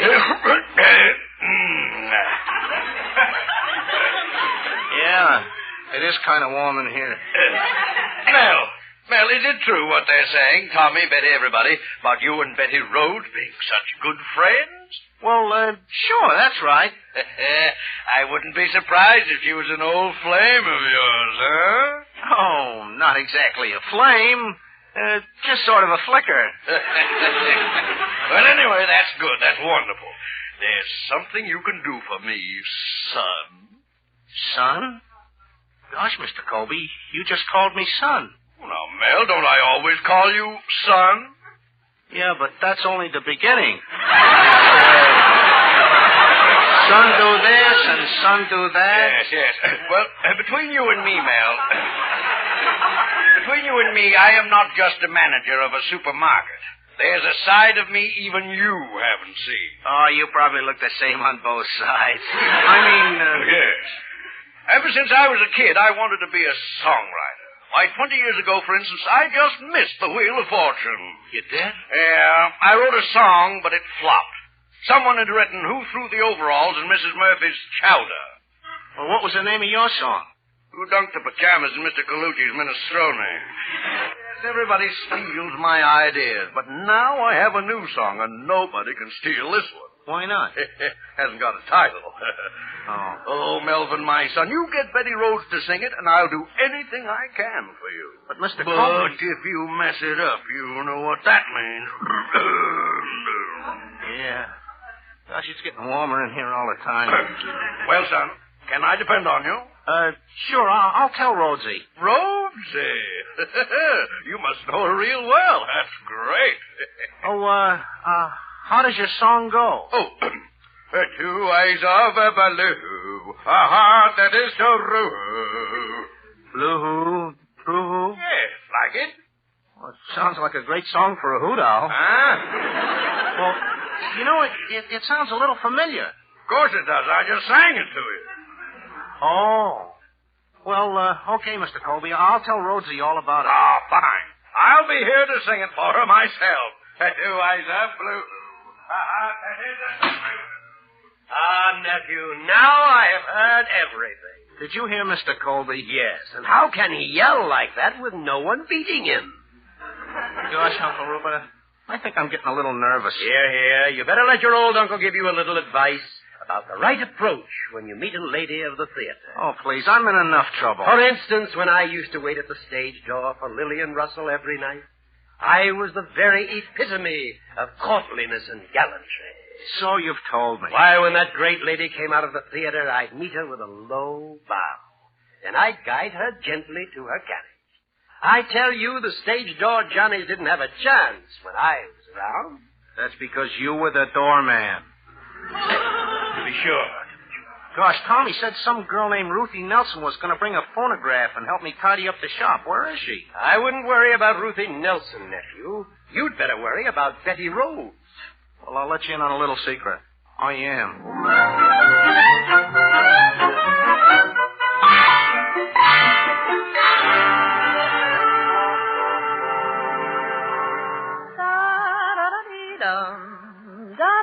Oh, pardon me, young man. Is this the right way to Mel Blanc's Fix-It shop? Why, sure, just around the corner. Say, aren't you Betty Rhodes? Why, yes, uh-huh. Oh, gosh, Betty Rhodes. Oh, gosh, I don't know what to say. You know, I seen your pictures, and Mel Blanc's Fix-It shop is just around the corner, and your old pal Mel Blanc just can't wait to see you. Old pal? I just want him to fix my phonograph. Oh, well, I'll see you later, Miss Rhodes. All right, thanks a lot, Sonny.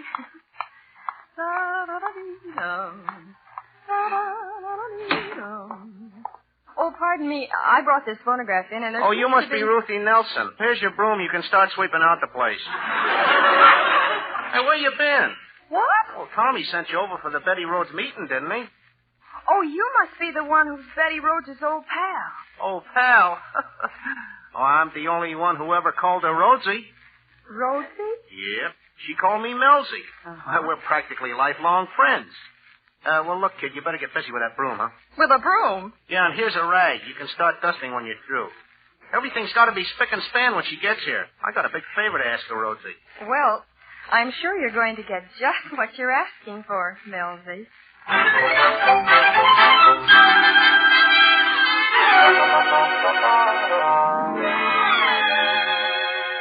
Oh, my aching back. What's the matter, Ruthie? Tired? Yes, and I'm beginning to wonder if Betty Rhodes is worth all this trouble. Oh, how can you say that? You secretary of her fan club. Here, take all this trash in the back of the shop. Zuki will tell you what to do with it. Zuki? Yeah, he's my assistant. Well, okay. Well, everything's shaping up. Well, I guess this must be the back of the shop. And my shad, and my shad, people will say we're in love. Are you Zuki? Sure, I'm Well, look, Zuki, where do I put this trash, huh? Trash? Oh, just put it in the ashtray. Put it in the incinerator. In. Sweep it under the rug.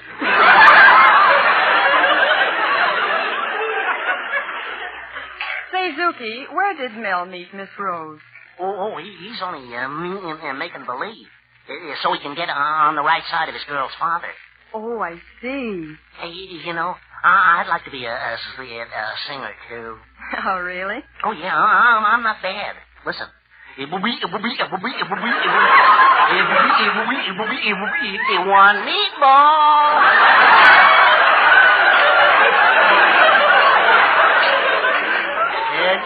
Chiquita banana, Chiquita banana, Chiquita banana, pickle in the middle and the munching on to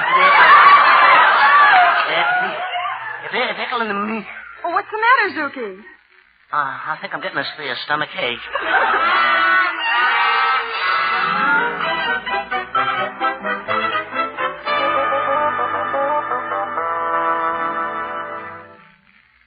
Mel, in half a day the fix-it shop has become the talk of the town. Yeah, honey, I guess my little publicity stunt's going over with a bang. Tommy and the rest of the fan club should be here any minute. Now, look, son. Yes, Mr. Colby? When you talk about my song to Rhodesy, say it's beautiful, sensational, soul-stirring. You know, two eyes of a blue, a heart that is true.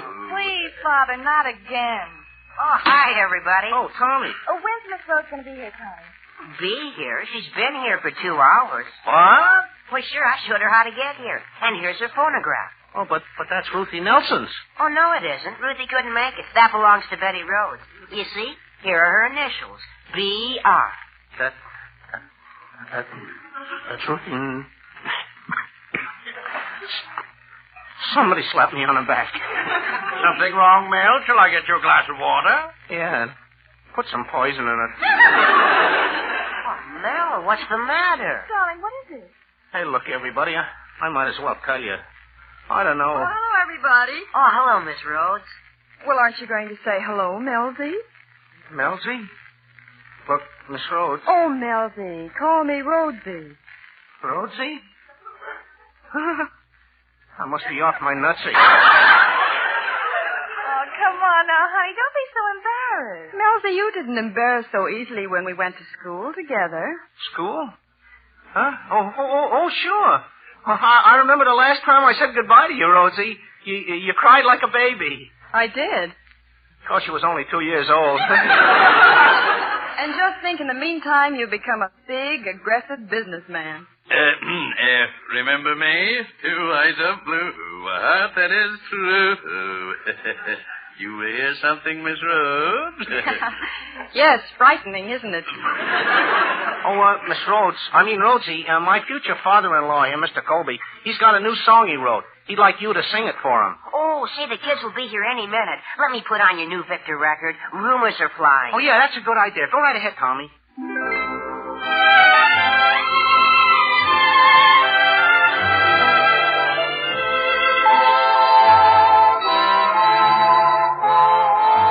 Rumors are flying that you've got me sighing, that I'm in a crazy kind of a daze, a lazy sort of a haze. When I go walking, I hear people talking. They say our affair is not just a passing phase, and they whisper about the flowers you keep sending me by the dozen, and they wonder about the hours that you spend with me. It keeps them buzzing. Rumors are flying, and I'm not denying that people are sure I'm falling in love with you. 'Cause for a change, darling, all the rumors are true. And they whisper about the flowers you keep sending me by the dozen, and they wonder about the hours that you spend with me. It keeps them buzzing. Rumors are flying, and I'm not denying that people are sure I'm falling in love with you. 'Cause for a change, darling, all the rumors are true.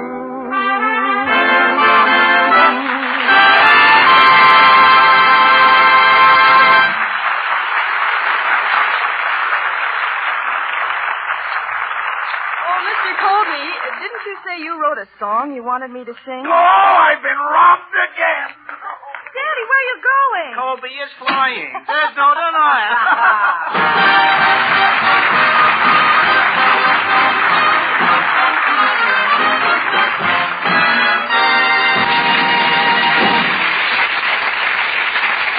Mel Blanc will be back in just a minute. Use Colgate tooth powder, keep smiling just right. Use it each morning and use it each night. Don't take a chance with your romance. Use Colgate tooth powder. A breath of trouble, unpleasing breath, can lose you friends and alienate people. So ask yourself if you could have this social handicap. Best thing to do is to guard against it. Brush your teeth night and morning and before every date with Colgate tooth powder. For Colgate tooth powder cleans your breath as it cleans your teeth. Yes, scientific tests have definitely proved that in 7 cases out of 10, Colgate tooth powder instantly stops unpleasing breath that originates in the mouth. What's more, no dentifrice at any price cleans your teeth more quickly and thoroughly than Colgate tooth powder. Remember to buy it first thing. And remember the name Colgate tooth powder with the accent on powder. Don't take a chance with your romance. Use Colgate tooth powder.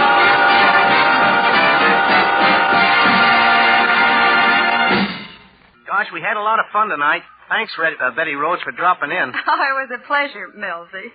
And goodbye, Zuki.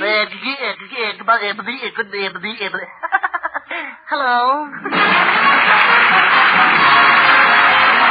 This is Bud Easton reminding you that Colgate tooth powder for a breath that's sweet and teeth that sparkle brings you the Mel Blanc Show every Tuesday at this time. Be sure to join us again next Tuesday night for more fun with Mel and the people you'll meet in Mel Blanc's Fix-It Shop. Say hello to Halo Shampoo for naturally bright and beautiful hair. Remember, even finest soaps and soap shampoos hide the natural luster of your hair with dulling soap film. But Halo Shampoo contains no soap, therefore leaves no dulling soap film. Even in hardest water, Halo makes oceans of rich, fragrant lather, quickly banishes loose dandruff and dirt. Halo needs no lemon or vinegar rinse. Say hello to Halo and goodbye to Delling soap film. Get Halo shampoo at any cosmetic counter. The Mel Blanc Show was written by David Victor and Herb Little Jr. and was produced and directed by Joe Ryan. This is CBS, the Columbia Broadcasting System.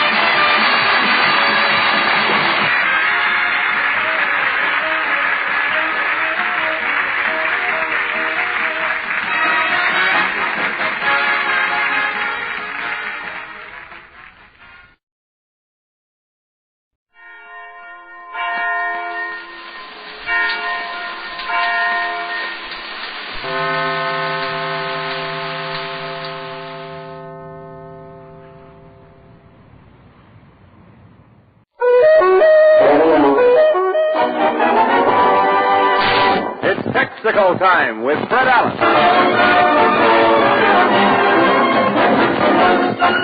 Our special guest, Judy Canova, Hollywood's clown princess. The winner of the Texaco College competition, Dorothy Kaufman from Cornell University at Ithaca, New York, and Al Goodman's orchestra. An hour of mirth and melody brought to you by Texaco dealers from coast to coast.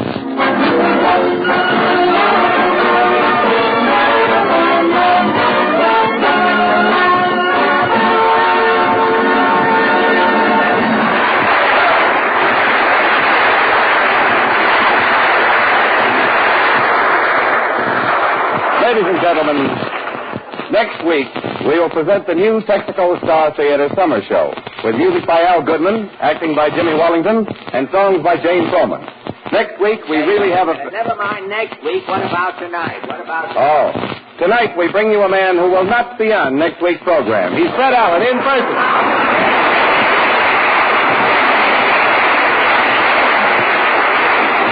And good evening, ladies and gentlemen. And Mr. Wallington, I must say that was some touching introduction for my last program you just gave off there. Next week, music by Al Goodman, acting by Jimmy Wallington. Yes, it looks like a great show next week. Next week, huh?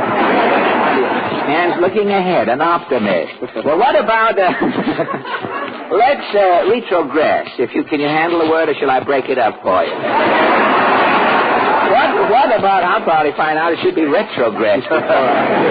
Well, what about, which is it? You will. Retrogress. Retrogress, huh? You'll have that next week. Now, there's a good start for you next week. Well, what about tonight? Oh, who cares about tonight? I'm looking into the future. Oh, you are? Why, certainly. Wait till next week, brother. The new summer show is going to be all Wallington. Well, if it's going to be all Wallington next week, Jimmy, I guess we've had approximately enough Wallington for this week, don't you think? So I'll go ahead with the latest news of the week. The March of Trivia presents its weekly lowlight from the world of news. Broadway, New York. As June draws to a close, curtain falls on the worst theatrical season New York has experienced since 1923. Of the 66 shows produced on Broadway during the past season, only 12 were successful. Tonight, the March of Trivia interviews a batch of theatrical nobodies to get their reactions to the legitimate theater's problems. Now, first tonight, the producer who had the worst luck on Broadway this past year, he's Morton Chisel III. You had a bad season, Morton? Well, I put on so many turkeys, the president could have 6 Thanksgivings. I still wouldn't break even. What shows did you produce? Well, I seen Froggy and Bess as a hit. So I says to myself, this is a year for revivals. What play did you revive? Gilbert and Sullivan's Mikado. You did.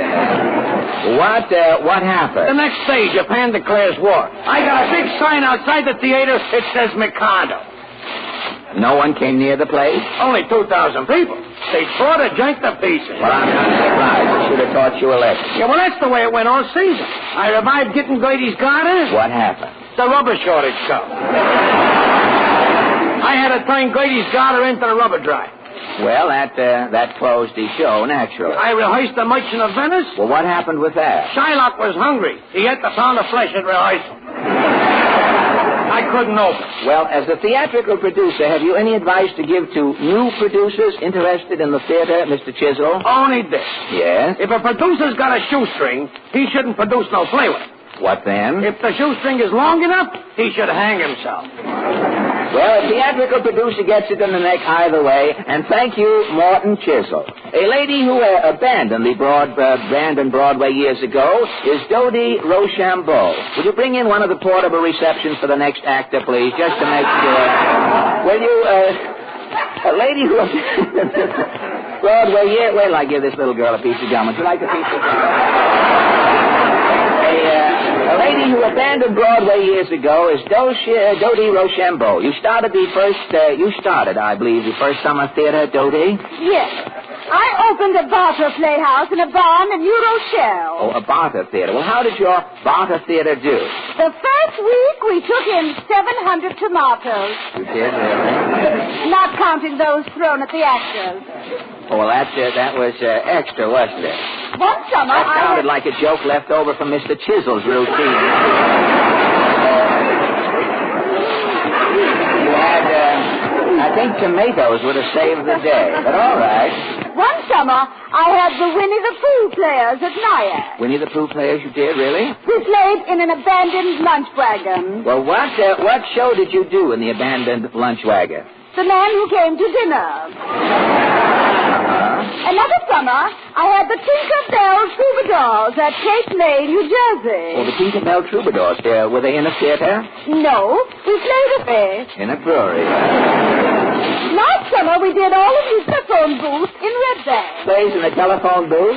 You put a family on the party line and listen to the play. Oh, I see. At the end of the play, tunes and listen. The actors listen for what? Applause. Oh, I see. It was deafening. The audience at home applauding before their mouthpieces. The players with their headphones on, bowing and throwing kisses in the telephone booth. Oh, it must have been exciting, Dodie. That's Dodie. It isn't Dodo. What are your plans for this summer, Dodie? The Greyhound bus. You travel around the country in a Greyhound bus. Where are you going to get the gas?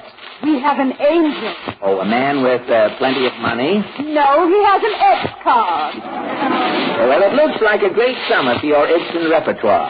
Yes, I must write Ibsen. It will make him very happy. You shall live until you hear from Ibsen and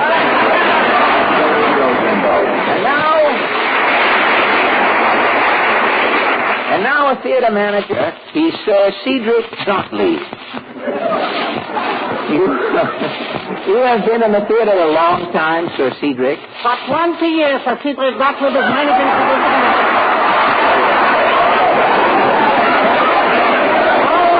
always his own plays, but mostly sequels. You produce your own plays? Well, how do you mean, sequel? Well, so soon a play is opening uptown, downtown by Gottlieb is opening a sequel. Oh, a sequel. Well, I don't quite understand, Sir Cedric. I'll give you a for instance. I wish you would. I could use a for instance. On Broadway is opening Lady in the Dark. Yes? By Gottlieb is opening Who's Got a Light for the Lady. Uptown is opening By Jupiter. By Jupiter. Downtown is playing Gottlieb Can Get It for Your Home Set. Well, look, you produce nothing but sequels. Incessantly. My sister Eileen is coming out, my brother Artis. Arsenic and old lace, celery tonic and new cheesecloth. Well, has your theater downtown been successful, Sir Cedric? Who knows? In the lobby, I am also peeling and dressing chickens.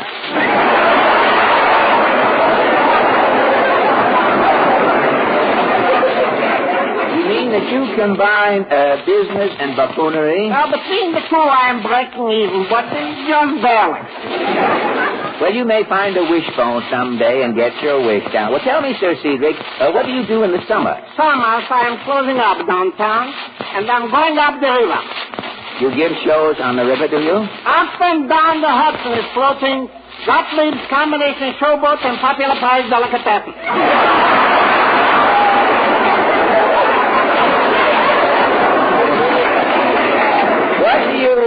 Some of your fans know you from up the river, you see. They recognize you. Well, what do you sell? Liverwurst with Gilbert and Solomon. Double preacher, huh? Well, you have a company of singers with you, do you? Oh, need singers. I'm singing all the songs for different kind of voices. Oh, you are a one-man choir. Certainly. In pinafore, I'm singing, I'm sweet little coffee cup, dear little coffee cup, sweet little coffee cup. But you mean sweet little buttercup, don't you? And Gottlieb Showboat Buddy are not getting even in the list.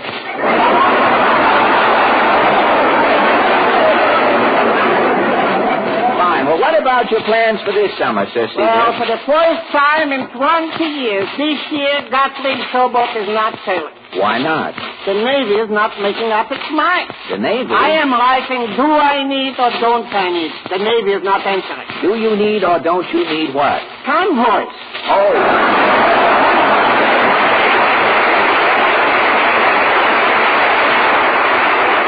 And thank you, Sir Caesar Claudia. Well, I guess that just a second, pale and lanky. Falstaff here with hanky-panky. Bring him in. You not here with more rhymed drivel, Falstaff. Have you heard, oh, to be a bobolink, I'd sit and wink and blink and think? No. Or, I love to dandle, mandle, he isn't hard to handle. No. Don't go down in that manhole, Mother. Make Father come up for his lunch. Now, wait. You have finally gone too far, Falstaff. Tonight we have been discussing the theater. Precisely not why I am here. This is Falstaff's farewell. You have written the poem? I have prepared my swan song. Good. And what is your epic called? How shall Falstaff say adieu? Well, carry on. How shall Falstaff say adieu? I'm frankly puzzled, entre nous. I know I could just say so long, but somehow so long sounds so wrong. When a hyena parts from his hyena friends, he laughs farewell in glee. When a lion leaves his jungle mate, he roars goodbye to his sheep. The cobra hisses his parting words. The deer merely kisses its fawn. The skunk departing says nothing at all. Everyone knows when it's gone. The little bee bumbles his bee adieu. The seal flaps goodbye in the sound. But I don't know how to leave you nice folks, so I'll just say, I'll see you around. Well, thank you, Bob.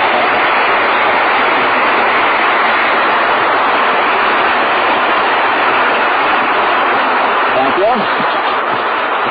Thank you. And as Falstaff dries his eyes with his thimble, Kenny Baker comes from out of the nowhere into the air. Accompanied by Al Goodman and his orchestra, Kenny sings for us Tangerine.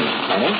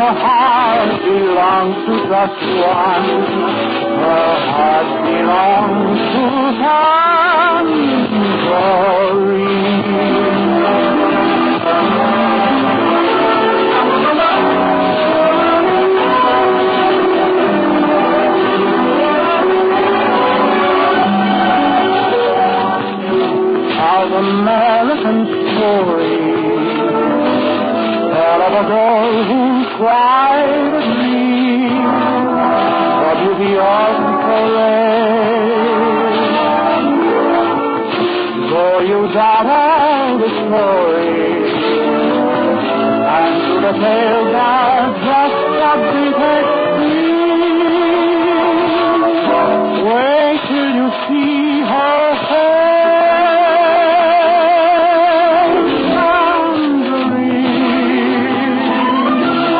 Tangerine is all they play. With her eyes of night and lips as bright as flame.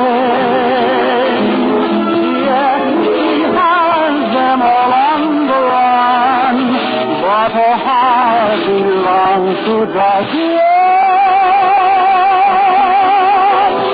Her heart belongs to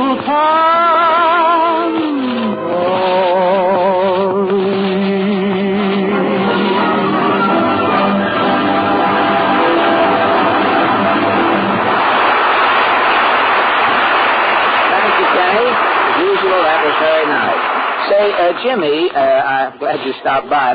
Portland's mother wanted me to ask you something. Just occurred to me. Why, yes, friend? She has invented a gasoline saver and wants to get your opinion. A gasoline saver? Yes. When Portland's mother wants to save gasoline, she shuts off the engine, takes the floorboards out of the car, and pedals along with her feet. It's very simple. Yes, very simple.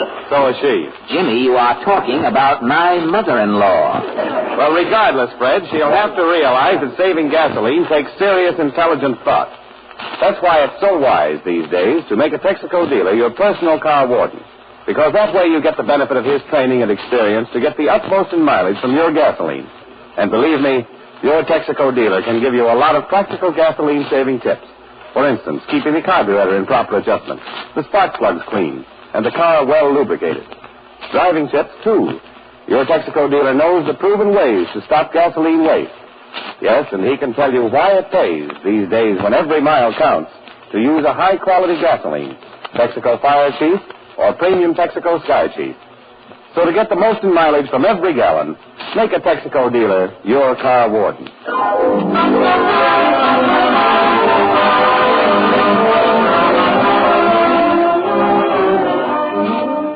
Maestro Goodman has been rudely interrupted while about to complete his version of Liro Liro. And now, ladies and gentlemen, say Portland. Oh, Mr. Olive!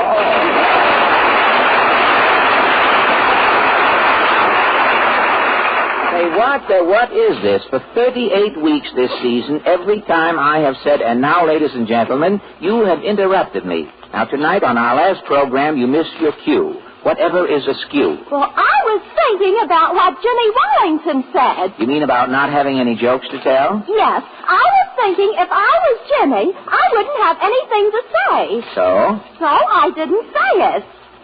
Well, that's fine. I didn't suit it. Now, never mind that. Never mind. We don't want any skeletons in our closet.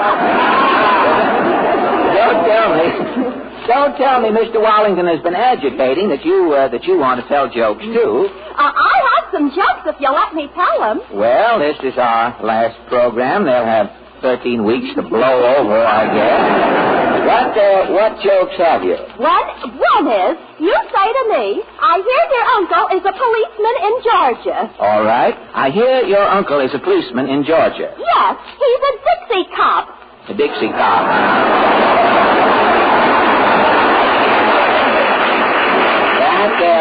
That is your joke? Yes. You want to give up? Not yet. They laughed at Edison when he started, didn't they? Yes, they did. And there are times on this program when I wish that I was Edison. What is your next joke? My brother only picks horses at Belmont. Why? He has a one-track mind. One-track mind. You want to give up? You want to give up now? Oh, I'm going to keep trying. They laughed at Fulton, don't forget. Well, there are times in this program when I wish I was Fulton, too. Fish market and all. Have you another joke? Yes. Papa turned in Mama's girdle during the rubber drive, and Mama is down in the dump. Your mother is down in the... Your mother is she's down in the dumps. Why? Papa forgot to take her out of the girdle.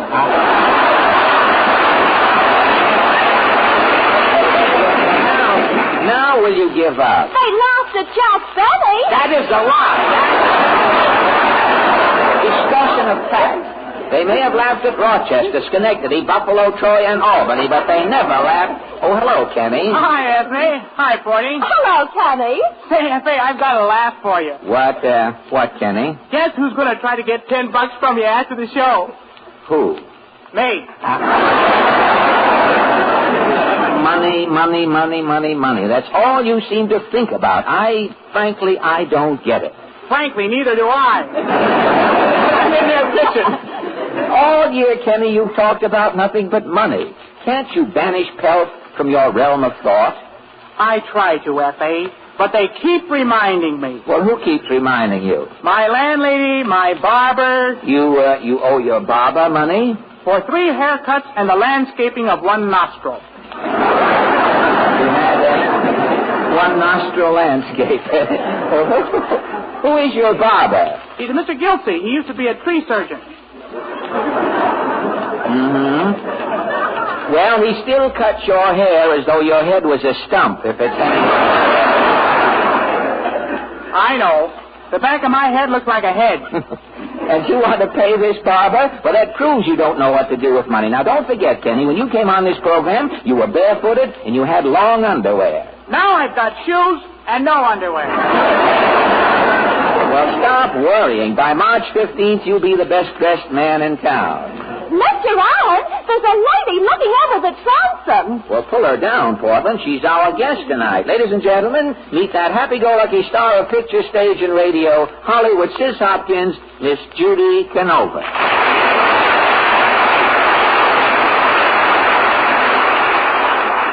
Well, Judy, judging from that applause, I know that everyone is glad to see you. Doesn't that make you happy? Fred, I ain't been so tickled since the day the feather blew up the leg of my slack.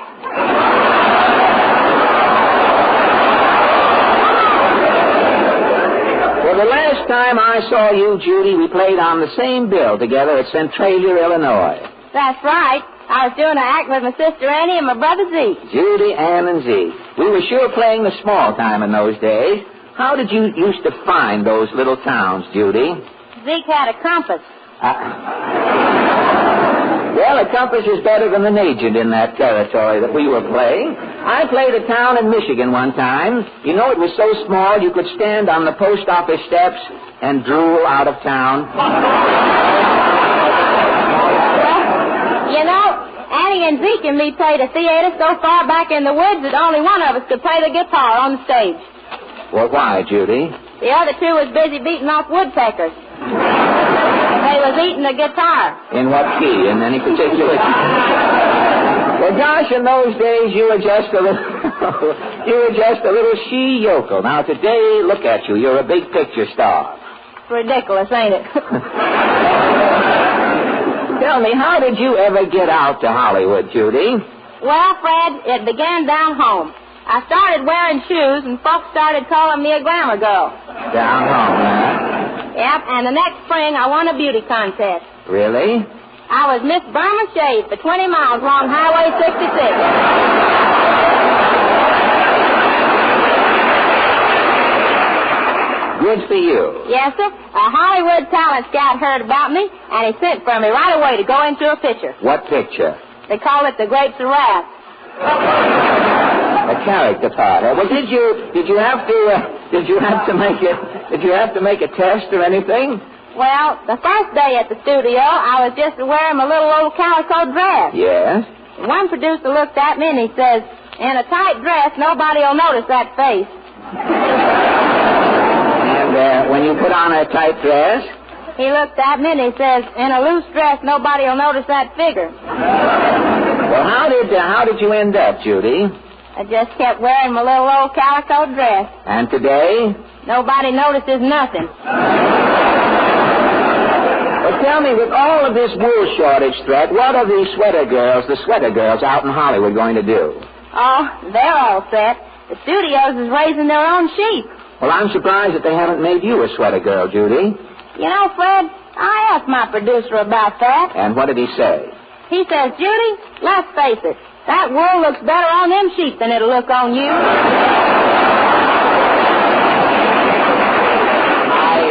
Yes, sir. I see.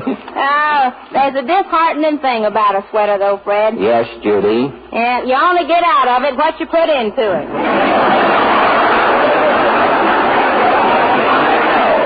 Well, I suppose you're living high out there in Hollywood.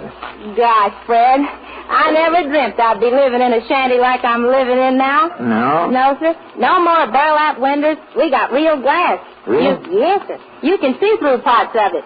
See through parts? And out back of the shanty, there's a big puddle for swimming. Out in back of the house, a big swimming puddle, huh? Uh-huh. And we got one of them Hollywood doorbells that chimes. Yeah, you push the doorbell and chimes peel out? Yep. Till we got used to it, every time the front doorbell chimed, me and Zeke would run out the back door looking for the good humor man. Well, didn't I read somewhere that a lot of stars out in Hollywood have started Victory Gardens? Fred, you should ought to see what's going on. They're raising Veronica Lake potatoes.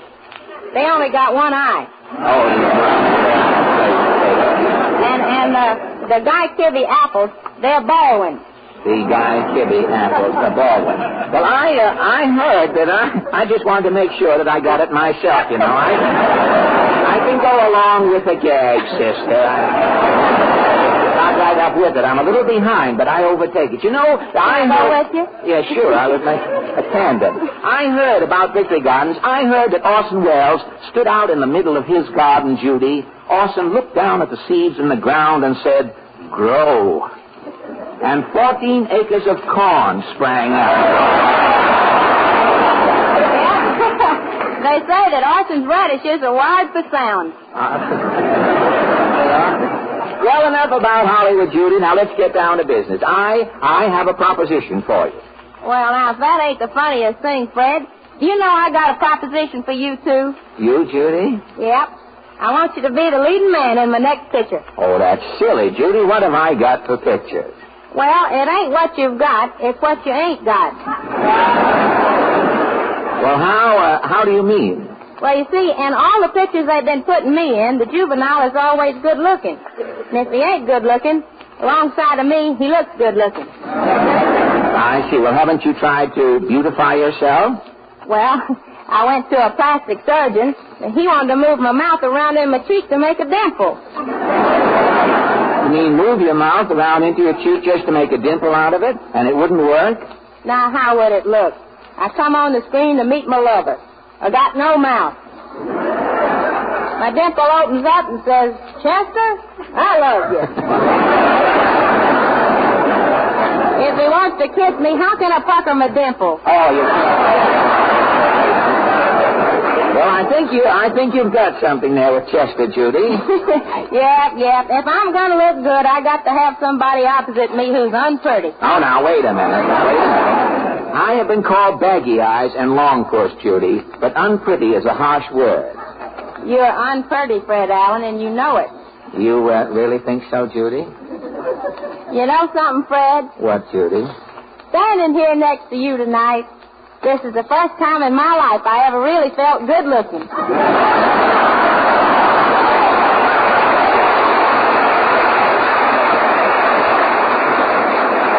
Well, Look, Judy, if you're looking for a leading man, you ought to go back to Hollywood. Yeah, but there ain't no leading men left in Hollywood. They've all been drafted. Well, I may be drafted, too. Oh, come now, Mr. Allen. This ain't the Civil War. Now, look, Judy, forget Antietam and your proposition. I have a proposition for you. You don't want to work with me, eh? Well, I want to work with you, Judy, but how about us going into vaudeville? You and I. We can do a great act together. Oh, golly, I don't know. I was in vaudeville with Annie and Zeke, but I done forgot how to sleep in a trunk. Well, working with me, it'll come back to you, Judy. We'll get an act together. An act? But what can we do? What can we do? Why, we'll murder them. Judy and Fred, a breeze from the barnyard. Or who left the silo door open? A few fast jokes and a wahoo musical finish. Well, what will we use for wahoo, Fred? Well, I'll spank my banjo, Judy. All right, and I'll bellow a song. Name your whale. How about I Ain't Got Nobody? I Ain't Got Nobody. Sounds great, Judy. All right, now you charge me on the banjo because I can't sing just wrong. Come on, give me a chord. Oh, wait a minute. How am I going to charge you? Wait, I can't sit down. How do you like that? You must be a good musician. You can't even play standing up. I can play, but I can't stand for my own music.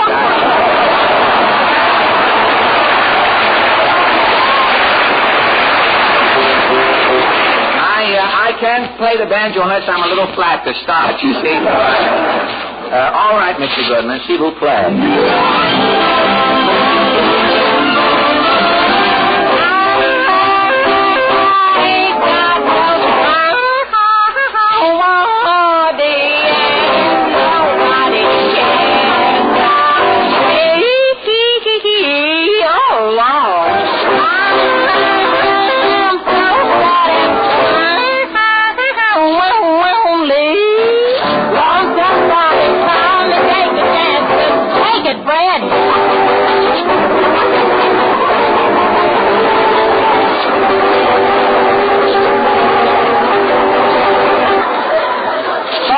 Pretty. I think we love song, honey, all the time. If you only be mine, take it, Fred. I had it, Judy. I put it down.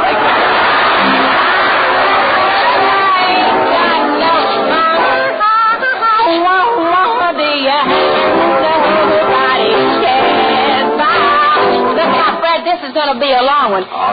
Me,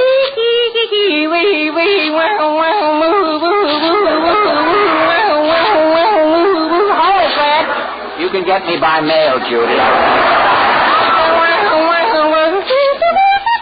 Now.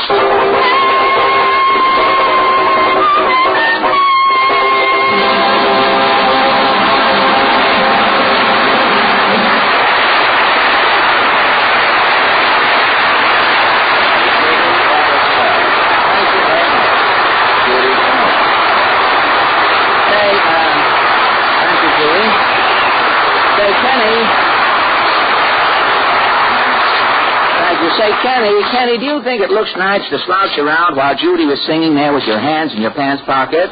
I've got to keep my hands in my pockets. It's the law. What law? The law of gravity. If I take my hands out, goodbye pants. Haven't you heard about suspenders? Haven't you heard about the scrap rubber drive? You turned in your suspenders? What else? Well, look now. Kenny, our government is asking for scrap rubber, but rubber that's in service needs only to be conserved. Am I right on that, Larry Elliott? Right as rain, Fred. And since most of the rubber that's in service in this country is in the tires of our cars, the job of conserving rubber is the patriotic duty of every motorist. That means we must cut down on tire waste in every way. Now, two of the biggest causes of tire waste are speed and underinflation. So keep your speed down and your tire pressure up. Drive slowly, never over 40, and drive in regularly to your Texaco dealer to have your tires checked. You'll find, too, that a Texaco dealer's regular care will conserve not only your tires, but your whole car. His training, skill, and Texaco quality products mean superior maintenance and lubrication. Longer, better service for your essential wartime driving. So make it a habit to see your Texaco dealer regularly. Let him help you care for your car, for your country. Thank you, Larry. And now, ladies and gentlemen, Kenny Baker for his farewell song of the season. Kenny sings, It's Always in My Heart. Kenny?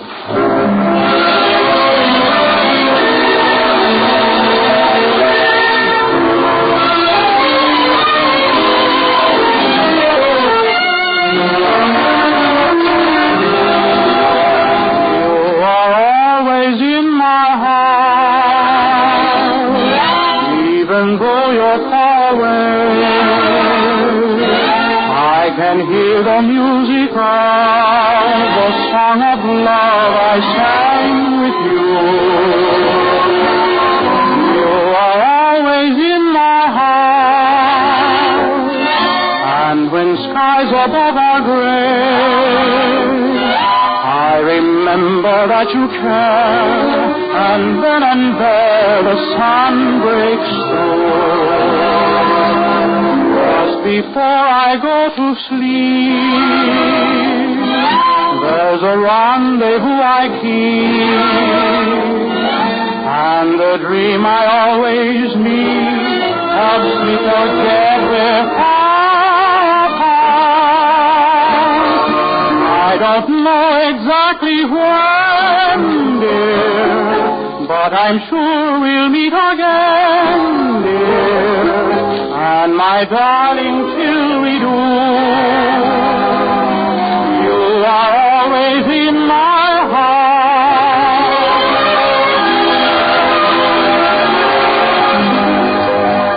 There's no mountain top so high that somehow love can't climb. No, no, true love will find a way. There's no river quite so wide that love can't cross in time. Please believe me when I say, just before I go to sleep, there's a rendezvous I keep, and the dream I always need helps me forget we're far apart. I don't know exactly when, dear, but I'm sure we'll meet again, dear, and my darling, till we do, you are always in my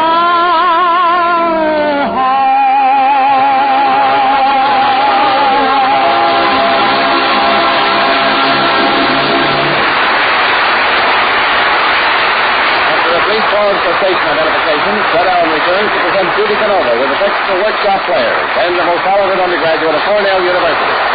This is the Columbia Broadcasting System. WABC, New York.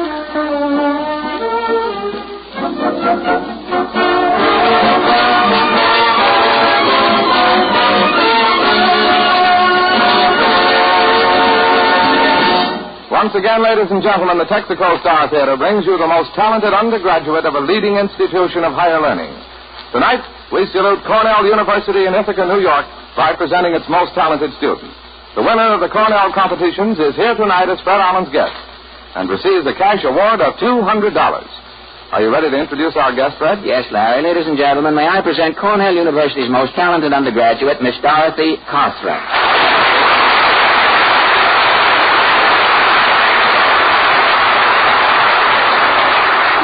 Well, congratulations, Dorothy, and welcome to Texaco's Farewell Prom. Thank you, Mr. Allen. Dorothy, you are the winner of our final college competition. You know, starting with James McDonough of Notre Dame last October, we have had boys and girls from leading colleges in the East, Middle, West, and South on our program each week. Confidentially, Dorothy, how do you feel about our Texaco College Series has worked out? Oh, I think it's been very successful, Mr. Allen. I know that all of the winners, including myself, appreciate this opportunity to appear on your program. Well, meeting the college boys and girls has helped me a lot, too, Dorothy. My English has improved, and my trophy room is stuffed with gifts, and the various student bodies have been kind enough to send me. But you didn't come all the way from Cornell to hear me brag. Tell me, Dorothy, how old are you? I'm 20 years old today. This is your birthday? Yes, Mr. Allen. Many happy returns, Dorothy. Oh, thank you. Yeah, I wish you told me I'd have whipped up a cake or a candle or something. Say, we've got to celebrate some way. It's too late to get a Western Union quartet on short notice and on key. Say, Mr. Goodman, could we have your orchestra sing a birthday greeting for Dorothy Carthran here? How about it, fellas? All right, let's go. Happy birthday to you. Happy birthday to you. Happy birthday, Dorothy Carthran. Happy birthday to you.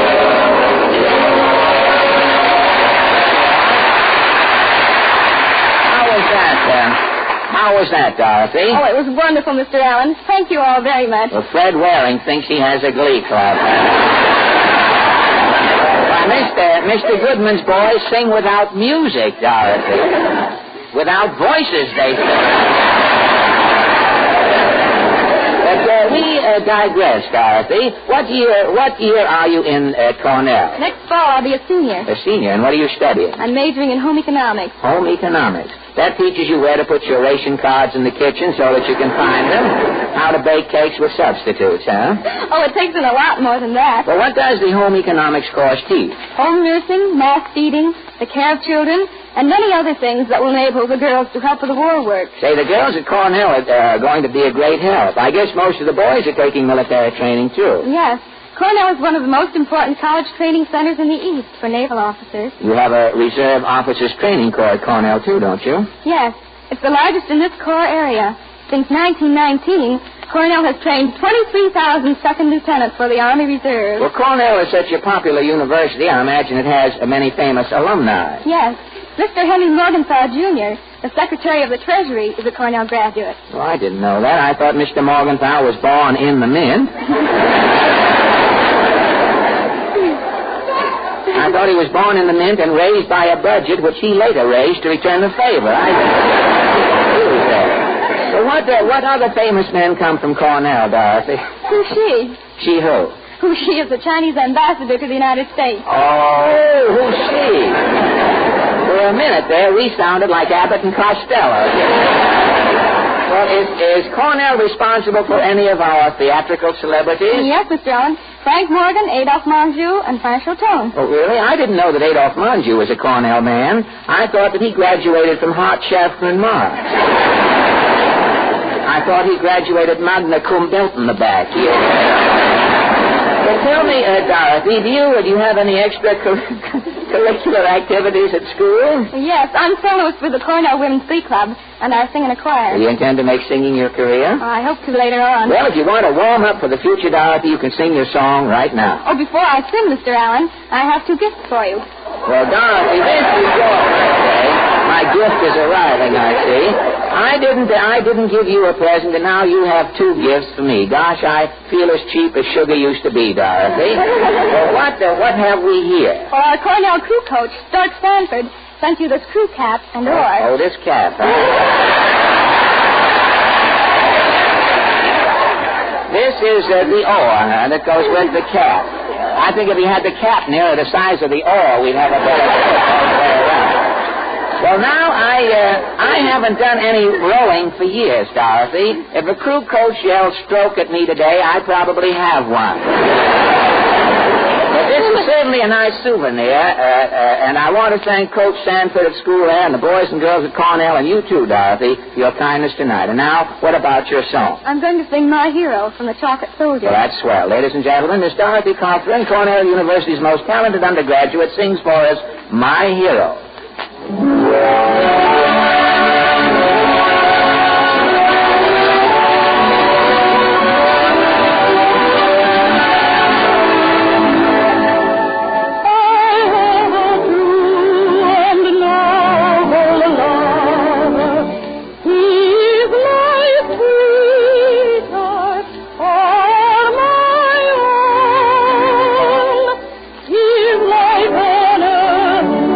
Shall this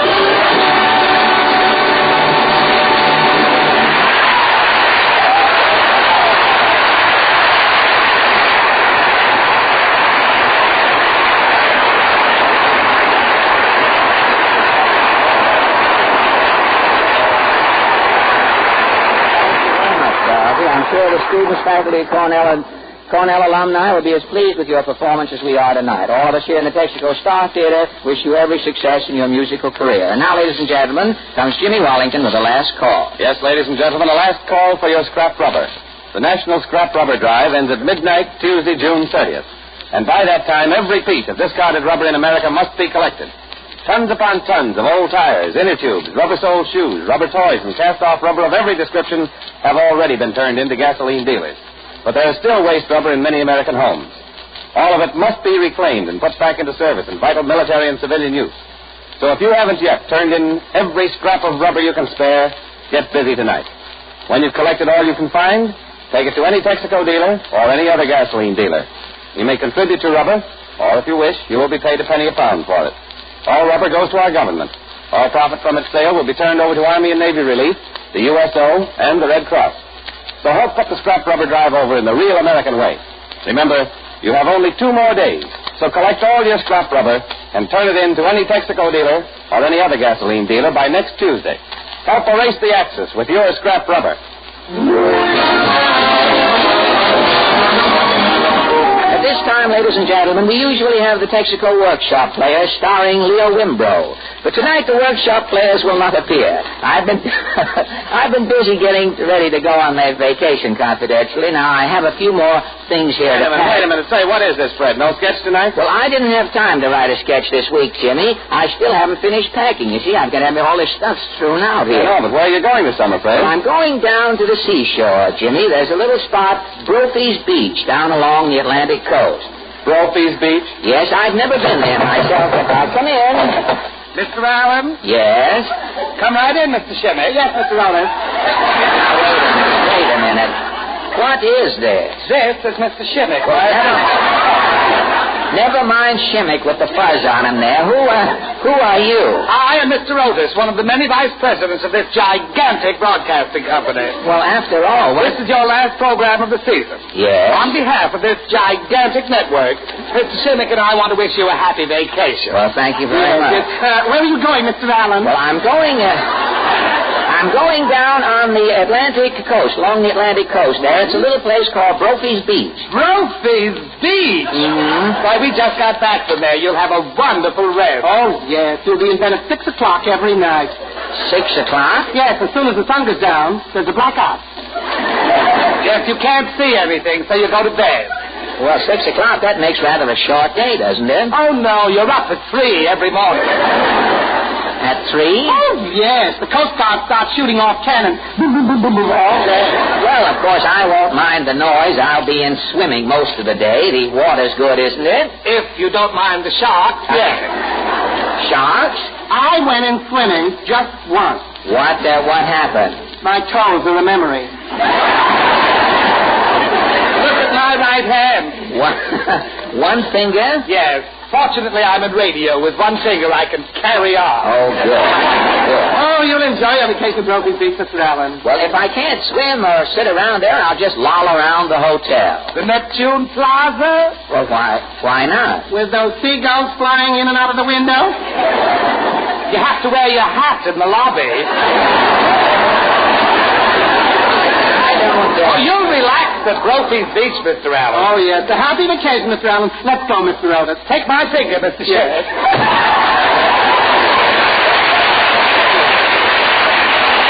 Hey, Fred, that Brophy's Beach doesn't sound so good. No, I'm off of that place, Jimmy. Hey, why don't you go up where I go? Lubin's Lodge up in the Catskills. That mountain air, a wonderful view, fishing, hunting, hiking. Ah, Lubin's Lodge. That's for me with that fishing and hunting. Will I need a reservation, Jimmy? I'll go out and call Lubin up. Good, Jimmy. I'll pack the rest of this stuff here. Lubin's Lodge, those Catskills. I'll get Mr. Allen. Oh, yes, Portland. I came to say goodbye. Well, goodbye, Portland. I'll send you a card from Lubin's Lodge. Lubin's Lodge in the Catskills? You know the place? Why, yes. Mama went there 2 summers ago. Did she like it? Well, Mama likes the sanitarium better. What sanitarium? Well, they took her after 2 nights at Lubin's Lodge. They took your mother to Well, Mama went mad for not getting anything to eat. So they don't serve meals at Lubin's Lodge? You get your own food. Oh, they have a cafeteria. No, you have to hunt everything. If you can catch touch it, you can eat it. Oh, it's a hunter-terrier. The cuisine is primitive, in other words. Yes. For breakfast, the chef gives you a club and points out some rabbit tracks. That's the club breakfast, I've heard. What's for lunch? Mr. Lubin baits a hook and shows you where the trout stream is. Lunch. Lunch is a worm and the right of way, huh? Well, what is dinner? The big meal? Yes. Mr. Lubin rents you a bear trap and wishes you luck. Well, I guess your mother didn't get much to eat, did she? Oh, Mama couldn't sleep either. Why not? Well, every night a deer came in her room and slept in the corner. A deer? Mm-hmm. What did she have? One of those buck rooms?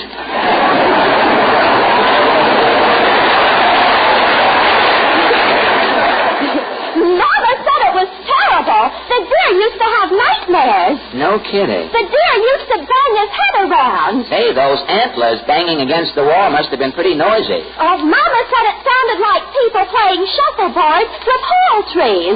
Shuffleboard with hall trees. Well, Lubin's Lodge is out. Why don't you spend your vacation on the desert? Oh, the desert. Say, that's not a bad idea, Portland. I could go out to California, around Palm Springs there. Mama went to a place last summer. It was wonderful. A hotel? O'Rourke's Oasis. It's right in the desert. O'Rourke's Oasis. Well, thanks a lot, Portland. Goodbye. Goodbye. Have a good vacation. O'Rourke's Oasis. That's for me. Hey. Yes, Kenny, you've come to say goodbye? Yes. Have a good vacation, old man. Thanks. Thanks, you're looking a little ahead. Well, thanks, Kenny. I'll get a good rest on that desert, boy. The desert? Yes, I'm going out to O'Rourke's Oasis. Outside of Palm Springs? You know the place? O'Rourke's Oasis. I was there last summer. I nearly fractured my skull. Well, how? I dove into the swimming pool. And there wasn't any water? There wasn't any swimming pool. It was a mirage. Why? All the guests had fractured skulls. You enjoy it there. Well, I hope so. Take plenty of water along with you, Fred. That desert is pretty dry. Well, you mean you can't get a drink of water in the place? If you want water, O'Rourke gives you a Dixie cup and a divining rod. Well, gosh, I don't know how. You like termites? O'Rourke has termites, too? I came out of the dining room one day. A termite ran up my sleeve and ate my toothpick before I even got it in my mouth. No kidding. The termites chased a man named Wood out of the desert. With his baggage? Well, what a joint. Mirages, termites, no water. O'Rourke's Oasis is out. You want to go up to a dude ranch. Go to a place like Cohen's Corral. Cohen's Corral? Where is it, Kenny? Don't mention it, old man. Have a good vacation. Is it where? You mean over in Nutley? Over by Nutley? Well, that's the spot for me. Cohen's Corral. Thanks, Kenny. I'll get it through a rumor that may turn up later. You bet. Oh, boy, a nice quiet rest at Cohen's Corral. Oh, give me a home where the buffalo roam. Excuse me, Fred. Judy Canova. You leaving, Judy? Yeah, Fred. I just wanted to say goodbye, and I hope you have a nice vacation. Well, thanks a lot, Judy. I'll certainly get plenty of exercise, horseback riding. Oh, you going out west? No, I'm going to a dude ranch over in Jersey, I think. Cohen's Corral. Near Nutley? That's the place. You poor kid. You have been to Cohen's Corral? No, my brother Zeke just got back from there. Really? Yeah, I was up to the hospital to see him this morning. Zeke was hurt at Cohen's Corral? Nope, he's down with nervous exhaustion and a touch of pellagra. Well, what happened? Zeke says all the guests have to take a horseback ride before breakfast. They make you do it. Well, that's not bad, is it? Well, wouldn't be, but all the horses is wild. Oh, the wild horses, huh? Yep. Zeke says the horses run away with the guests before breakfast, and they don't bring them home again till 10 o'clock at night.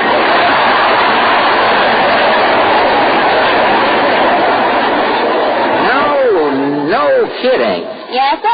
The guests miss all 3 meals. Well, the sleeping's good at night over there, isn't it?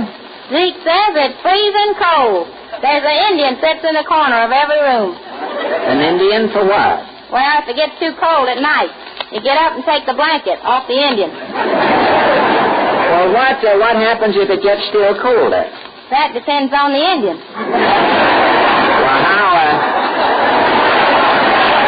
Well, how do you mean? Well, if the Indian's bigger than you are, he takes the blanket back. Oh, he does. Well, that's what draws Zeke down, eh? Yep. His horse run away every morning, so Zeke never got nothing to eat. I see. And Zeke's Indian was bigger than Zeke, so Zeke froze to death every night. Well, couldn't Zeke climb out of the window and get away during the night? You can't escape from Cohen's corral. Why not? There's a rattlesnake coiled up in every room. It looks like a rope fire escape. A rattlesnake? Yep. If you try to sneak out at night, the snake grabs you by the leg and rattles for Cohen. Well, that does it for me, Judy. Cohen's corral is out. I've got to go someplace on my vacation. Oh, you'll think of a place. Have a good vacation, Fred. Good night. Good night, Judy. Well, there's only one thing to do, I guess. There's only one thing to do. Fred, tell me, have you settled your vacation plans? Yes, Jimmy, I'm all set. I've been talked out of the seashore, the country, the desert, and Cohen's corral. There's only one place left to go. Well, if I want to reach you during the summer, Fred, where can I get in touch with you? I tell you what you do, Jimmy. You go to the corner of 59th Street and 7th Avenue. But that's Central Park. I'll be sprawled out on the 4th bench on the left, Jimmy. This is the last Fred Allen broadcast of the season, ladies and gentlemen. The Texaco Dealers will be on the air all summer with Al Goodman and his orchestra, Jane Foreman, the Texaco Star Singers, and yours truly, Jimmy Wallington. The Texaco Star Theater Summer Show begins next Sunday night, a half hour later than our present program. See your newspaper for the time. And now, a word from Fred Allen. Thank you, Jimmy. I would like to thank the Texaco dealers who have made this series possible, ladies and gentlemen, and also Kenny Baker, Portland, Al Goodman, Jimmy Wallington, Larry Elliott, Howard Riley, Jim Hawkins, my co-authors, Nat Hyken, Roland Kibbe, and Al Lewis, who have all helped so greatly in the presentation of our weekly programs throughout the season. But most of all, ladies and gentlemen, I would like to thank you for your continued support and loyalty to our Texaco dealers. This is Fred Allen saying good night with the Texaco dealers from coast to coast, reminding you to tune in the new Texaco Star Theater Summer Show next Sunday evening. And now I'll say good night and goodbye until next fall. Good night. This is a reminder to motorists that the new federal tax stamps must be bought and affixed to all cars by July 1st. The new stamp costs $5 and may be obtained at any post office. It is good for 1 year. 10 p.m. BULOVA, Bulletin Watch Time. WABC New York, 880 on your dial.